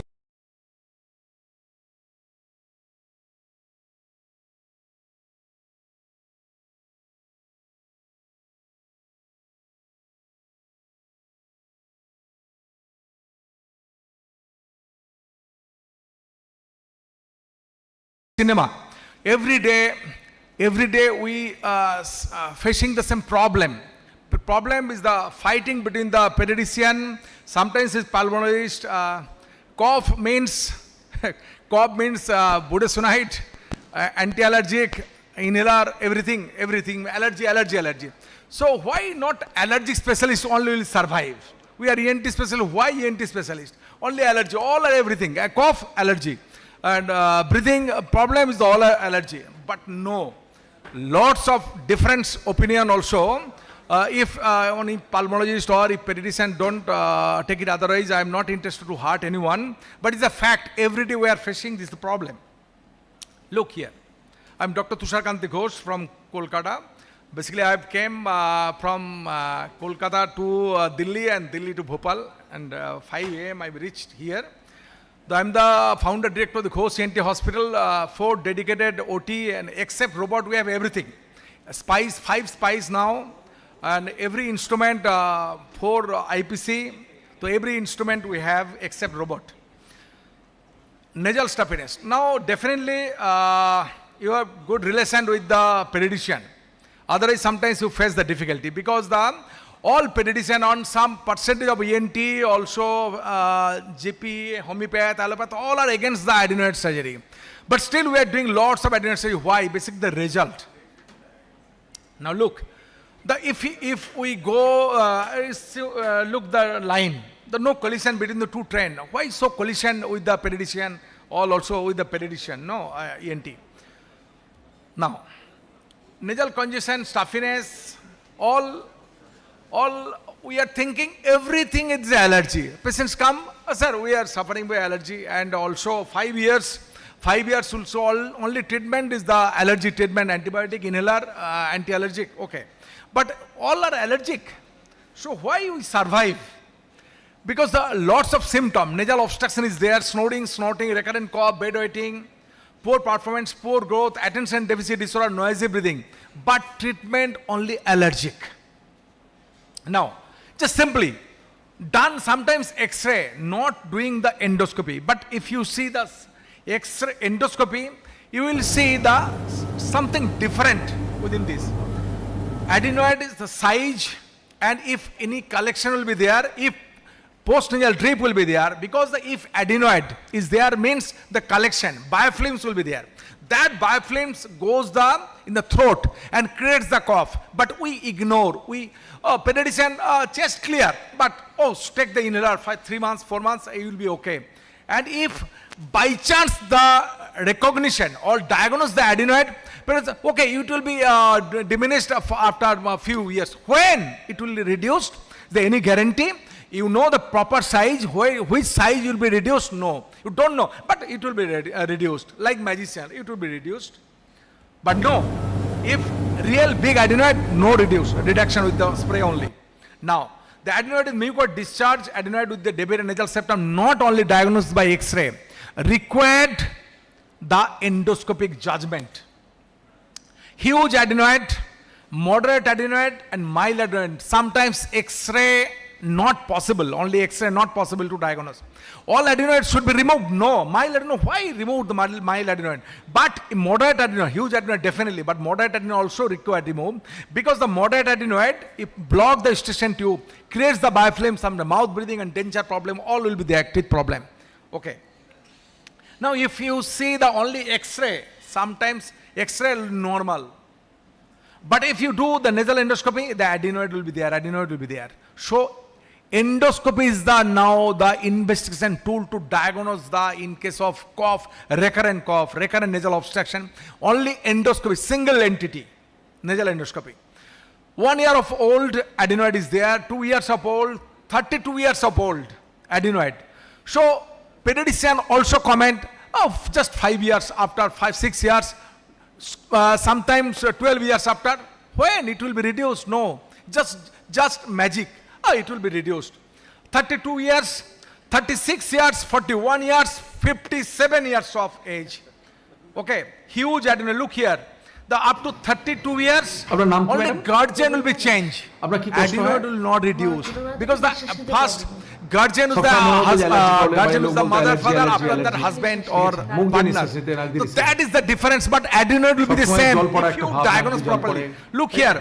32 years up to the only adenoid, only allergic treatment. This is the totally wrong concept. Every day we are suffering by this type of treatment, okay? So please, and this year, spirometry normal, but only cough, only treatment the inhaler anti-allergy. Why inhaler all time? So allergologist only will be survive. Only no pediatrician not required, no ENT will be required, no pulmonist will be required. Only allergy, everything allergy. Dr. Sunita madam only survive. We are not surviving. No existence of the ENT, all are allergy problem. But if you do the endoscopy, there will be collection of the fluid, all the thick secretion, that creates cough. And look here, the same kids after a few years continuous coming to me because his family does not believe any doctor. Because that kids was treated by 4 years with the lots of pediatrician and pulmonologists also. Single ENT diagnose and proper treatment. So he continues up to adult also, he continues with the treatment. Okay, that is a fact. So sometimes doing the CT scan, pediatrician doing the CT scan, but CT scan in children not a good. Okay. But if you do the only one endoscopy, you will see the sinusitis. Why sinusitis? Because the adenoid block the area. So biofilm secretion, thick secretion, that collected with the sinus cavity. That creates the problem. That creates the sinusitis. But we do the CT scan and we do, face. That required also ENT surgeon face surgery. But please, just do the proper adenoidectomy and the nasal wash. Sometimes if not polyp formation, that will be also reduced. Okay, that is the concept. Look here, if intraoperative drainage, if you remove the adenoid, thick secretion coming from the antrum. Look here, the antrum, thick secretion coming from the antrum. That is the fact. Drainage sinus after post-adenoid surgery. Look here, the drainage. Look, thick secretion coming after just adenoid surgery. So this is the fact. So if you know proper technique and if you know the proper system, you are not thinking the different way. Kasi, and lots of doctors, Kasi, anti-allergic, take the anti-allergic antibiotic, and no. Just do proper way. Look here, now the like cinema, look here. Hey, sound bhai? Yes. Now look but all pediatrician, inhaler, anti-allergic treatment, okay? But no one interested to do the something, nor interested to refer the ENT specialist. An ENT specialist not interested to do the proper diagnosis with the nasal endoscopy. Simple. Look here. Now look here, the after treatment, these kids, silent sleep. Look here, right side. So that is the problem. That is the concept. Different concept. Look here. 2.5 years treatment in Calcutta, in Bangalore, Chennai, everywhere. 2.5 years. Polysomnography done also, and this way the suffering. No one interested to do the single nasal endoscopy for proper diagnosis. Look here, the posture change of posture. Look here, the good posture. The right side, look here, the sleep condition. No sound, nothing is the clear cut. So this is the system. Look here. PICO admission, okay, like JP Reddy is the famous for foreign body removal, thinking that every foreign body, sometimes not foreign body only, no. Sometimes adenoid will be there, adenoid, big tonsil is there, okay. You should learn everything. So simple endoscopy is required also. But pediatrician also now centered in the ICU and different way and treatment. After that, one ENT referred to me, okay. This is the child, look here, right side.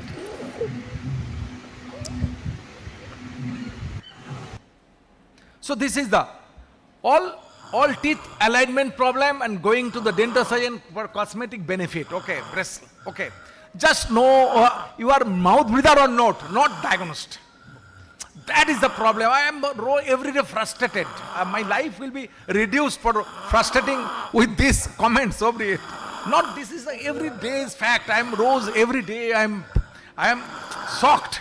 How this is knowledge not this part's different way. Oh, look here, the right side. Mouth breathing already gone, so teeth alignment will be normal. So simple diagnosis, no. Look here. And 3 times ICU admission. This is the Prader-Willi syndrome. Prader-Willi syndrome, this is the muscle dyspnea, okay, ICU required. But convince that, I convince the parents, please, definitely one day risk will be there. I will take the risk, but I will do that kids, okay, same day the saturation was dropped, okay, but fine. But I am giving the life of the family, patients, every relative also. They're totally satisfied, okay. Look here, the left side life, right side life. So think the different way. Look here, simple surgery.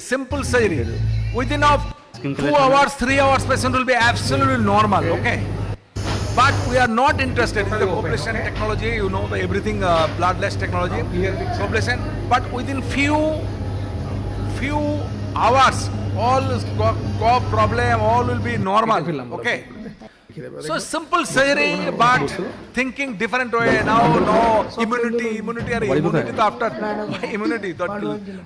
Lots of world are saying lymph node is there. The same voice. Or if you do tonsillectomy, the voice will be reduced. Voice will be bad. Why is bad? Voice reduced. If you are more concerned about the ICT, so this is the way. Look here, huge adenoid. But adenectomy done also in Manchester ENT, but still, because the all adenoid surgery not cures the patients here. Because if you do wrong way, so there is a chance of recurrence. So after adenectomy, okay, the problem, it's okay, allergy. No, I convinced the patient, no, that is not allergy, this is the adenoid problem. After 2 hours, look here, came from Manchester also. If you do proper adenoid surgery, you should be there and look here, the clear cut, okay. Clear scar mark will be there, pharyngeal wall, clear cut. No chance of recurrence, no chance of recurrence if you know the proper technique of adenoid surgery, okay? Look here, how the treatment going on. In Bengali definitely, but I will translate. Look.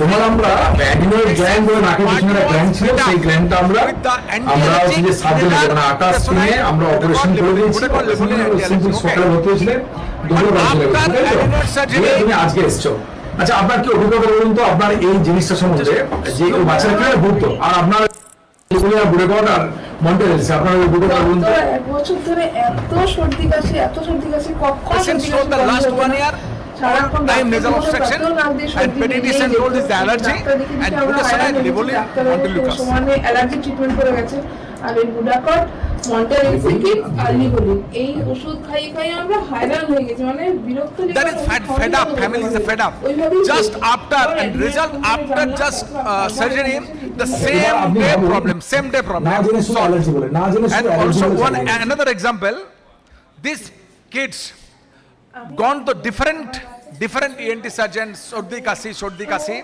but no one pediatrician also uttered the word adenoid. That is the frustration of that family.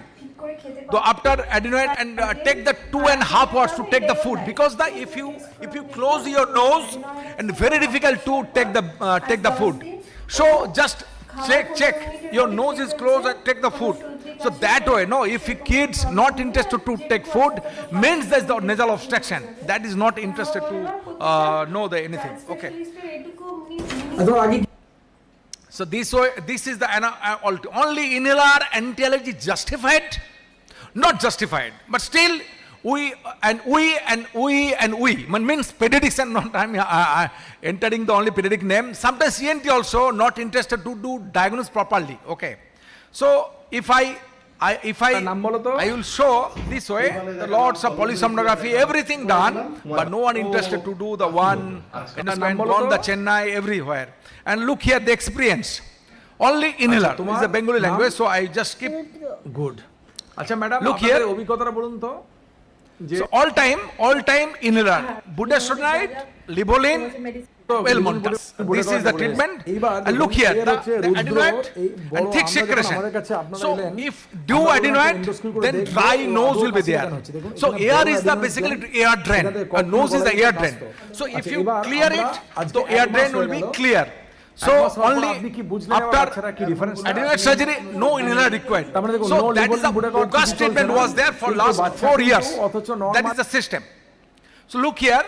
The denture teeth alignment and treatment by dental surgeon, but no one interested to check the mouth breathing or not. Look here, the change. Look here, the system. Look here. But interested to inhaler, give inhaler. No, that is not inhaler treatment. This is the obstruction. But no one interested to diagnose the proper treatment. Okay. Look here, the sound. This all are adenoid. Sometimes look here, the sound. Look here. But pediatrician comments the fat. Reduce the fat, you will be okay. Or fat reduced, you will be okay. Okay. That is the fact. And frustration of the family also. So look so interested to give the bracelet. Look here, the change after adenoid phases. I am too frustrated to treat this type of patient every day because I am doing lots of adenoid surgery, so lots of different type of patient face to me. Look here, the change of face. This is the fact. After 1 month, frustration, totally frustrated. Look here, one cardiologist, famous cardiologist. Son Adiyaman has become extremely naughty since the operation. And energy, full energy. But all pediatricians think that this is all an allergy problem. Cardiologists also. Friends, pediatrician, also treatment by allergy treatment. This is the fact in all area. In Bhopal also, definitely this type of, in Maharashtra also, everything. Okay, now this is a fact. I am the adenoid surgeon, fan of adenoid surgery. Okay. And the ENT, 85% ENT also not interested to do. I am my friend also, senior friend, and you know also. Adenoid required 46 years because of not there at the time. I proved 57, 47, 57, 58, 60, every age may I have recorded the adenoid. Okay. This is the ENT, 85% ENT. Patient's party looking vacant, pediatric doctor, all are against, homeo, chest, GP, all are against. Still I am doing adenoid surgery every month more than 100 because the result. So no one forced me to, it's not possible. Here the documented, spirometry is the equal normal, but treatment is the inhaler. Why inhaler? No justification. Oh, inhaler, pediatric asthma. Why the pediatric asthma? No, spirometry normal, but still giving the budesonide. But no one interested to refer the ENT. That is the fact.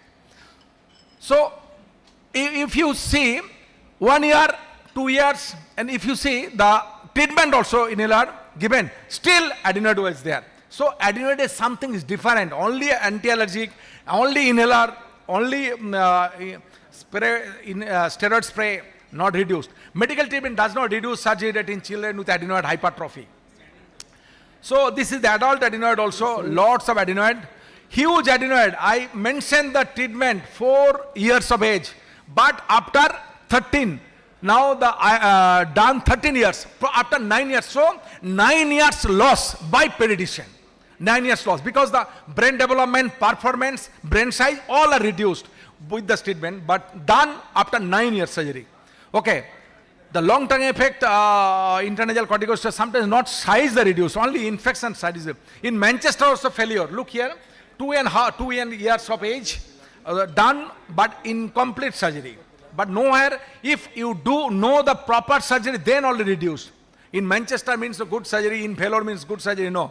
Early surgery benefits you sleep disorder, breathing, okay? And also mentioned the because paper also. Sleep disorder in children, okay. And added to safe procedure in pediatric, if you know the proper technique, 4 hours only. Now look here, just simply you know everything, adenoid surgery. I start from above, okay, this way, and no drops of blood, okay. And 100% recurrence free. I mentioned this is the 100% recurrence free. Sometimes I have seen the estrogen tuberosity hypertrophy. So for that reason, I now, for last few years, I am reduced the salpingopharyngeal fold medially also to reduce the problem, okay. But if you know the proper technique, the 100% recurrence free. Tonsil also, ECT just slide 1 second. I will show the, okay, if totally exophytic, I prefer the still ECT, extracapsular tonsillectomy. But if endophytic, now I am doing the ICT, okay. Sometimes required also, if a grade 2 plus tonsil with adenoid also you should remove, otherwise sometimes the problem will be there later on. So if you know the proper coblation movement, the surgery is very simple, okay. And no drops of blood also. Sometimes tube required if estrogen tube block, okay. Problems after surgery. Now the problem after surgery with improper technique without endoscope. This is a recurrence. So endoscopic removal with proper technique required. Recurrence with frustration, again OME develop. If you check, the adenoid is there, but still you have done is the good center, And look here, wrong technique, complication done, and gone to the different Chennai. Okay, Chennai result. Look here, the complication synechiae development. Okay, means not a good center, good surgeon required also. to do the proper surgery, okay? Look here the surgery.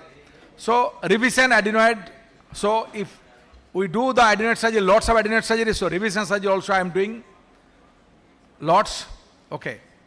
Now the regrowth of adenoids, adenoidectomy, down the up to pharyngobasilar fascia. If you do proper technique, so recurrence not happen. The Vikas Agarwal's paper, surgical landmark if you follow, up to buccopharyngeal fossa, if you complete the adenoid surgery, no recurrence, okay. Believe me, 57 years of confirm, also histopathology reports the adenoid tissue. So this is the adenoids the culprit, main culprit. So main culprit, if child's recurrent cough, definitely should do endoscopy. If more than moderate adenoid, so adenoid required also, adenoid required. Adenoid, look here, how the difference. Now, if right side look here, the tube. The after just adenoid surgery, the institution tube function is development. Okay, air coming out from the tube, institution tube. Okay, and look here, how the tube block. Look, this is the institution tuberosity, this is the adenoid. Just block the. So it is the culprit. So if you also ENT surgeons, if you think that both ear affected, both ear cholesterol, just before doing surgery, please do nasal endoscopy any age. In any age, you should do nasal endoscopy. If you see the both ear problem, both perforation, both cholesterol, if should do the nasal endoscopy before doing ear surgery also. Okay, this is the grommet. I am not interested to know so the. Okay. Now, parents said that if ear problem had not been checked, we would not have to know about the main issue. That is the problem, diagnosis. Now the conclusion, adenoid with allergy, treat accordingly. Only adenoid, treat accordingly. Only allergy treatment, do not accept if enlarged adenoid is there. Enlarged adenoid will only Dr. Sunita Chopra take the treatment, no. So management, nasal endoscopy, CT scan not only, okay. While demonstrating, at least I have done 60 center adenoid surgery and tonsil surgery, adenoid surgery, and more than 5,000 adenoid ENT surgeons also seen my surgery also, trained also different. So definitely, if you do proper surgery, and kids will be really benefit. So conclusion is the gold standard test, the endoscopy, not X-ray, not CT scan. So adenoid myth about adenoid. Adenoid will be vanished after few years. How? Adenoid size will be reduced after nasal spray. This is also wrong. After surgery, adenoid will not recur. This is also wrong. So proper surgery required. All nasal stuffiness and cough are allergic on agent. This is the most following ENT, parts of ENT and pediatrics, pulmonologist. All adenoid elements should remove. No, mild adenoid should not remove. So you will be culprit. Adenoid is the different, your research paper. Now, it's a twin baby, tongue tie, tonsil adenoid huge, 4-year treatment, still same type of adenoid tonsil. I have removed it. So adenoid is the different. Not only adenoid, not only gene, maybe genetic problem, maybe something. You should research. Not adenoid or give the antibiotic and spray. No, thank you so much. Again, role of ENT surgeon, definitely. Okay, not giving the only spray and inhaler. Okay, thank you so much. And thanks Dubey for giving me this opportunity. Okay. I think Dr. Tushar Kanti Ghosh needs a big applause. और जिस तरीके से आपने allergy के खिलाफ अपना उद्घोष किया है, घोष साहब, the number of surgery which Dr. Ghosh is doing in Calcutta, really the novice surgeon, if they want to learn coagulation, adenoidectomy and tonsillectomy, they should go to Tushar Kanti Ghosh Center, because every day he is performing, I think not less than 10, 12, surgery more than 10, but every day tonsil adenoids are there. If you plan for a week, you can see at least 20, 30 surgery, and his center is high volume center. Calcutta is a very big populated city, and he does all types of surgery, not only adenoid tonsillectomy, he is a master of stipes also. And Tushar is a wonderful man. Last time when I saw him on Facebook, he was there in Ahmedabad Management College. तो मैंने phone लगा, तुषार भाई ये अहमदाबाद में क्या कर रहे हो? I just come here to learn some management doctor Dube, because doctors are poor managers और ENT surgeons are poor. 80% ENT surgeon भी इनको देखो आप पाला पार करने से रोक रहे थे, आपने उनके चित्र में देखा. तो इज़ ए वेरी एंथुजियास्टिक और क्रांतिकारी सर्जन है, तो इनसे नए लोगों को मिलना चाहिए. And I am very please to listen your talk, and sometimes I will also visit because our both visits are due to your center. You once invited, but we are not able to reach there. But you came. ये भी 2 flight बदल कर आए. He reached morning at the 6 o'clock. So really, I am thankful to you. It took a lot of trouble. You are such a busy practitioner, but you take out time for this lecture. Thank you very much, Tushar. I request Dr. Dubey to felicitate Dr. Tushar.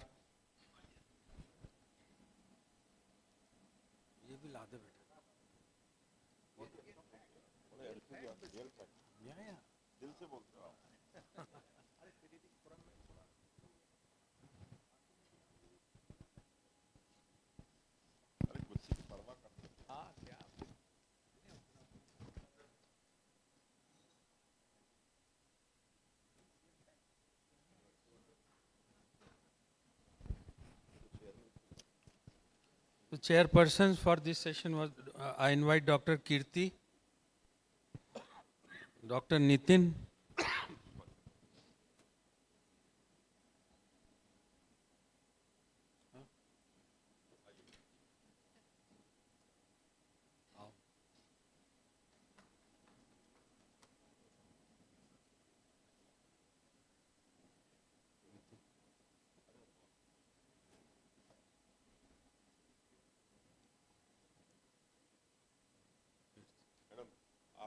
Bangalore कैसा रहा उनका? रात में it's a landmark. एक बार गया. So we move on to the next talk by Dr. Vikas Agarwal. I don't see Vikas here.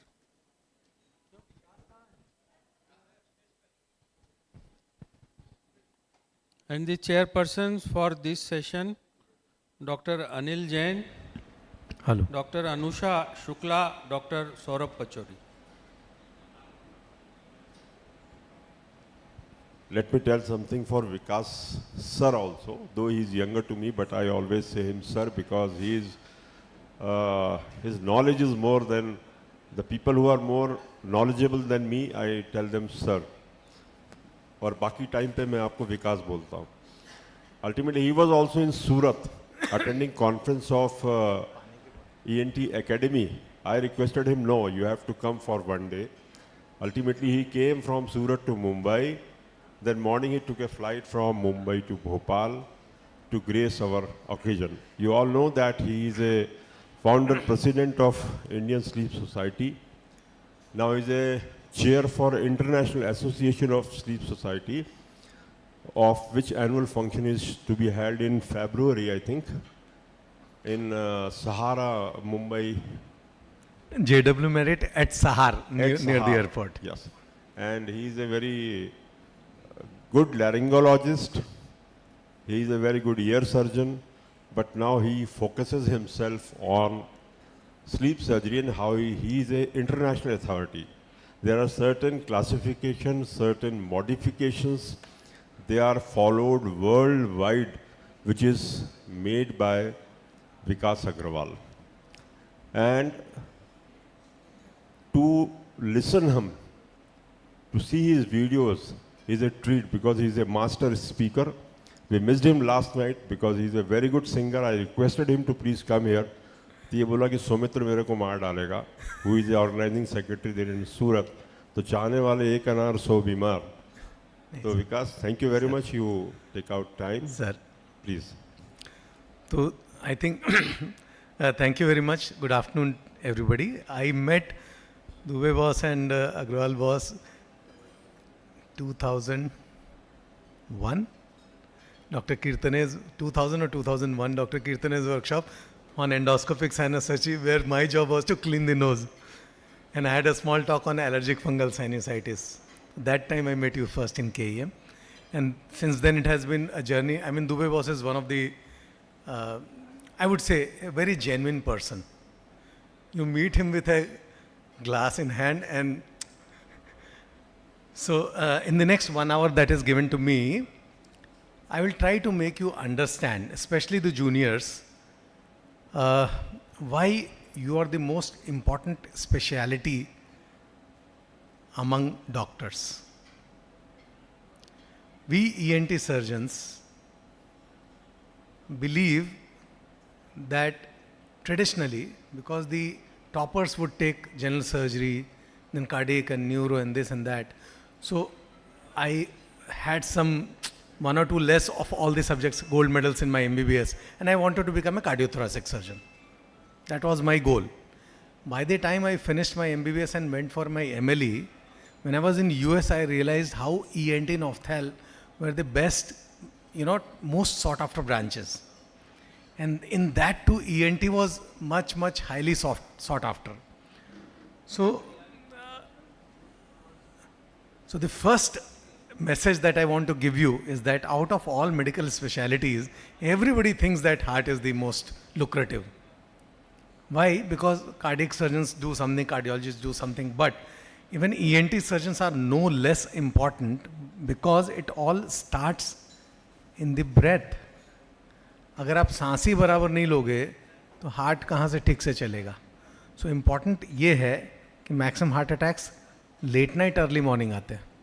They do not come in the afternoon when somebody is pressed for work या उसके ऊपर दुनिया का stress, उस time पे heart attacks नहीं आते हैं. तो क्यों होता है? Because we all know it is the obstructive sleep apnea which leads to heart attacks and sudden deaths and this and that. And now everything is linked to obstructive sleep apnea. It leads to depression, insomnia, diabetes, stroke, heart attack, hypertension. Everything is ultimately, it starts from your breath. So if you prevent, what is better? अभी आप polio के लिए creche लगाते हो या polio की vaccine देते हो? एक जमाना था जब पोलियो के लिए क्रच देते थे, अभी क्रच नहीं देते हैं, वैक्सीन दे देते हैं ना. तो you have to prevent heart attacks and sudden deaths rather than treating heart attacks.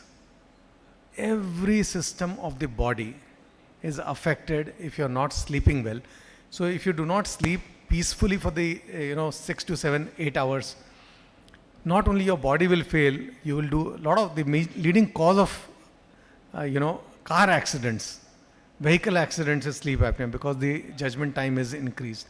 So it's such a big problem. Second message is, how big is this problem? 1 billion of world's population is suffering from sleep apnea. 1 billion. In India, this is a AIMS Bhopal study. यहीं की आपके शहर की study है, AIMS Bhopal. Healthy people randomly selected 11-1 PSG showed 32.5% moderate to severe. 1/3 of the population of our country is suffering from moderate to severe sleep apnea. ये आपके शहर में की गई study, right? This is center of the country, and this is not patients. They have pulled out healthy people. So we are talking of an extremely common problem. Third thing is that everybody believes only obese people have obstructive sleep apnea. No. Obesity is a result of sleep apnea. It's not the cause of sleep apnea. So again, because you see that obesity is linked to sleep apnea and you believe that obesity is the cause, like Tushar was telling, for kids also they say कि अरे इसका मोटा है इसके लिए सांस नहीं.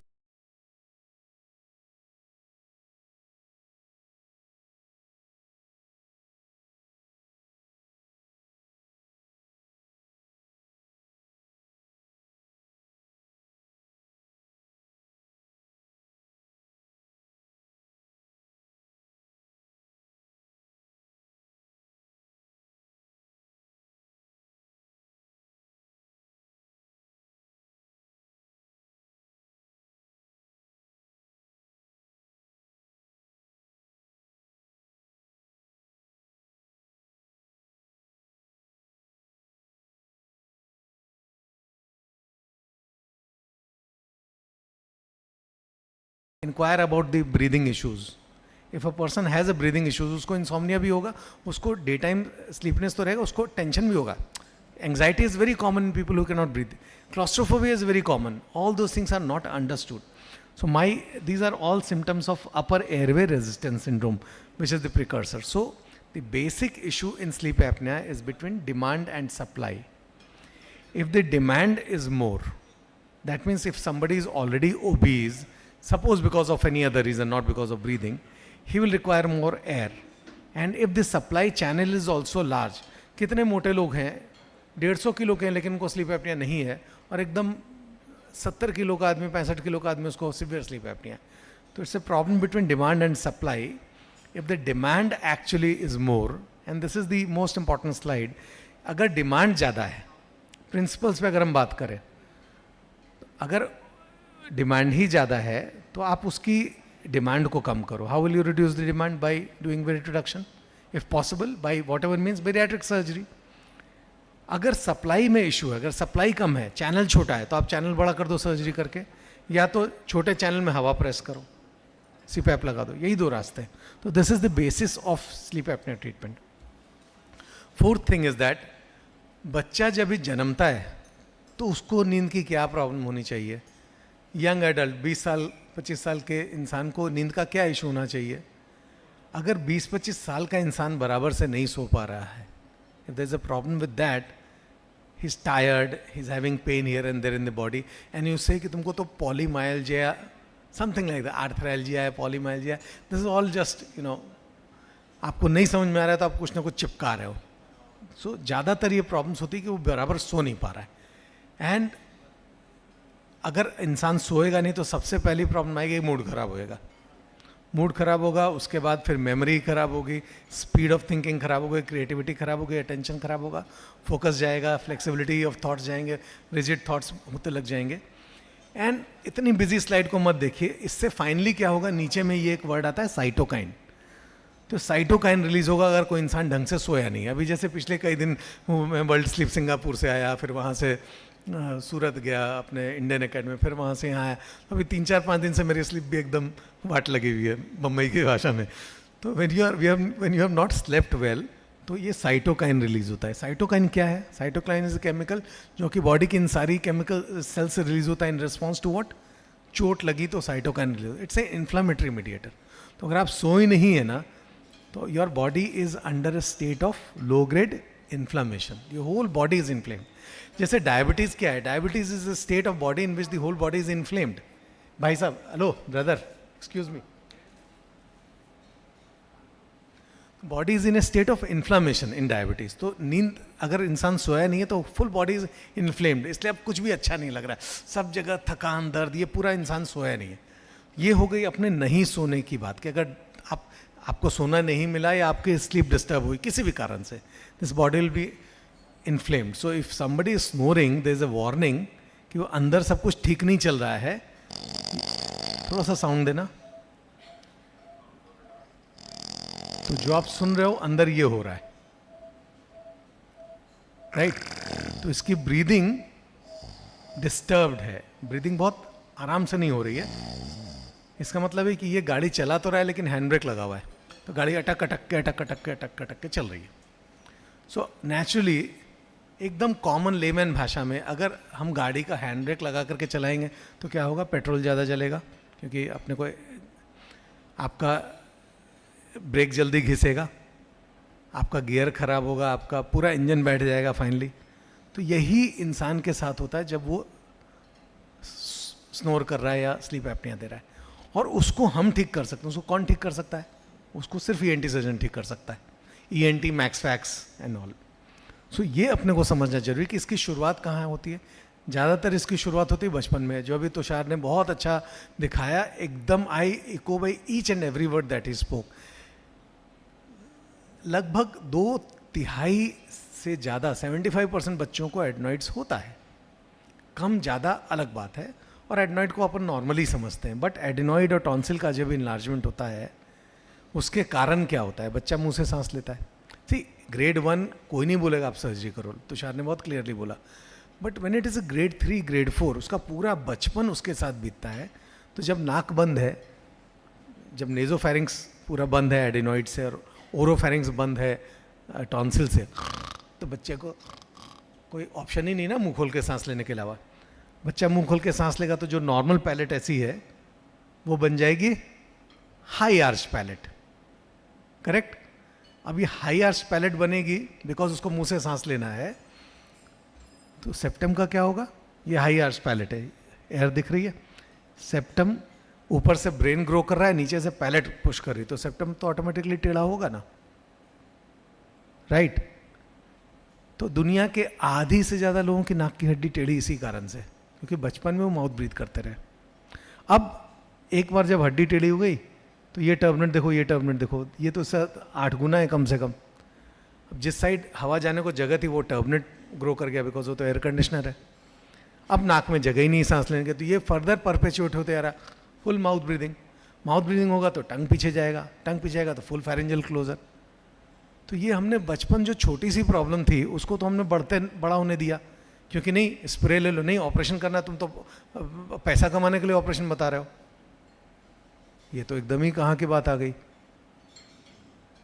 अब ये टर्बनेट हाइपरट्रोफी हो गई, जब नाक से ब्रीदिंग ही नहीं होगी तो साइनस का काम क्या है? साइनस को हवा ही नहीं मिल रही है तो साइनसाइटिस तो होने वाला है। अरे नहीं नहीं, तुमको तो एलर्जिक साइनसाइटिस है। एलर्जी हो क्यों रही है? बिकॉज वो वेंटिलेट ही नहीं कर रही है ना नाक। अगर मैं चलूंगा ही नहीं तो मेरे पैर के मसल्स का काम ही नहीं है ना, सिंपल। तो आपको चलना तो पड़ेगा रोज। अब आप चाहे काम के लिए, कमाने के लिए चलो या मॉर्निंग वॉक पे पार्क में जाओ, चलना तो पड़ेगा बस, एक्सरसाइज तो रोज करनी पड़ेगी। तो इसके कारण फिर आपका साइनसाइटिस होता है। साइनसाइटिस होता है तो बोलता है कि नहीं नहीं ये तो साइनस की प्रॉब्लम है, वो इम्यूनिटी की प्रॉब्लम है, तो ये है तो वो है। अरे भाई उसको, then moment your nose breathes then only your sinuses can function ना। तो ये सब मैसेज जो है। अच्छा, अब इसके बाद जब इंसान बराबर सोता नहीं है तो जो सब उठता है तो गुस्सा आता रहता है। गुस्सा कहाँ निकलेगा? फैमिली के ऊपर निकलेगा। हाँ, इस स्टेज पर अगर आपने स्लीप स्टडी की, आपको लगा अच्छा ये स्लीप डिस्टर्बेंट स्लीप आपने की, तो इस समय तो नॉर्मली स्लीप स्टडी आएगी, बिकॉज इस समय कोई ऑक्सीजन थोड़ा ना इसका घट रहा है। एक तो यंग इंसान है ना, तो दिस इज लाइक कि आपको कोई अगर रात को नींद में अगर मच्छर काट रहा है तो आपका ऑक्सीजन थोड़ा ना घटने वाला है, लेकिन नींद तो डिस्टर्ब हो रही है ना। तो कार्डियोवैस्कुलर सिस्टम अभी अफेक्ट नहीं हो रहा है, लेकिन ब्रेन तो फिर भी अफेक्ट हो रहा है, बिकॉज आपकी नींद हर 1 मिनट में 2 मिनट में अगर नींद डिस्टर्ब हो रही है, आप तो रेम स्लीप में और 4th स्टेज 3rd स्टेज में जा ही नहीं पा रहे हो एनआरईएम में। So naturally this stage your brain is disturb but your heart is still working okay. So this is the stage of upper airway resistance syndrome when nobody understand what is happening, because आपका sleep study भी normally आने वाली है, लेकिन सुबह उठ करके रोज घर में गुस्सा, आपस में एक दूसरे पे झगड़ा, रोड रेज, बिकॉज आदमी इरिटेटेड है, उसके ऊपर से सामने कोई आ गया तो क्लॉस्ट्रोफोबिया बहुत कॉमन है, लिफ्ट में आप घबरा रहे हो ये। तो this is upper airway resistance syndrome. जब आपको ये सारे सिम्टम हैं, और ये मेरे ग्लेमलान साहब से 3 बार मिला, लास्ट 2013 में मिला जिन्होंने ये टर्म दिया था। उस समय तक मेरे को उतना समझ में नहीं आता था। आज उनके मरने के ऑलमोस्ट 7-8 साल के बाद 2019 आई थिंक एक्सपायर्ड, अब ये पूरा समझ में आ रहा है कि अरे दुनिया की आधी से ज़्यादा पॉपुलेशन को ये प्रॉब्लम है। और अभी कौन से कॉन्फ्रेंस में अपर एयरवे रेजिस्टेंस के बारे में बात होती है? Almost nowhere. हमारे स्लीप अपने कॉन्फ्रेंस में एक छोटा सा कोई टॉक देता है इसके ऊपर। आधी से ज़्यादा दुनिया को अपर एयरवे रेजिस्टेंस है। 25% पॉपुलेशन को एलर्जी है। अब कंबाइन करो ना आप, 2/3 of the world's population is suffering from nasal problems, right? Nasal end से पहले उसको डील कौन करेगा? ईएनटी सर्जन, दूसरा तो कोई कर नहीं सकता है। कितने ईएनटी सर्जन आज स्लीप एपनिया के बारे में, सबको स्कल बेस्ड सर्जरी करनी है। अरे भाई skull based 50 doctor 50 surgeon India में, बस 50-100 बहुत हो गए, लेकिन इसके लिए तो अपने को 5,000 चाहिए, क्योंकि 150 करोड़ की पॉपुलेशन अपनी होने वाली है। 150 करोड़ लोगों में से अगर आधे पौने पॉपुलेशन को, 75 करोड़ को अगर नाक की प्रॉब्लम है, तो आप देखो ना। तो ऑनेस्टली स्पीकिंग, मैं जो मेरे को जो टाइम मिला है, मैं उस पर इसी पे ज़्यादा टाइम लगाऊंगा। वो फेरेंजियल बेस टंग सर्जरी, बड़ी बड़ी रोबोटिक सर्जरी, कुछ मतलब नहीं है, कोई ज़्यादा लोग करने वाले नहीं है। जो करने वाले हम लोग उसकी बात करते हैं पहले। तो जब इसके बाद जब आपको नींद अच्छी नहीं आ रही है, तो again without going into leptin, ghrelin, दुनिया भर के टर्म्स दे करके आपको इम्प्रेस नहीं करने वाला हूँ मैं। कॉमन सी बात होता है, अगर आपको बराबर नींद नहीं आई है तो क्या होता है? अगर नींद नहीं आ रही तो आदमी क्या करता है? भूख लगी है, फिर कमजोरी लगती है, तो सबसे पहले कुछ उठा के खा लेता है। क्योंकि कार्बोहाइड्रेट चाहिए ताकि इंस्टेंट एनर्जी मिले, राइट। मैंने सुबह से 3 बार नाश्ता कर लिया, एक बार घर से निकलते टाइम पे चाय के साथ कुछ पी लिया, एक बार फ्लाइट में मिला वो कर लिया, यहाँ भी आके बॉस ने मिला चाय पिया, हाँ बॉस पिला दो, 2 बिस्किट भी साथ में। तो यही होता है कि आदमी सोया नहीं ना तो उसको भूख लगते होती है, इसके कारण फिर इंसान खाता है तो क्या होता है, इंसुलिन बनाता है, इंसुलिन ज़्यादा बनेगा तो इंसुलिन रेजिस्टेंस होगा तो डायबिटीज़ होगी, सिंपल। आप खाओगे ज़्यादा, इंसुलिन ज़्यादा रिलीज होगी तो डायबिटीज़ ही होने वाली है, उसके बाद ये शुगर फैट के रूप में जमा होने वाली है, आपका वज़न बढ़ने वाला है, वज़न बढ़ेगा, अब ये साइकिल तो चलते रहने वाली है, आपको और टायर्डनेस और ये और वज़न बढ़ेगा, तब क्या होगा, तब फिर आपका जो स्नोरिंग जो आपने पहले देखा था अब वो प्रॉपर एपनिया में कन्वर्ट हो जाएगा, बिकॉज अब आपका रिक्वायरमेंट ज़्यादा है, अब ये पूरा का पूरा पैसेज कंप्लीट कोलैप्स हो रहा है, अब ये स्लीप एपनिया हो गया। अब धीरे धीरे ऑक्सीजन कम होना शुरू हुआ, तो पहले ऑक्सीजन नॉर्मल था, अब ऑक्सीजन कम होना शुरू हो गया, जब ऑक्सीजन कम होने लग गया तो क्या होगा, आर्टरी रिएक्ट करेगी, आर्टरीज रिएक्ट करेंगे तो क्या होगा, आपको हाइपरटेंशन होगा, फिर सारे कॉम्प्लिकेशन आपके हार्ट वाले सब शुरू हो जाएंगे हाइपरटेंशन के, ये वो फिर आपका जो जमा हो रहा है वो आर्टरी, हार्ट की आर्टरी में जमा होगा तो कॉर्नरी आर्टरी डिजीज़ हो जाएगी, उसके लिए फिर आप कार्डियोलॉजिस्ट के पास जाके स्टेंट लगवाओगे, कार्डियोथोरेसिक सर्जरी कराओगे। तो ये पूरी चीज़ का एल्गोरिदम आप ऐसे समझो कि ये शुरुआत कैसे होती है। अगर जब मैं 20 साल का था, किसी ने मेरे को अगर थप्पड़ मारा, मैं पलट के सीधे उठा के लगा देने का, सोचने का नहीं कि क्या है, मैं हमको मारा, हमने मार दिया, बात खत्म, बाकी जो होगा देखा जाएगा। This is how a 20-year-old will react. मैंने वॉज 40, किसी ने अगर मारा तो मैं पलट के मारता नहीं, अरे पुलिस केस हो जाएगा, अपना नाम पुलिस में हो जाएगा, मैं जा करके कंप्लेंट कर दूंगा पुलिस में, या तो जो भी करना है उसका करूंगा, लेकिन पलट के मारूंगा नहीं। This is upper airway resistance. आप स्नोर कर रहे हैं, इनिशियली जब भी आप स्नोर कर रहे हैं आप आराम से सो रहे हो, दूसरा डिस्टर्ब हो रहा है। 40 साल के एज में आप स्नोर कर रहे हो, आप भी डिस्टर्ब हो रहे हो, दूसरा तो हो ही रहा है, आप भी डिस्टर्ब हो रहे हो, लेकिन आपका ऑक्सीजन खराब नहीं हो रहा है। 60 साल के एज में, अभी आई एम 54, तो अभी अगर कोई मेरे को मारेगा तो मेरे में उतनी ताकत नहीं है जितनी आज से 15 साल पहले थी, तो I may fall down but I get up, इतनी ताकत तो है उठने की। तो this is like mild to moderate sleep apnoea. भाई एयरवे कोलैप्स होएगा लेकिन वापस से खुल जाएगा। और यही आज से और 20 साल के बाद जब मैं 75-80 का हो जाऊंगा, तो अगर किसी ने मारा तो मेरे को उठाने के लिए भी 4 लोग लगेंगे, भाई उठ जाओ, अपने आप उठने की भी ताकत नहीं रहेगी। तो ये एक स्पेक्ट्रम है। सो ये स्पेक्ट्रम, ये एक बहुत ही क्रूड है कि HI less than 5, 5 to 15, 15 to 30, इसको आप लोग भूल जाओ, लेकिन आज के दिन ये है तो इसको जानना इंपॉर्टेंट है, लेकिन इसको ज़्यादा दिल से मत लगाओ। This is a spectrum, mild, moderate, severe, all this will change, this is changing. लेकिन आज के दिन जो आप एक ट्रेडिशनल वे में कम से कम अंदाज लगाने के लिए पता लगाते हो, तो ये एक स्पेक्ट्रम है, स्लीप रिलेटेड ब्रीदिंग डिसऑर्डर है ना, या स्लीप डिस्टर्ब्ड ब्रीदिंग, इस पूरे स्पेक्ट्रम का ये mild, moderate, severe, simple snoring, ये एक स्पेक्ट्रम है। ये गाड़ी आपकी ऐसी है, ढलान पे है। अब आप इस गाड़ी को अभी पकड़ सकते हो, अभी रोक सकते हो, या इस स्टेज में एकदम जब स्पीड पकड़ ली तब रोक सकते हो। जब आपकी गाड़ी स्लोली नीचे जा रही है तभी आप रोक सकते हो ना। एक बार स्पीड पकड़ ली तो ब्रेक लगाओगे तो भी गिरने वाली है। और ये काम बहुत आसान है, ये काम बहुत मुश्किल है।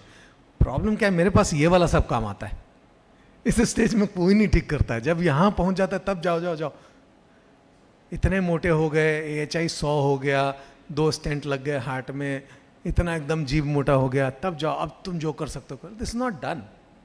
मैं ये बोल रहा हूँ कि ये काम आप सब कर सकते हैं, और ये काम कोई भी अच्छे से नहीं कर सकता है।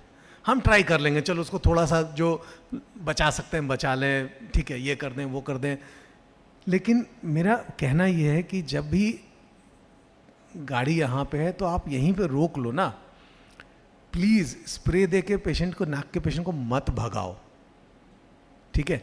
अगला 10-15 मिनट में उसके ऊपर बात करता हूँ। नाक की प्रॉब्लम बहुत सबसे कॉमन है।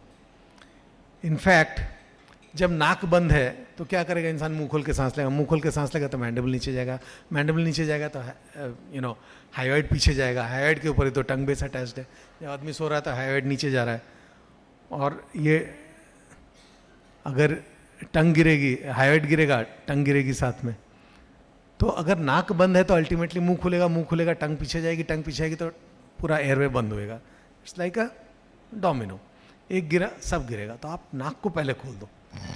ये दिखा रहे हैं कि भाई जब भी नाक मुंह खुला है तो स्लीप एपनिया है। जैसे ही आपने मुंह बंद किया ऑटोमेटिकली, अब मुंह बंद होगा कैसे जब तक आप नाक नहीं खोलोगे, एकदम I am talking of common sense. कोई हम लोग दुनिया के पेपर ये सब नहीं बात कर रहे हैं, एकदम बेसिक कॉमन सेंस। आप नाक खोल दो तो कम से कम पेशेंट नाक से सांस लेगा तो मुंह बंद रहेगा, मुंह बंद रहेगा तो ऑटोमेटिकली गिरेगा नहीं। और नाक की प्रॉब्लम लेकर के सर्दी खांसी is the commonest problem with आप अपने जीपी से फ्रेंड्स को फ़ोन करोगे, भाई तुम्हारे यहाँ मेजॉरिटी क्या आता है, 2/3 तो सर्दी खांसी आता है। आप पीडियाट्रिशियन को फ़ोन करो, 2/3 सर्दी खांसी आता है, नाक का ही प्रॉब्लम है ना। बाकी 1/3 में सारी बीमारियाँ, 2/3 सर्दी खांसी। और होता क्या है, वही स्पाइनल लेवल पे एंटीबायोटिक, एंटी एलर्जिक और कुछ ज़्यादा है तो पेन किलर सबको दिया जाता है स्पाइनल लेवल, बिना दिमाग लगाए, समझ के कि अरे ये तो इन्फ्लू है, इन्फेक्शन है, वायरल होगा, बैक्टीरियल होगा, ये लो घर जाओ।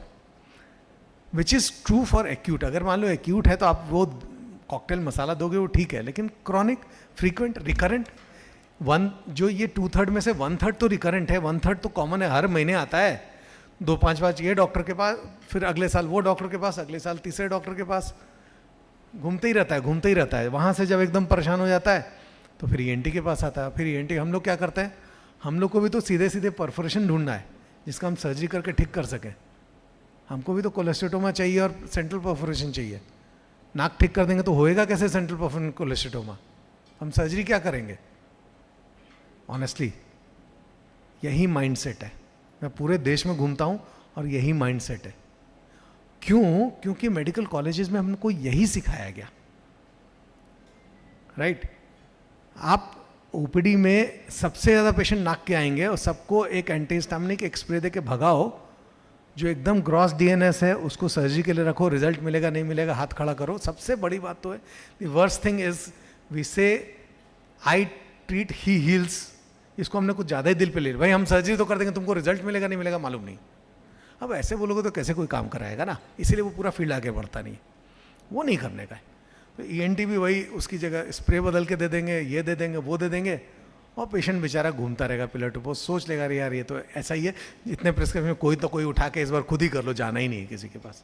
तो इसको अपने को सबसे पहले चेंज करना है, क्योंकि ये क्लीवलैंड क्लिनिक की वेबसाइट से निकाली हुई स्लाइड है। और देखो, इवन सोर थ्रोट, सर्दी खांसी सोर थ्रोट, कॉमन गले का इन्फेक्शन सर्दी खांसी, one of the causes is mouth breathing, right.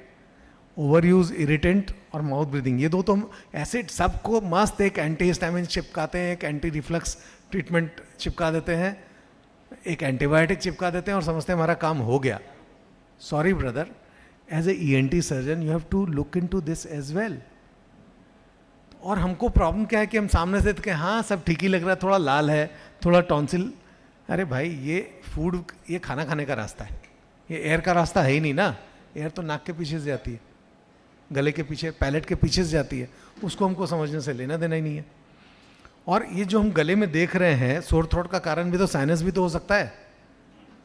तो प्रॉब्लम क्या है, हमको सबको क्या बताया, even if you think sinusitis, first give maximal medical therapy. And what is that, 6 weeks. हमारे टाइम पे एकदम, तुमने अगर उसके पहले सीटी स्कैन बोला ना तो तू कमीशन खाने के लिए बोल रहा है। ये तो हमको पढ़ाया गया था, तो वो वहाँ पे मिस्टेक। अपने को सब्जेक्ट को समझना है। Guidelines are to make you, you do not abuse any investigation, I am totally with you. But if somebody has a 5 साल से सेम प्रॉब्लम, ऑलरेडी 5-10 जीपी को दिखा चुका है, 3 ईएनटीज को दिखा चुका है, सबने उसको कुछ ना कुछ दे दिया है, तुम्हारे पास आया है, तुम इस डर से कि मैं सीटी स्कैन कैसे बताऊं क्योंकि हमने मैक्सिमल मेडिकल थेरेपी तो दी ही नहीं है, and then you give some other brand of spray, what is this, this is quackery, nothing else. So अपने को ये समझना इंपॉर्टेंट है कि आधी पॉपुलेशन, जैसे मैंने बोला, को टर्बनेट, हाइपरट्रोफी, डेविएटेड सेप्टम होगा, जो सामने से नहीं दिखेगा ना, unless either you put in a scope और you do a scan, you will not know. Even if you put a scope, you will not be able to see the एथमॉइड्स।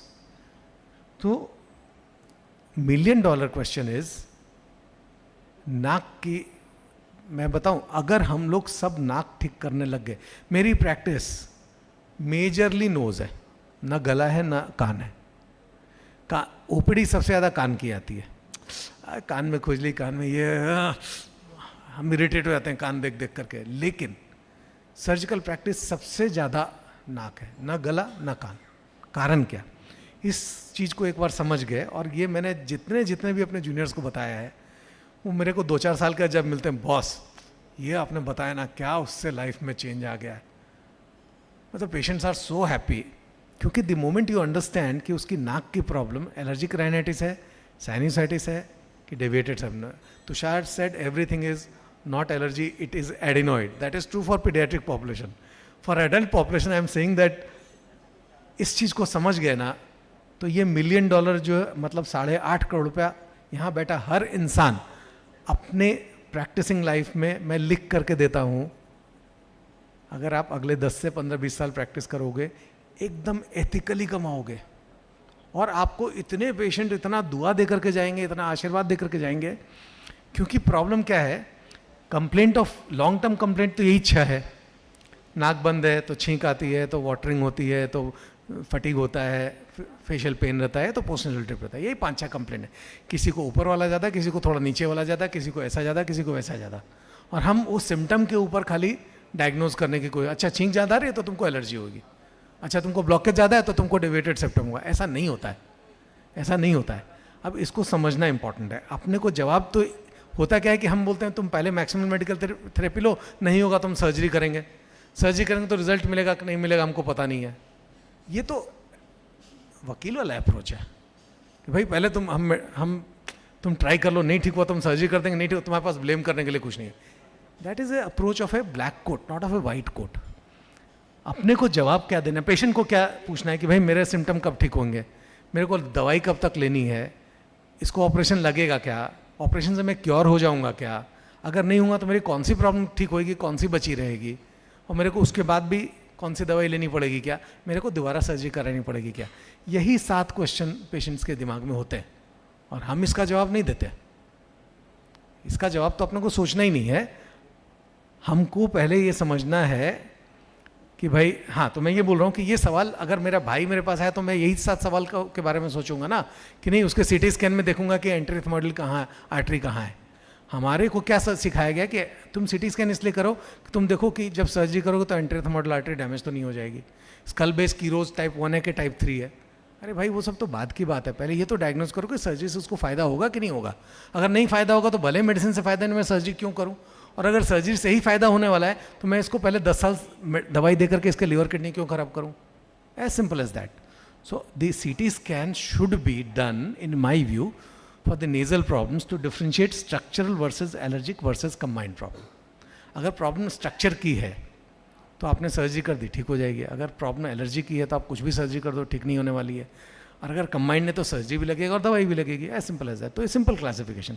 और allergy है तो IgE मीडिएटेड एलर्जी है या type 2 eosinophil वाली allergy है, because हम जानते हैं कि ethmoiditis is the type 2 eosinophil inflammation. अभी सीटी स्कैन करें कब? आपने मैक्सिमल मेडिकल थेरेपी दे दी तो सब तो सूख जाने वाला ही है ना। समझो आपके पास एक पेशेंट आया जिसको डेविएटेड सेप्टम था, टर्मिनेट हाइपरट्रोफी थी और इथमोइडाइटिस रहा होगा, हमको पता नहीं, हमने स्कैन नहीं किया था। हमने उसको अच्छा मैक्सिमम मेडिकल थेरेपी दे दिया। वो है कि हाँ डॉक्टर साहब मैं बेटर हूँ, मेरी छींक चली गई, मेरा पानी चला गया है, लेकिन मेरा ब्लॉकेज अभी भी है। I am giving a very practical scenario. And then you do the CT scan and you see a deviated septum, you see terminate hypertrophy, you say कि ओके मैं आपका सेप्टोप्लास्टी टर्मिनोप्लास्टी कर देता हूँ, ठीक है। अभी आपने सेप्टोप्लास्टी टर्मिनोप्लास्टी कर दिया, उसका ब्लॉकेज निकल गया, उसकी छींक और पानी वापस आ गया, बिकॉज उसको इथमोइडाइटिस था जो कि स्टेरॉइड से इम्प्रूव कर गया था, इसलिए सीटी स्कैन में नहीं आया था। 6 महीने के बाद पेशेंट वापस से प्रॉब्लम करके आया, हाँ ब्लॉकेज तो थोड़ी कम है लेकिन टर्मिनेट तो फिर भी सूज जाता है, छींक पानी तो चालू ही है। आपने क्या ऑपरेशन किया? आपने स्कैन कराया, आपने बोला अरे अभी तो तुमको साइनोसाइटिस हो गया, अब मैं दूसरी सर्जरी करूँगा। बोला उसके बाद भी एलर्जी तो तुमको रहने वाली है। तो पेशेंट बोला डॉक्टरों की क्या हो तुम, राइट। इस डर से आप सर्जरी नहीं बताते हो नोज में। मैं वही समझाने की कोशिश कर रहा हूँ। The moment you change your approach, which happened in my life around 16-17 years back. पहले 5-7 साल प्रैक्टिस के मेरे को भी नहीं समझ में आता था, ऐसे ही चलाता था। जब 2001-2 में जब मैंने शुरू की प्रैक्टिस तो 5-7 साल तक यही सब चलता रहा, गड़बड़ गड़बड़ गड़बड़, कुछ समझ में नहीं आ रहा है। ये जैसे ही दिमाग में बत्ती जली ना कि भाई अपने सीटी स्कैन दवाई दे के क्यों कराते हैं जब क्रॉनिक प्रॉब्लम है। अभी अगर बहुत एक्यूट है, पूरा सब कुछ भरा हुआ मिलेगा, तो मैं हर सबका साइनस सर्जरी थोड़ा ना करने वाला हूँ। At the same time dry भी नहीं रखना है, वेट भी नहीं रखना। नॉर्मल स्टेज में पेशेंट को 5 साल 10 साल से प्रॉब्लम आपके पास आया, do the surgery, do the scan on that date, and अगर लगे तो सिरेमाइजी एक और करा लो at the most, and then हाँ यहाँ पे अभी पिछले 3-4 साढ़े 3 साल से मैंने कोन बीम्स इसलिए इन क्लिनिक सिटी लगाया। भाई सबको सिटी स्कैन सेंटर भेजो, उसमें रेडिएशन 10 टाइम्स लगता है इसका, तो इतना ज़्यादा रेडिएशन तो अपन बोलते हैं कि एंडोस्कोपी से काम चला लेते हैं। एंडोस्कोपी में अपना कोई इथमॉइड नहीं दिखता है, तो सिटी स्कैन फिर भी कराना पड़ता है। तो रेडिएशन को बचाने के लिए मैंने सीवीसीटी लगाया। अब तो मैं एकदम फ़ैन हूँ भाई, 5 मिनट में स्कैन कर लो, उसके बाद ही बात करेंगे। क्या है पुरानी प्रॉब्लम में पहले स्कैन कर लेते हैं, तुम्हारे पास पैसा नहीं कोई बात नहीं, हम घुमा लेते हैं, हम देख लेते हैं कि क्या है, ठीक है। I am just saying majority of the people will afford it. नहीं भी अफोर्ड, आपको अपना दिमाग तो चाहिए ना कि क्यों है। अपन एंडोस्कोपी फ्री में नहीं करते हैं क्या, चलो मैं स्कोप डाल के देख लेता हूँ क्या है, ट्रीटमेंट तो कम से कम ठीक होगा। तो you can do it if you have it your, तो this is a great device. Otherwise क्या है, आपको कुछ ना कुछ तो दवाई देनी पड़ेगी ना, फिर फ्लूक से दवाई दोगे तो आप, अब जैसे ही आपने स्कैन घुमाया तो आपको एथमोइडाइटिस है कि नहीं है वो दिख गया, टर्मिनेट में फ्लैश कितना है, बोन कितना है वो दिख गया, मिडिल टर्मिनेट कितना बड़ा है वो दिख गया, इंफीरियर टर्मिनेट दिख गया, एडेनॉइड दिख गया। लाइक तुषार सेट 60 साल 50 साल 45 साल हर एज में एडेनॉइड मिलता है, हर एज में एडेनॉइड मिलता है। तो इसके बाद आपके दिमाग में क्लासिफिकेशन आ गया, ओके इस पेशेंट की प्रॉब्लम जो नाक की है वो स्ट्रक्चर के ही कारण है, इसको इथमोइडाइटिस तो है नहीं। तो अगर स्ट्रक्चर के कारण प्रॉब्लम है या इसको एलर्जिक है, उसमें इथमोइडाइटिस है या नहीं है, या कंबाइंड है।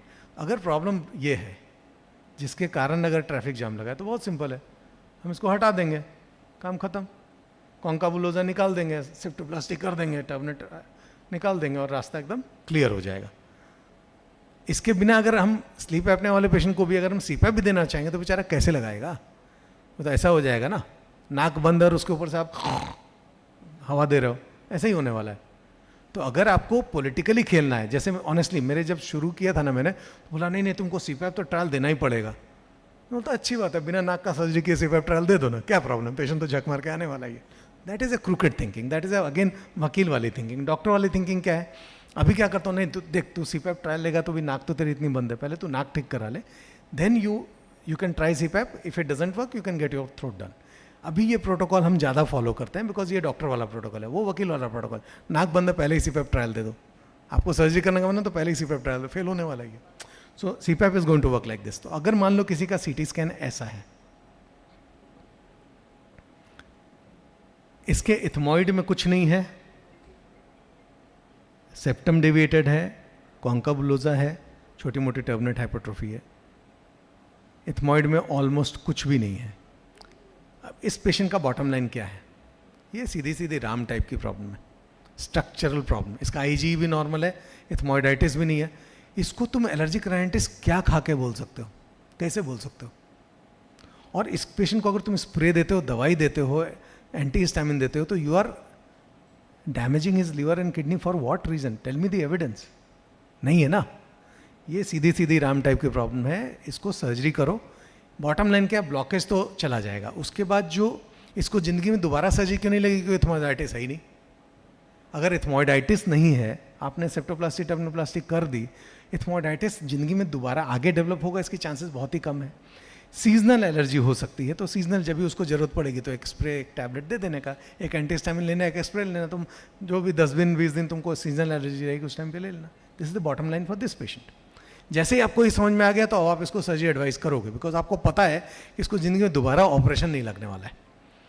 अब एक जो दूसरी चीज़ मैं यहाँ पे बोलना चाहता हूँ कि हमको एकदम SMR is a surgery to be condemned. Septoplasty is the surgery you should do, and you should always go behind the cartilage and only remove the bone. This is what I was taught. That was the biggest farce which I learned, honestly speaking. इससे खराब कुछ सिखा ही नहीं सकते। मेरी अपनी wife का मैंने सर्जरी किया around 20 years back. I did not do terminoplasty, I did not do high septal deviation. She is still suffering. दोबारा कराते भी नहीं, रोज रात को तकलीफ आती, बोलते पहली बार क्यों नहीं ठीक किया। वहाँ से जो मैं आपको बोलने वाला हूँ ये वहाँ से निकला है। And 2.5 years back I operated my own daughter. I have done a good job on my own daughter. सो जो मैं आपको बोलने वाला हूँ वो ये वहाँ से निकल के आ रहा है. It's not because I have done 5,000 और 7,000 10,000, वो सब मैटर. अपनी वाइफ, अपनी बेटी, इसके आगे क्या. तो आप सेप्टम को टिप के ऊपर ऐसा घुमा करके देखो.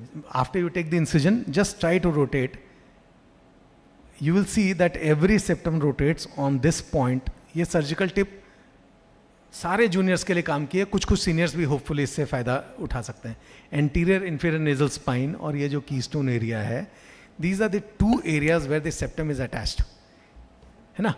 यहाँ पर आपका अपर लैटरल कार्टिलेज जाता है, यहाँ पर ये नेजल बोन आती है. तो ये जो जंक्शन है, अब ये कितना छोटा सा एरिया है जो आपको बचाना है. ये एरिया अगर आपने बचा लिया, आप पीछे का पूरा सेप्टम निकाल दो, पूरा का पूरा कार्टिलेज निकाल दो, आपको न कोई 99.9% केसेस में आपको स्प्रेडर ग्राफ्ट नहीं लगाना है, आपको ओपन राइनोप्लास्टी नहीं करना, कुछ नहीं करना है. उतना कॉम्प्लिकेटेड स्टफ है ही नहीं. आपने ये निकाल दिया ना, इसके पीछे का आप यहाँ से लेकर के यहाँ तक पूरा का पूरा सीधे सीधे हर केस में निकाल दो. I am telling, I have done the same for my 23-year-old daughter. शादी होनी उसकी बाकी है, सब कुछ बाकी है, कुछ नहीं होने वाला है. क्योंकि आपने इतना जैसे ही कार्टिलेज छोड़ा, हाँ ये जंक्शन को अगर आपने निकाल दिया कार्टिलेज को, तो ये सुप्राटिप डिफॉर्मिटी हो जाएगी, सैटल डिफॉर्मिटी हो जाएगी. अगर आपने ये निकाल दिया तो टिप ड्रॉप हो जाएगा. अगर आपने कार्टिलेज पूरा ही उड़ा दिया तो आपको यहाँ पे सुप्राटिप डिप्रेशन आ जाएगा. आपने इतना बचा लिया ना, अब कुछ नहीं हो सकता है. So this is what I wanted to show. आप देखो, ये सेप्टम को आपने जैसे ही घुमाया तो ये एंटीरियर नेजल स्पाइन है, ये वाला एरिया एंटीरियर नेजल स्पाइन, यहाँ पर सेप्टम जुड़ा हुआ है. अब ये कार्टिलेज कितनी टेढ़ी है, आप इसको नहीं निकालोगे, आप थोड़ा पीछे से निकालोगे, नेजल वाल्व एरिया तो खुलने वाला ही नहीं है, कभी नहीं खुलने वाला है. और नेजल वाल्व एरिया नहीं खुलेगा तो पेशेंट का आप कितना भी अच्छा सर्जरी करो, उसको ब्लॉकेज की फीलिंग रहने वाली है. तो और जैसे ही आप इसको निकालोगे, आप देखोगे कि ये आगे का हमने सिर्फ इतना ही एरिया छोड़ा है, और बाकी पूरा का पूरा कार्टिलेज एकदम ऐसे मार के जैसा निकाल दे रहे हैं. मैं थोड़ा सा आगे बढ़ाता हूं और आप दूसरी साइड में चले गए.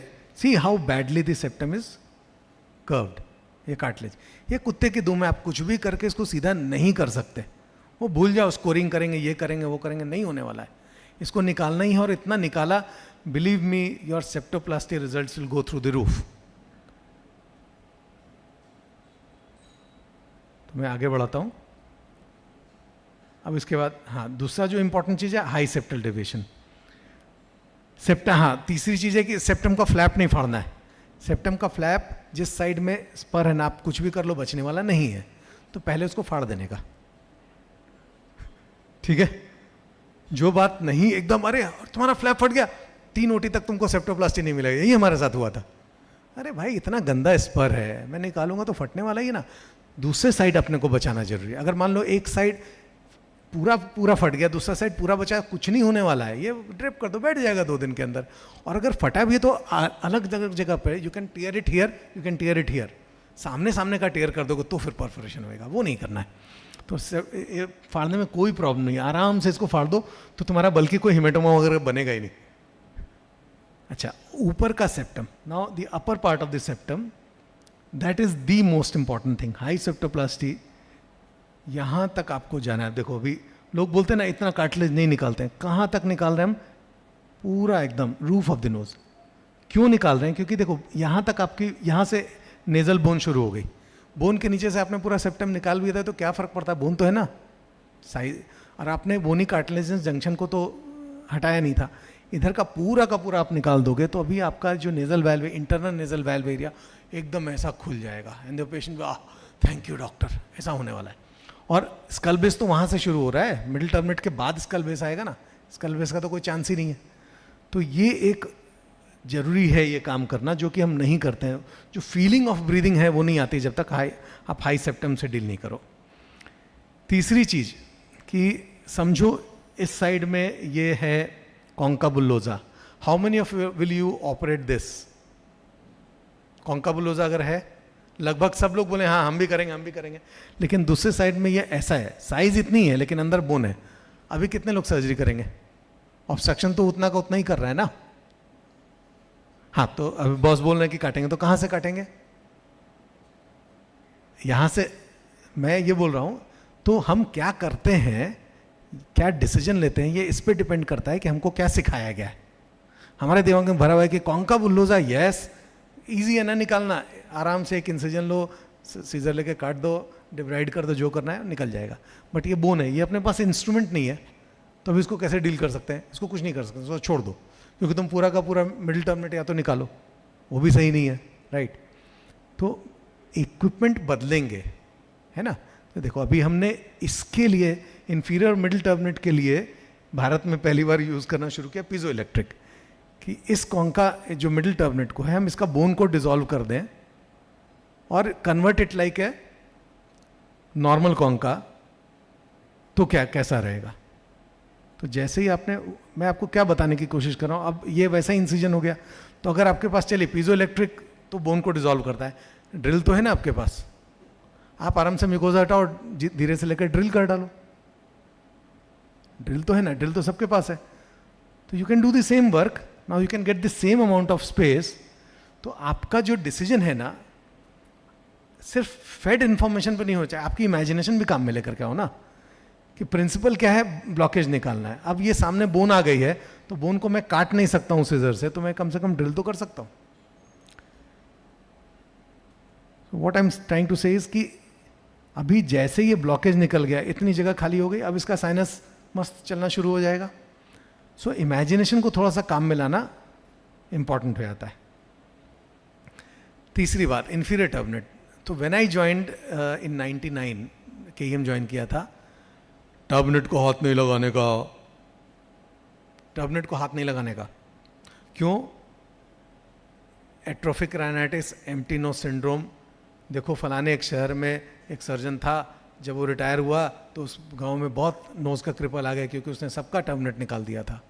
एग्रीड, कोई भी चीज़ उसके कारण क्या हो गया, टर्मिनेट को हाथ ही नहीं लगाने का, वो भी तो सही नहीं है ना। तो we have to know, because उसका क्लासिफिकेशन नहीं हुआ, किसी ने उस पर काम ही नहीं किया। जितने भी लोग नोज की सर्जरी करते हैं बिना टर्मिनेट के, तो शायद if you do not do turbinoplasty, result आते हैं क्या? नहीं आते हैं। You have to do टर्मिनोप्लास्टी।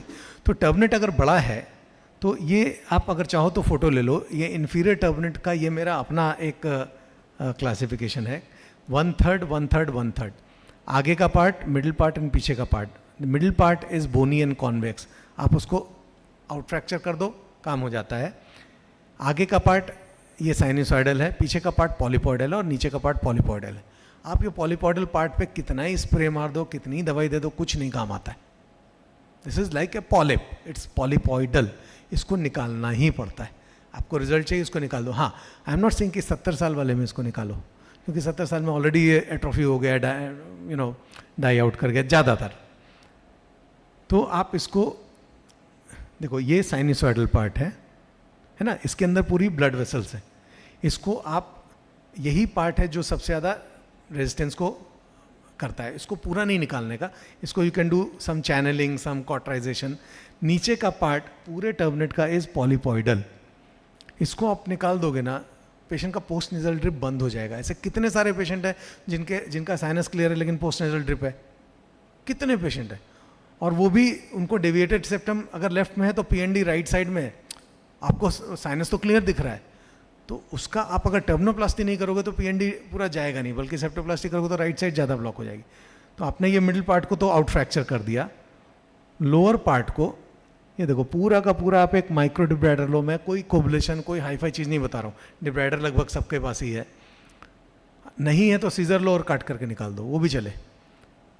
एकदम सीधा सिंपल तरीका। एक बार आपने कर दिया, जिंदगी भर, और उसको सक्शन कॉटरी से टच कर दो, जिंदगी भर वो तकलीफ नहीं देगा। तो ये पूरा का पूरा नीचे का पार्ट 2 मिनट में आप डिब्राइडर से लेकर के उड़ा सकते हो। See all this is पॉलीपॉइडल। अब प्रॉब्लम क्या है कि यहाँ पे बोन आ गई। अगर बोन बड़ी है आपके स्कैन में और आप बोन नहीं निकालोगे तो 5 साल 7 साल के बाद तो फिर से डेवलप करेगा ना। तो सीधा सीधा बोन कुछ नहीं तो एक सीजर लेकर के नीचे नीचे की बोन कट करो। तो overall you have to protect at least 70-80% of the medial mucosa, and you have to remove the inferior and the lateral. तो आप ये उठाने की कोशिश करो, बहुत अच्छा सारे केसेस में नहीं उठेगा, है ना. तो आप सीधे सीधे इसको आउट फ्रैक्चर करो, जो करना है करो. एक सीजर लो, ये मैं पीजो इलेक्ट्रिक यूज कर रहा हूँ इंसिजन लेने के लिए, सॉरी. तो आप पीजो इलेक्ट्रिक यूज करो, सीजर यूज करो, कुछ भी करो, लेकिन एम क्या है कि नीचे का बोन पूरा निकलना चाहिए. Upper part 70-75-80% of the medial mucosa को बचाना है, और ये बोन को पूरा आप जिस चीज से मर्जी है काटो, ये बोन को पूरा काट करके निकाल दो. ये खाली दिखाने के लिए अच्छा है, बट आप सीजर से भी सेम काम कर सकते हो, कुछ प्रॉब्लम नहीं है ना. आप सिंपल एक सीजर लेकर के काट करके निकालोगे तो भी चलेगा. बस ये जब पीछे वाले पार्ट में जाते हैं तो वहाँ पे ब्लड सप्लाई आती है इंफीरियर टर्मिनेट की. खाली ये अब सीजर से काटते हैं तो बहुत क्लीन काम नहीं होता है, पीजो से करेंगे तो बहुत क्लीन काम होगा, लेकिन अल्टीमेटली रिजल्ट दोनों का सेम आएगा. और जहाँ पे ये ब्लड सप्लाई आती है उसको अगर आप ब्लड सप्लाई के साथ नर्व सप्लाई भी, अगर आपने ब्लड सप्लाई और नर्व सप्लाई दोनों निकाल दी और टर्मिनेट को 50% से ज़्यादा निकाल दिया, तो एक संभावना है एम्प्टी नोज सिंड्रोम की. आपने अगर 70% अगर प्रिजर्व कर लिया है और ब्लड सप्लाई, देखो ये तो ओल्ड एज में मैं कर रहा हूँ ना, इसके सब सफ़ेद बाल थे, तो अगर आपने ये बराबर से निकाला है और यहाँ का अगर ब्लड सप्लाई नर्व सप्लाई को खोला नहीं है, तो your patient will have a very very middle mucosa बचा लिया. आप कैसे भी करो लेकिन ये काम करो. अब इतना अगर आपने टर्मिनेट बचा लिया है, इतना निकालने के बाद भी ये पूरा का पूरा टर्मिनेट तो मिडल बचा हुआ है ना, जिंदगी भर नाक खुली रहेगी. ये गारंटी देनी पड़ेगी अपने को. ये गारंटी हम काम कर देंगे, नाक खुलेगी कि नहीं खुलेगी ऐसा बोले तो कोई काम नहीं आएगा. आपको समझना पड़ेगा कि septoplasty turbinoplasty is the best surgery in ENT, क्योंकि कॉमन बहुत है. स्टेपिस ऑब्वियसली सबसे अच्छा है, लेकिन सबसे अच्छा आप रिजल्ट यहाँ दे सकते हो. अगर आपकी डायग्नोसिस सही है, आपने प्रॉपर सेप्टोप्लास्टी टर्मिनोप्लास्टी कर दिया, आपका पेशेंट आपको कम से कम 5 अपने घर और फ्रेंड्स में से ला करके देने ही वाला है, इसलिए कि वो अच्छा हुआ है. So this is what my main message for the day. आगे अपने पास टाइम कितना है देखते हैं. मेरे पास 15 मिनट समय बचा है अभी, तो 15 मिनट में जितना मैं बाकी चीज़ों को खींच सकता हूँ खींच लूँगा. ऑलराइट, ये long term result, superb results मिलते हैं. तो ये सर्जरी मेरा, और ये करने से एटलीस्ट पेशेंट सीपैप कंप्लायंट तो हो जाएगा. अगर प्रॉब्लम की जड़ नंबर ऑफ कार्स है, यानी उसको इथमोइडाइटिस है ना, इथमोइड्स में हर जगह थिकनिंग है, तो ये पोस्टनेजल ड्रिप करने वाला है इथमोइडाइटिस. इसको पूरा का पूरा इथमोइड्स को ठीक करना जरूरी है. अब ये और पहले वाला स्कैन, पॉलीपोसिस एंड इथमोइडाइटिस, इन दोनों में आपके किसको लगता है कि अलग प्रॉब्लम, किसको लगता है कि सेम प्रॉब्लम. ये वाला जो स्कैन था, अब इसको थोड़ा डेविएटेड सेप्टम है और इथमोइडाइटिस है पूरी. ये स्कैन जिसमें कि पॉलीपोसिस लटका हुआ नहीं है वर्सेस ये स्कैन, ये एक ही है या अलग अलग है.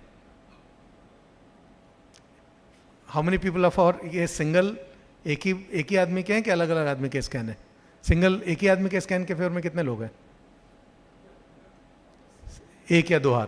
अलग अलग लोगों का स्कैन के फेवर में बाकी सारे लोग. ये सेम आदमी का स्कैन है, स्टेरॉइड के पहले और स्टेरॉइड के बाद.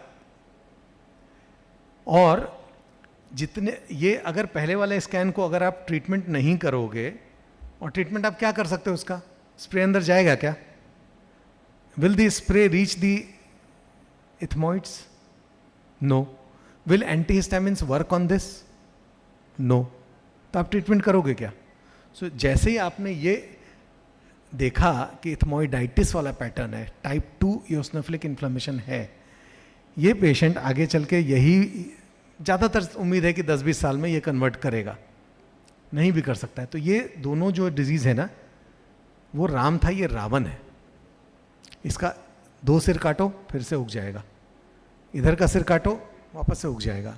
इसका ट्रीटमेंट क्या है, यही मैं आपको समझाने की कोशिश कर रहा हूँ. जैसे ये लॉजिक समझ में आ गई ना, ज्ञान आ जाता है. अगर इथमोइडाइटिस दिख रही है तो वो पेशेंट का मिनिमम एंड मैक्सिमम सर्जरी एक ही है, complete इथमोइडेक्टमी without septoplasty, followed by nasal spray lifelong, complete ethmoidectomy, 10 के 10 सिर, भले आज एक साइड पे दिख रहा है, 5 साल क्या दूसरे साइड पे आएगा, तब वो बोले अरे मैंने तो डॉक्टर टीके घोष से ऑपरेशन कराया था, ऑपरेशन फेल हो गया, घोष के पास जाए बोला मैंने तो लेफ्ट साइड ऑपरेट किया था, अब तुमको राइट साइड में प्रॉब्लम आ गई, बोला साहब हमको लेफ्ट राइट नहीं समझ में आता, हमने तो नाक का ऑपरेशन कराया था, am I right am I wrong? यही होता है, ये सब मैं भुक्तभोगी हूँ, 2000 से 2010 के बीच में ये सब सारे धक्के खाए, तो ये ज्ञान चक्षु खुले कि भाई जो हमको सिखाया गया वो काफ़ी नहीं है। अगर आपको इथमोइडाइटिस दिखा तो minimum surgery is the maximum surgery that you would otherwise do a complete ethmoidectomy on both sides. वो जितनी डिजीज़ है उसके एक सेल बियॉन्ड तक जाएंगे, वो सब जमाना गया। तो क्योंकि ये टाइप 2 यूसिनोफिल मीडिएटेड इन्फ्लेमेशन है, इसमें एंटीहिस्टामिन काम ही नहीं करेगा, इसमें सिर्फ स्टेरॉइड काम करेगा। और स्टेरॉइड आप कैसे दे सकते हो? खिला तो सकते नहीं हो, स्प्रे में दे सकते हो। स्प्रे देने के लिए पूरा का पूरा दोनों साइड क्लीन करना पड़ेगा ना, इसलिए कहाँ जाना पड़ेगा? ब्रेन आँख के एकदम पास। अपने को डर लगता है क्योंकि ऊपर जाएंगे तो कहीं डैमेज हो गया तो इसके लिए हम काम नहीं करते हैं, आधा अधूरा काम करके छोड़ते हैं, नाम खराब होता है, नाम खराब होता है, फिर हम अगले पेशेंट को बताते ही नहीं है सर्जरी। तो इस पेशेंट के लिए आपको 10 का 10 सिर काटना है। टास्क कंप्लीट करो, उसके लिए नेविगेशन। मैं खर्चा ही कराने के लिए आता हूँ, जहाँ जाता सबके खर्चे कराते रहो, लेकिन उससे आपको फायदा बहुत होगा। 4 लोग मिल करके ले लो। लेकिन अगर आप काम कर रहे हो तो नेविगेशन में देखो, अभी एकदम जो स्कल बेस के पास कह रहे, अच्छा ये एक्जिला में पूरा खोल देता हूँ 0 डिग्री से सर्जरी करने का, बिकॉज स्प्रे थोड़ा ना जाके 70 डिग्री टर्न करेगा। तो 0 डिग्री से ही अपने को सब चीज़ दिखना चाहिए। फ्रंटल रिसेस पूरा 0 से दिखना चाहिए, ठीक है। मेरे यूट्यूब चैनल पे मैंने डाला है वीडियोस की 0 डिग्री से पूरा का पूरा। तो आपको पूरा का पूरा काम 0 डिग्री से होना चाहिए, क्योंकि spray can only go straight, spray can not turn at 45 at 70। तो doing a surgery with 70 in my mind is of no use. You should open up the axilla wide and do whole surgery with a 0 degree endoscope. ये तो मैं दिखा रहा हूँ कि भाई navigation से हम लोग बिना देखे भी सर्जरी कर रहे हैं। Obviously you will not do that, you will cut it even more wide. कुछ नहीं होता है, एक्जिला जितना मर्जी उतना निकालो, कुछ नहीं होता है। 0 that's the frontal और ये 0 डिग्री से अब आप इसके बाद की पीछे की सेल देख रहे हैं, फ्रंटल के पीछे फ्रंटल रिसेस और एंटेरोथेमोइडल आर्टरी के बीच का जो एरिया है वहीं सबसे ज्यादा रिकरेंस आता है। मेजॉरिटी रिकरेंसेस उधर ही आते हैं, क्योंकि वहाँ इंसान को डर लग रहा होता है सर्जरी में। अब ये देखो, ये सेल है, इसके पीछे एंटेरोथेमोइडल आर्टरी है, ये फ्रंटल रिसेस है। तो आप जब तक ये सब चीज़ निकालोगे नहीं, है ना, ये जैसे ही निकालेंगे मस्त खुल जाएगा पूरा एरिया, स्कल बेस एकदम सामने आ जाएगा, ठीक है। तो यहाँ पर नेविगेशन इज इम्पॉर्टेंट। सो मेरा ये कहना है कि अगर आपने पॉलीपोसिस का केस है, अभी ये अपना फाइनल रिजल्ट है, ये मिडिल टर्मिनेट भी मैंने काट दिया है, इसको मैं इथमोटर्बिनेक्टमी बोलता हूँ, बिकॉज पॉलीपोसिस में middle and the superior turbinate are also developing from ethmoturbinals. तो जब तक आप इसको निकालोगे नहीं तो रिकरेंस होने वाला ही होने वाला है, क्योंकि वो तो आपने डिजीज ही आधी निकाली है। तो पॉलीपोसिस की सर्जरी के लिए middle and the superior turbinate has to go. ये मेरा पेपर ऑलरेडी पब्लिकेशन के लिए भेजा हुआ है, जिस दिन पे पब्लिश हो जाएगा। अब ये आपका फ्रंटल रिसेस है, ये स्कल बेस है, ये एंटीरियर है, पोस्टीरियर एथमोइडल आर्टरी है, ये स्फेनॉइड है, ये मैक्सिलरी है। मेरा क्वेश्चन ये है, एक बार आपने ये सर्जरी कर दी, इस धरती पर कोई भी आपके इस सर्जरी को रिवाइज कर सकता है क्या? रिवीजन के लिए कुछ बताए? मैं धरती की बात कर रहा हूँ, मैं दिल्ली बम्बई इंडिया की बात ही नहीं कर रहा हूँ। पूरे धरती पे कोई रिवाइज कर सकता है क्या? नहीं कर सकता है, क्योंकि आपने काम ही इतना कंप्लीट कर दिया है। तो पहले तो इसको रिकरेंस होएगा नहीं, नेचुरली स्प्रे छोड़ेगा तो पॉलिप्स आएंगे, पॉलिप्स आएंगे तो आप ओपीडी में लेकर के उसको थोड़ा सा डिब्राइड करके वापस से स्प्रे पे चालू कर दो। सर्जरी दोबारा कोई क्या कर लेगा? तो अपने को काम ये करना है कि सर्जरी जो हमने की वो कंप्लीट करके दें। वो उसमें recurrence is known and it can come again and this and that. तो फिर भाई आप काम करने की तो मजदूरी मिलेगी, प्रीमियम तो आपको रिजल्ट देने का ही मिलने वाला है। आपको मजदूरी चाहिए कि प्रीमियम चाहिए, वो आप डिसाइड करो। तो जो काम करना है उसको ढंग से करो, उसको कंप्लीट करो। इसके बाद इस बंदे को दोबारा धरती पे, मैं बोलता हूँ, हाँ मैं ये गारंटी देता हूँ, इसके बाद तुम्हारा ऑपरेशन कोई नहीं कर सकेगा दूसरे के लिए। मैं काम एक सेल छोड़ूंगा ही नहीं, जैसे ही वो आपने बोल दिया ना तो ऐसे आदमी होता हाँ ठीक है ठीक है ठीक है, नो. सो नाउ सेम चीज़ एडनॉइड के बारे में. एडनॉइड में रिकरेंस दोबारा हो जाता है, ऑल दोज थिंग. तो ये एडनॉइड की बाउंड्री ऑलरेडी तुषार ने दिखाया. ये अपना बाउंड्रीज वाला पेपर है जो तुषार ने कोट किया था 2016 में, इंडियन जर्नल में. ये आप आराम से पढ़ लो. एडनॉइड करो तो पूरा एडनॉइड तुषार ने ऑलरेडी बोला है, मैं उस पर टाइम वेस्ट नहीं करूँगा.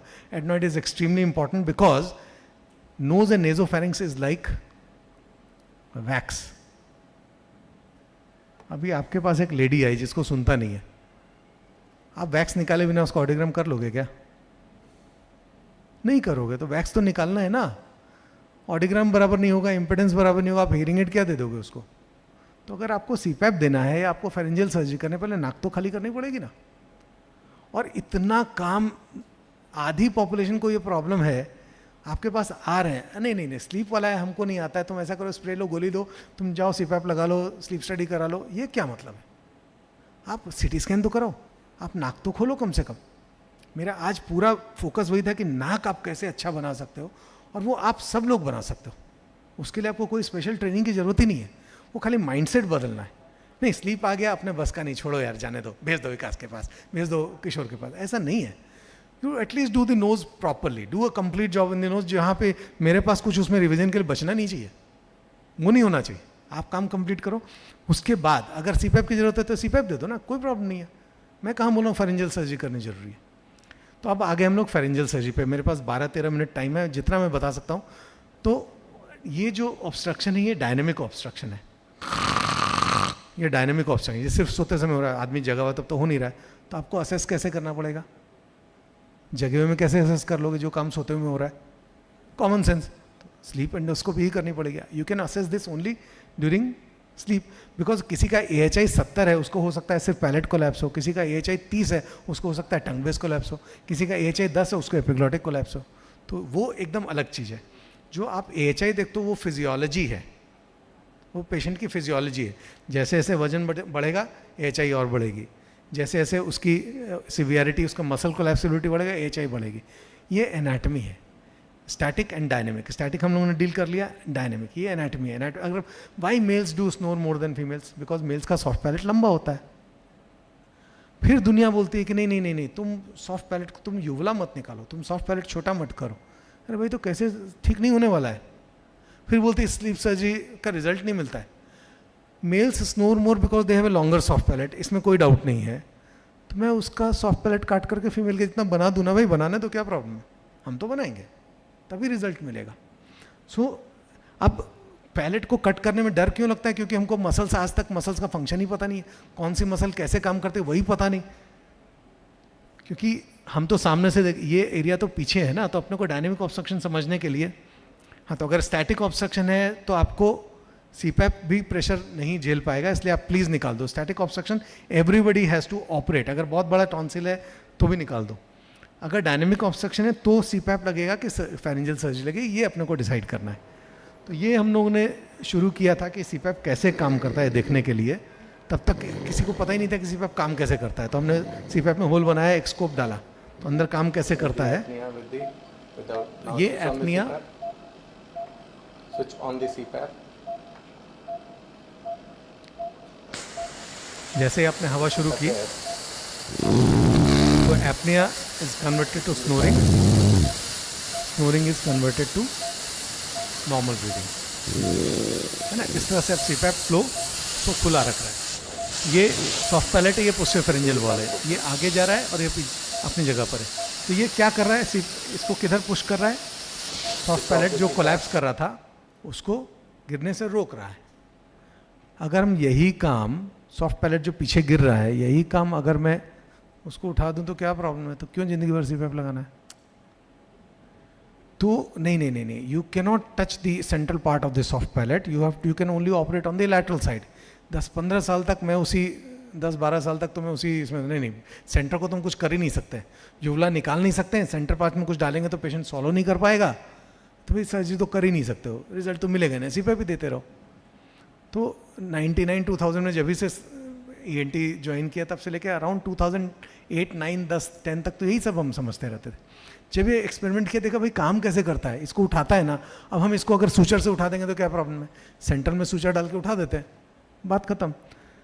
तो वहाँ से हम लोगों ने फिर स्लीप एंडोस्कोपी बेस मॉनिटरिंग के साथ शुरू की, और ये लगभग 2010-11 का मेरा वीडियो है। ये एनालॉग रिकॉर्डर था उस समय, और ये देखा कि क्या पैटर्न है। इससे करीब 1000 स्लीप एंडोस्कोपी जब हुई 2016-17 तक, जब ऑलमोस्ट 1000 स्लीप एंडोस्कोपी हो गई, और रात को 2-2, 3-3 बजे तक बैठ के उसको देख रहे हैं कि अरे इसमें क्या था क्या था क्या था, तब समझ में आया कि अरे ये तो ऐसे मूव करता है, किसी ने धरती पे आज तक बताया नहीं अपने को। तो कौन सा part, lower pole of tonsil तो पार्ट ही नहीं लेता है, तो हम टॉन्सिल निकालते हैं, उधर से ब्लीडिंग होती है, जरूरत ही नहीं है लोअर पोल को तो टच करने की, because this is how it goes in touches, this is how it goes behind. तो ये फिर एक पकड़ा, एक एनिमेशन बनाने वाले को 1.5 साल लगा इसको बनवाने में, 2018 में रेडी हुआ। ये इस तरह से जाके अपर पोल ऑफ टॉन्सिल ये जाकर के पीछे जाकर के काम करता है। ये बात समझ में आई? ये समझ में आया कि भाई टॉन्सिल बढ़ेगा तो पीछे में भी बढ़ेगा, हम तो आगे से देख रहे हैं, पीछे में भी बढ़ेगा, और टॉन्सिल निकालेंगे तो पीछे भी जगह बनेगी। ये सब सारी चीज़ों को जो समझ में आता था उसको समझाना शुरू किया। टेंसर पैलेटाई का क्या पोजीशन है, क्या एक्शन है, कहीं धरती पे किसी ने बताया ही नहीं है। आधी दुनिया जिस बीमारी से सफ़र कर रही है उसके बारे में बेसिक एनाटमी नहीं पता है, बेसिक फिजियोलॉजी नहीं पता है। बड़ी बड़ी रिसर्च हो रही है दुनिया में, लेकिन सर्जिकल रिसर्च नहीं हो रही है, सब दवाइयों पर रिसर्च और सीपैप पे रिसर्च हो रही है। ये एंटीरियर पिलर लिवेटर पैलेटाई एंड ये लिवेटर ये पैलेटोफेरेंजियस, वो पैलेटोग्लॉसस, ये पैलेटोफेरेंजियस। सबको डर है कि हम जैसे ही काटेंगे बीच वाला पार्ट वैसे ही तो पेशेंट आवाज़ नहीं हो जाएंगी, ऐसा कुछ नहीं होने वाला है।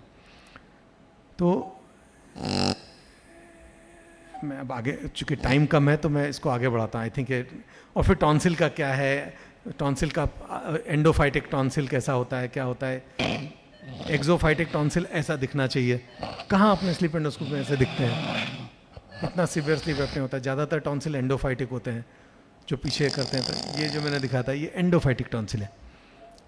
तो अब ये टॉन्सिल का अपर पोल पीछे जा रहा है, इसीलिए अगर आप सिर्फ टॉन्सिल निकाल दोगे तो भी ये तो गिरता रहेगा ना, पैलेटोफेरेंजियस। ये सब सारी बातें समझ में आई।